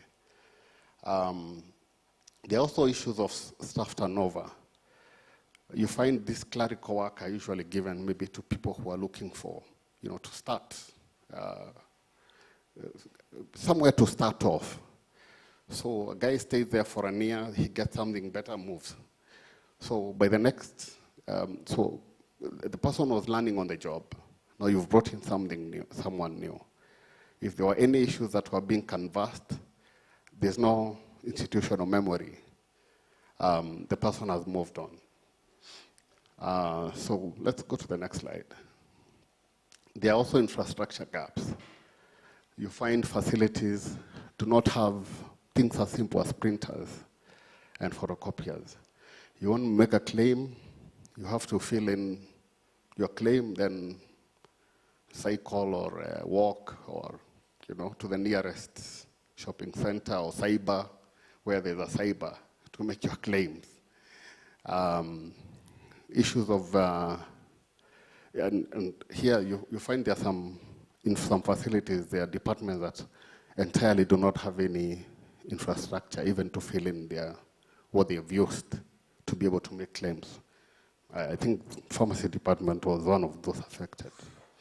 There are also issues of, in some instances, internet reliability. And when these two are combined, you find there's also a lot of paperwork happening. And paperwork, naturally, you would expect when you're dealing with that kind of work, human errors will definitely find their ways there. So some instances are being thought as fraud, but they're actually human errors. It's possible that someone is making an innocent mistake. Yeah, we maybe add a zero at the end, but that sounds familiar. Yeah, but it ends up bringing a lot of delays to the health facility. Let's go to the next slide. Yeah, there are also issues of training. A lot of people who come to the facility they are not trained. They don't know the system. They're learning on the job. They can't troubleshoot when they have a challenge. Sometimes there are changes in policy, but no one is briefed. There was this instance of this facility that was saying that after the free maternity to Linda Mama, they lost a lot of money because nobody came and told them, oh, there's a change in how you make your claims. And so there are facilities that continue to have these challenges. And when maybe they hear another facility is being paid more, then it brings issues of something fishy that is going on. And it's purely because of training. It's not like someone is doing anything fishy. Yeah, so there's need for continuous training for people interacting with the system. Okay, next slide, please. Governance, bureaucracy. When I saw this, I remember Dr. Wangari when she was saying, you check the HB, you find it's 2, going to the next facility, find it's 2, go to the next one. And so the same thing happens. It's going through so many departments, verification, this claim, according to, the people we interviewed. So it ends up delaying reimbursement. There's also the delays from the National Treasury, especially for nationally funded programs like Linda Mama. If Treasury doesn't release funds to NHIF, then NHIF doesn't pay the facilities in time. Okay, then there's issues of accountability. I remember Dr. Osuna yesterday saying, so who is NHIF accountable to? So they were saying, unlike health providers which are accountable to insurance regulatory authority, NHIF is not accountable to them. So if you have a complaint, you can only complain to NHIF, So how is the power balance there? Right. And then there was claims when it comes to like differences in empanelment, and you find there were issues of saying their requests for under-the-table payments, what we call in Kenya, chini ya maji. You want to be given something chini ya maji so that you can. So all these issues were showing up. And the issue of communication, again, there's no structured platforms. If NHIF doesn't do what you want, you're stuck between Facebook and Twitter. Where do you want to go and complain? That's what they were saying, but it's, but I think it's an opportunity for us to start thinking about should we structure this conversation? Where should this maybe complaints department be? Because there was actually nothing wrong with that. There are so many organizations that you can launch your complaints via social media and they are addressed. But I think there needs to be a structured way of addressing some of these things according to the interviewees. Next slide, please. So some of the actions that was suggested. Again, this is simplistic. When you go deeper, if you look at adopting technology, you'll find a lot of breakdowns of the things that should be there. But one of the things that was suggested is, of course, adopting technology. It's just been less than an hour ago when I heard that, people are using 2 fingers and then the other one for the healthcare worker. So you realize, there'll be another root cause, perhaps, to this one. But it was thought as one of the, it's definitely, it improves the efficiency. The need for regular trainings for the people making the claims. And they said, there's an opportunity even to leverage what some of these online platforms, Zoom, etc. Structured formal communication channels, whether it's a department where, facilities can lodge complaints, come and address some of those things so that they're not left with, just a rejected claim and feeling that the power balance doesn't favor them. So the other issue is reviewing of the payment mechanism to incentivize efficiency. One of the problems that came out was that it doesn't matter it's more of the diagnosis than the outcome. So if I have 10 or 100 children with pneumonia and I treat, I lose 10 and the other person loses 2, we are both paid the same amount because we treated pneumonia. So how do you incentivize so that there's quality? And the last one that I wanted to talk about, and this was quite interesting to hear, is the private insurance saying they would want to procure services from private providers. And that would help them lower the cost of services.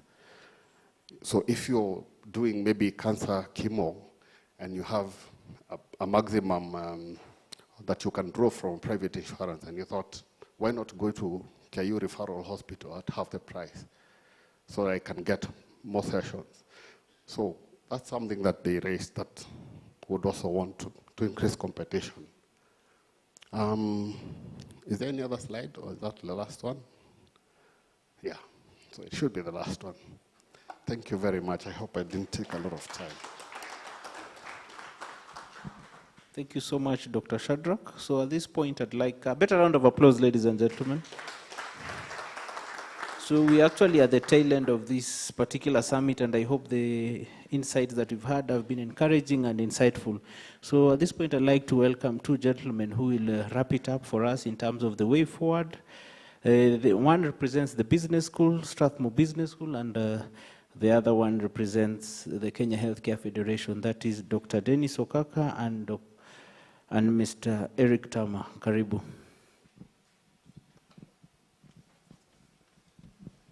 So good afternoon. Good afternoon again. So I have the unenviable task of trying to figure out what are the key action points, key takeaway points from this, and I'm hoping the slide will be put up.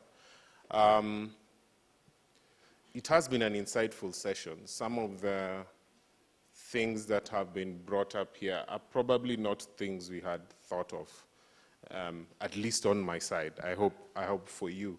The discussions we've had, the insights on what healthcare expenditure is like, the insights on purchasing, insights on resource mobilization. And so we'd like to summarize those in as few slides as possible. So are we ready? Great, thank you. So next slide. So we have a tidbit from the ever agile Professor Kokwaro. Prof, thank you for this. Function determines structure, and structure determines resources. So we need to decide what do we want our healthcare system to do for us, and then that decides everything. Next slide. So in terms of resource mobilization, next slide, the consensus, we need more resources, right? I think that has been a discussion ad infinitum. We need more resources. We were able to characterize our total health expenditure as 450 billion. That's probably what we need to just survive. But how do we get to that amount? We need to move away from voluntary contributions. That has not worked, and that has limitations. And that has been established from the discussions and from examples from different countries. So we need to move to either mandatory contributions or even better, directly tax-funded insurance. Because what we have now when we work with contributions, this is now my opinion, just let me add my opinion into this. Samson, forgive me. NHIF is just a large private insurance, right? Not everybody can access it. You said it's 20% of the population, right? So everyone else can't access it. So it's just a private insurance that's running 2-3 schemes. But how do we make that truly universal? So do we consider earmarking taxes, ring fencing them? Syntax is an easy thing to work with. Telecom charges are an easy thing to work with. Can we find innovative ways of capturing this large informal sector that Professor Edwin clearly demarcated for us?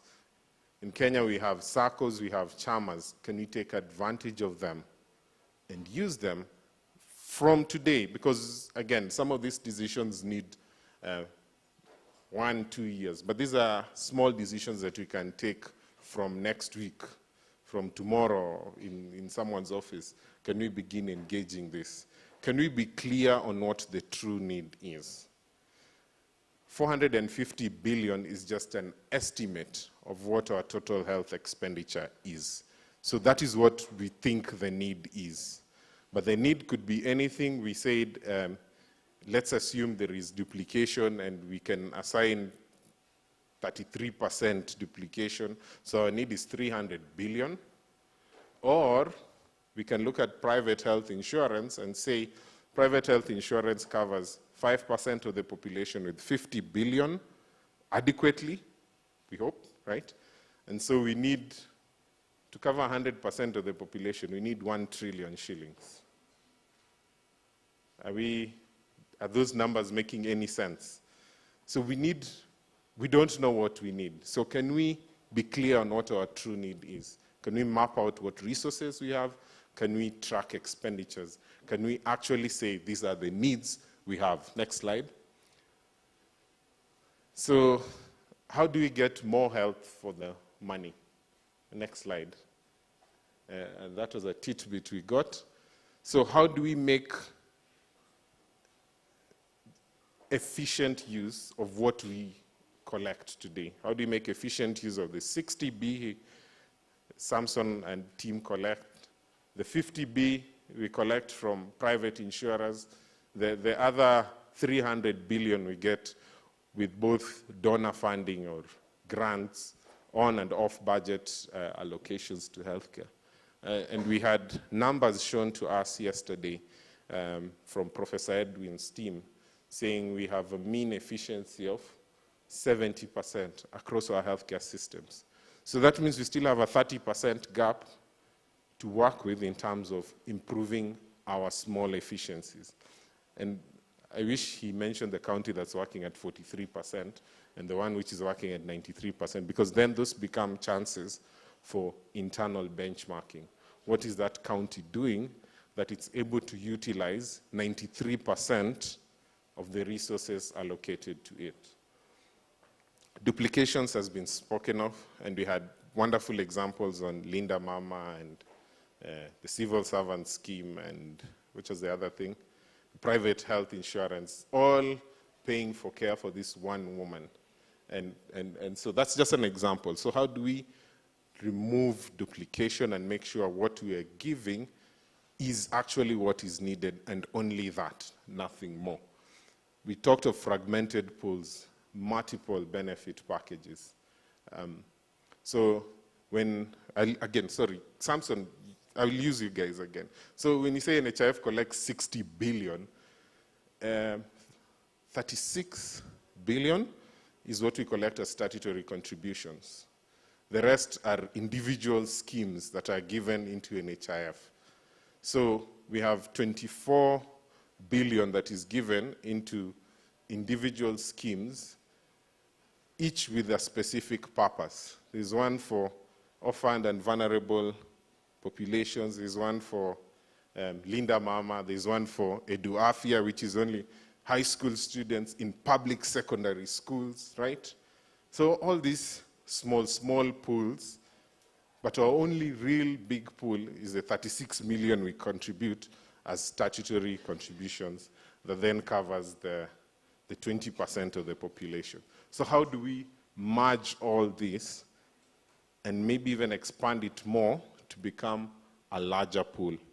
How do we invest more on public and primary healthcare, primary healthcare?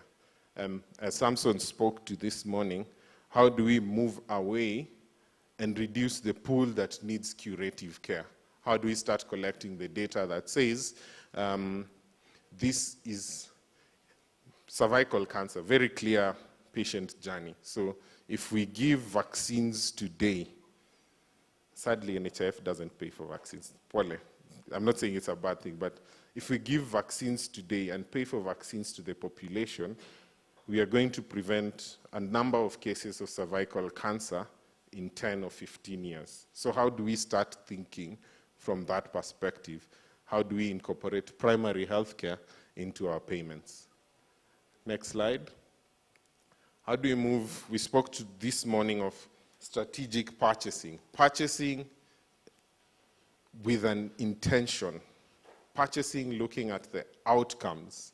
How do we focus on quality? Data-driven decision making. So we have data, no doubt. Let me put it this way. We have information. We just have, everyone seems to have a bit of information here and there. How do we get this together and say, we have this data, this is what the data shows, and let's use it to make a policy decision that this is our need, and this is truly our need. And that comes from health information systems. So how we need to design a health information system in both public and private that actually collects data so that this data can be used to make decisions. Otherwise, everyone here simply has an anecdote, their own experience. Even what I'm giving you guys is probably my own anecdotes. Is that really the situation? Are anecdotes things you can work with for policy? Can we move to more higher levels of evidence? And so can we design health information systems that are able to capture this, and then this can be used to make the decisions? Accountability mechanisms for providers. That will definitely come from the health information systems. We've heard today about someone saying, Dr. Matolo mentioned this yesterday, how do we start making providers accountable for what they've purchased? Dr. Gikonyo has just spoken to the same thing just now. So if you're treating pneumonia, how do we look at your complication rates, your mortality rates, and use that to then decide whether we will pay you more, whether we will penalize you, whatever it is. But let's have the data first of all to make that decision. Again, back to HIS. Improving the reimbursement processes. This one, anyway, I will avoid that. So can we explore something that probably hasn't come out well, but was discussed even in the groups? How do we do cost control? How do we make sure healthcare is a public good, and economists will tell us best practice within healthcare has to take away some of the market forces from healthcare. Again, we may believe in capitalism, free markets, but we have to recognize that there are things that we cannot fully let to market forces. And so the question is, are there legal mechanisms to control costs? Are there countries that have pulled this off? Somebody mentioned the MRP Act, right? In one of the questions, in one of the discussions from India, the Maximum Retail Price Act. And that's an extreme way of doing price control. But is that what we need? I don't know, but can we begin exploring these mechanisms? Can we think of margin control? Some people have spoken, and Association of Kenya Insurers knows this discussion very well. Can we explore, say, margin control and say, based off your cost of inputs, you cannot price things 40%, more than 40% of your cost of input. We are seeing cases, again, anecdotal, of probably even 80, 90, 200%, very anecdotal data. But we don't have this data, and can we start exploring this? So I think that's the last slide for me. Next slide. So the benefit package, we've spoken to it. We need to design it. We need to know what our needs are. We need public participation. And information has been pointed out as a big gap from the existing pairs to what we expect. cost effectiveness, and the feasibility of this. And we need to move and restart these discussions on having an HTA body. When we started the Big Four discussion, there was a discussion that started on the side as to doing a HTA and a KEMRI, right? I don't know where those discussions disappeared to. I hope maybe somebody from KEMRI will catch up on this. But we had started making steps on establishing an HTA body. We still need that, because how do we price, how do we determine what is expensive and what is not? If I say this pneumonia treatment costs 10,000 shillings and you want to pay for it, who says that is expensive? Is it expensive because my salary is 500 shillings? Then 10,000 looks expensive. Or is it expensive because, is it cheap to me because I earn 200,000? Are there variables we can use to make these assessments? Next slide. So information is power. And I'd like to hand over to Eric to complete this. Thank you so much. So thank you, Dennis. I will wrap up by speaking to three things. And the first one is information. We've talked about why information is important, and especially information sharing. And I'm looking at it from the citizens' perspective. How can we empower the citizens to be able to play a greater role in holding the system accountable? And the first thing is to provide the citizens with the information. If you're going to hold the system accountable, you need to have the information. So we have all these platforms for public participation, but is the citizenry actively and effectively participating? And that means that they need to have the information. And the other use of the information that is coming out quite clearly is when it comes to the benefit package. Are the citizens aware of what their entitlements are? That is, what benefits they're entitled to, and the obligations. So what are the rules that govern their access to these benefits? So that needs to be made very clear to the citizens, and this calls for awareness creation in the population. And then lastly, when we're talking about improving or increasing the efficiency of the system, we need information and data. So for instance, if you are saying that you're paying providers upon them meeting certain agreed upon criteria, could it be quality or even efficiency gains, then you need to be able to have information to verify that they've actually met that criteria and to be able to monitor that over time. Next slide.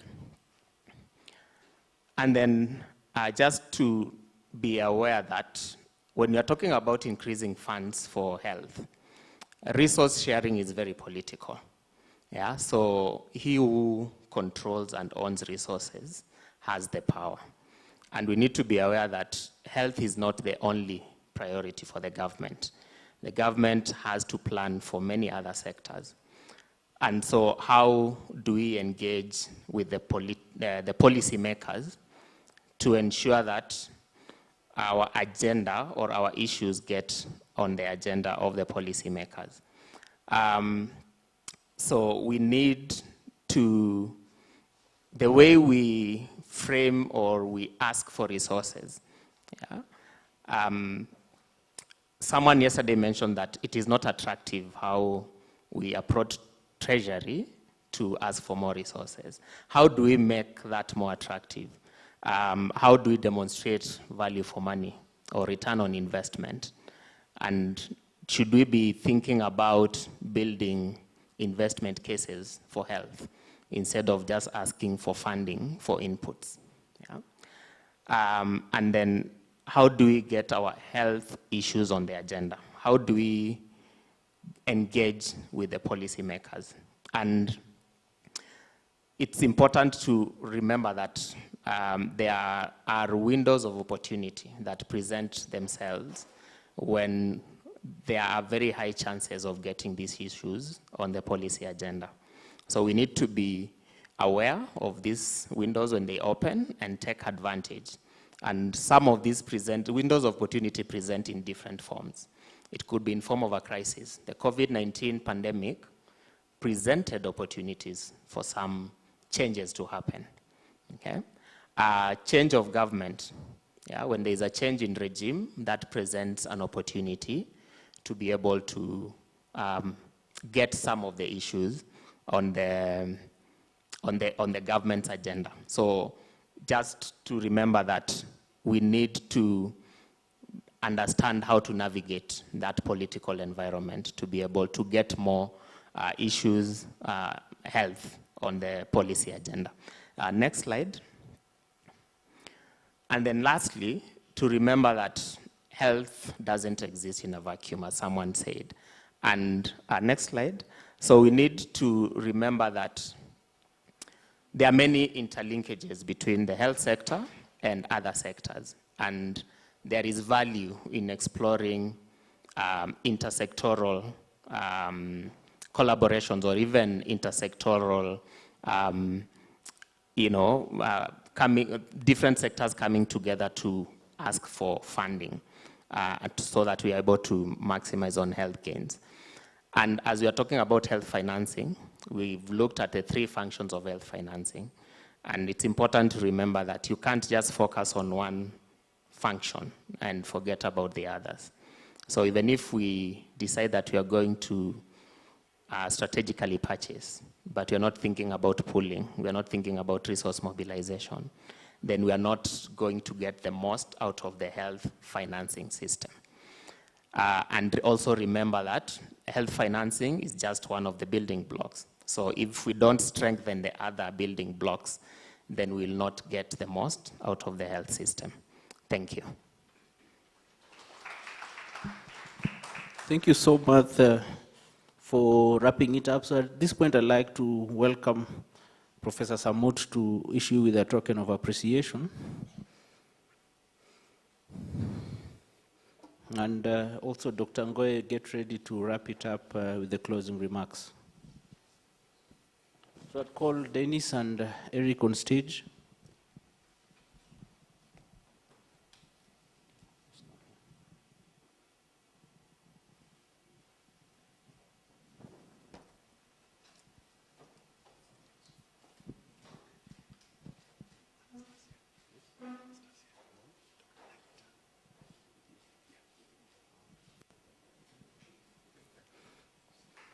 A round of applause, ladies and gentlemen.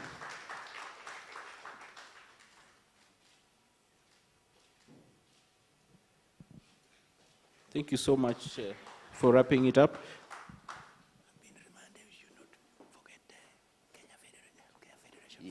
Yes. So for closing remarks and on behalf of Kenya Healthcare Federation, I'd like to call upon Dr. Anastasia Nyalita on stage and also to call Dr. Ben Ngoye on stage to do a wrap-up of this particular session. Karibu.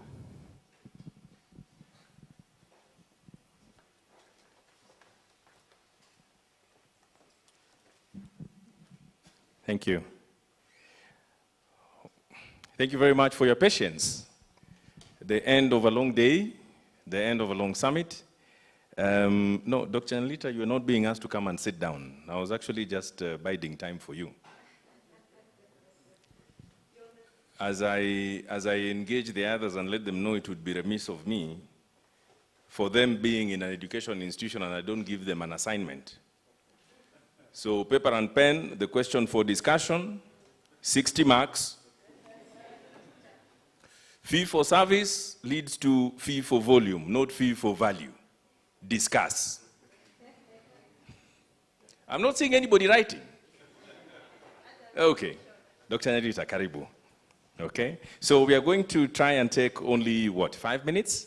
And the basic idea here, I was told that a good pre-lunch speech is very, very short. Preferably, there shouldn't be one, except to say amen and welcome. So Dr. Nyalita and I were the conveners of the summit. But beyond that, there has been a very big team. I have to acknowledge Eric and Marianne, who nearly all of you have interacted with.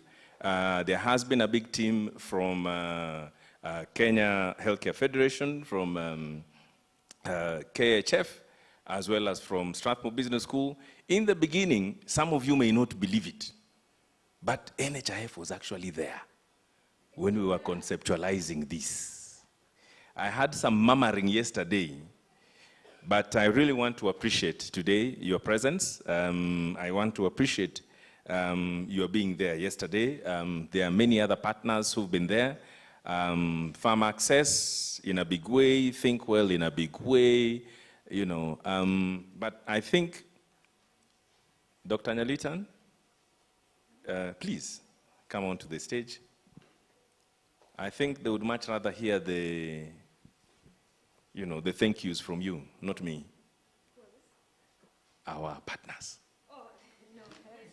It's a partnership between... Do I send a WhatsApp?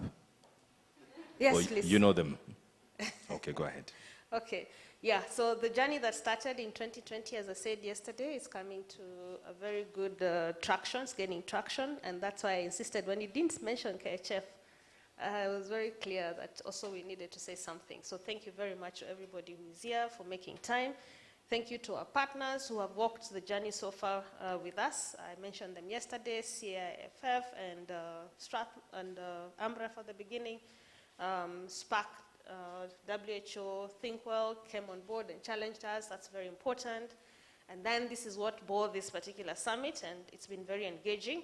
For me, the reason I needed to make the remarks, as I thank my team that has been supporting, working with the Strathmore team, is because I just wanted to tell you that whatever has come out of this, we already had a policy brief, but now this is going to enrich it.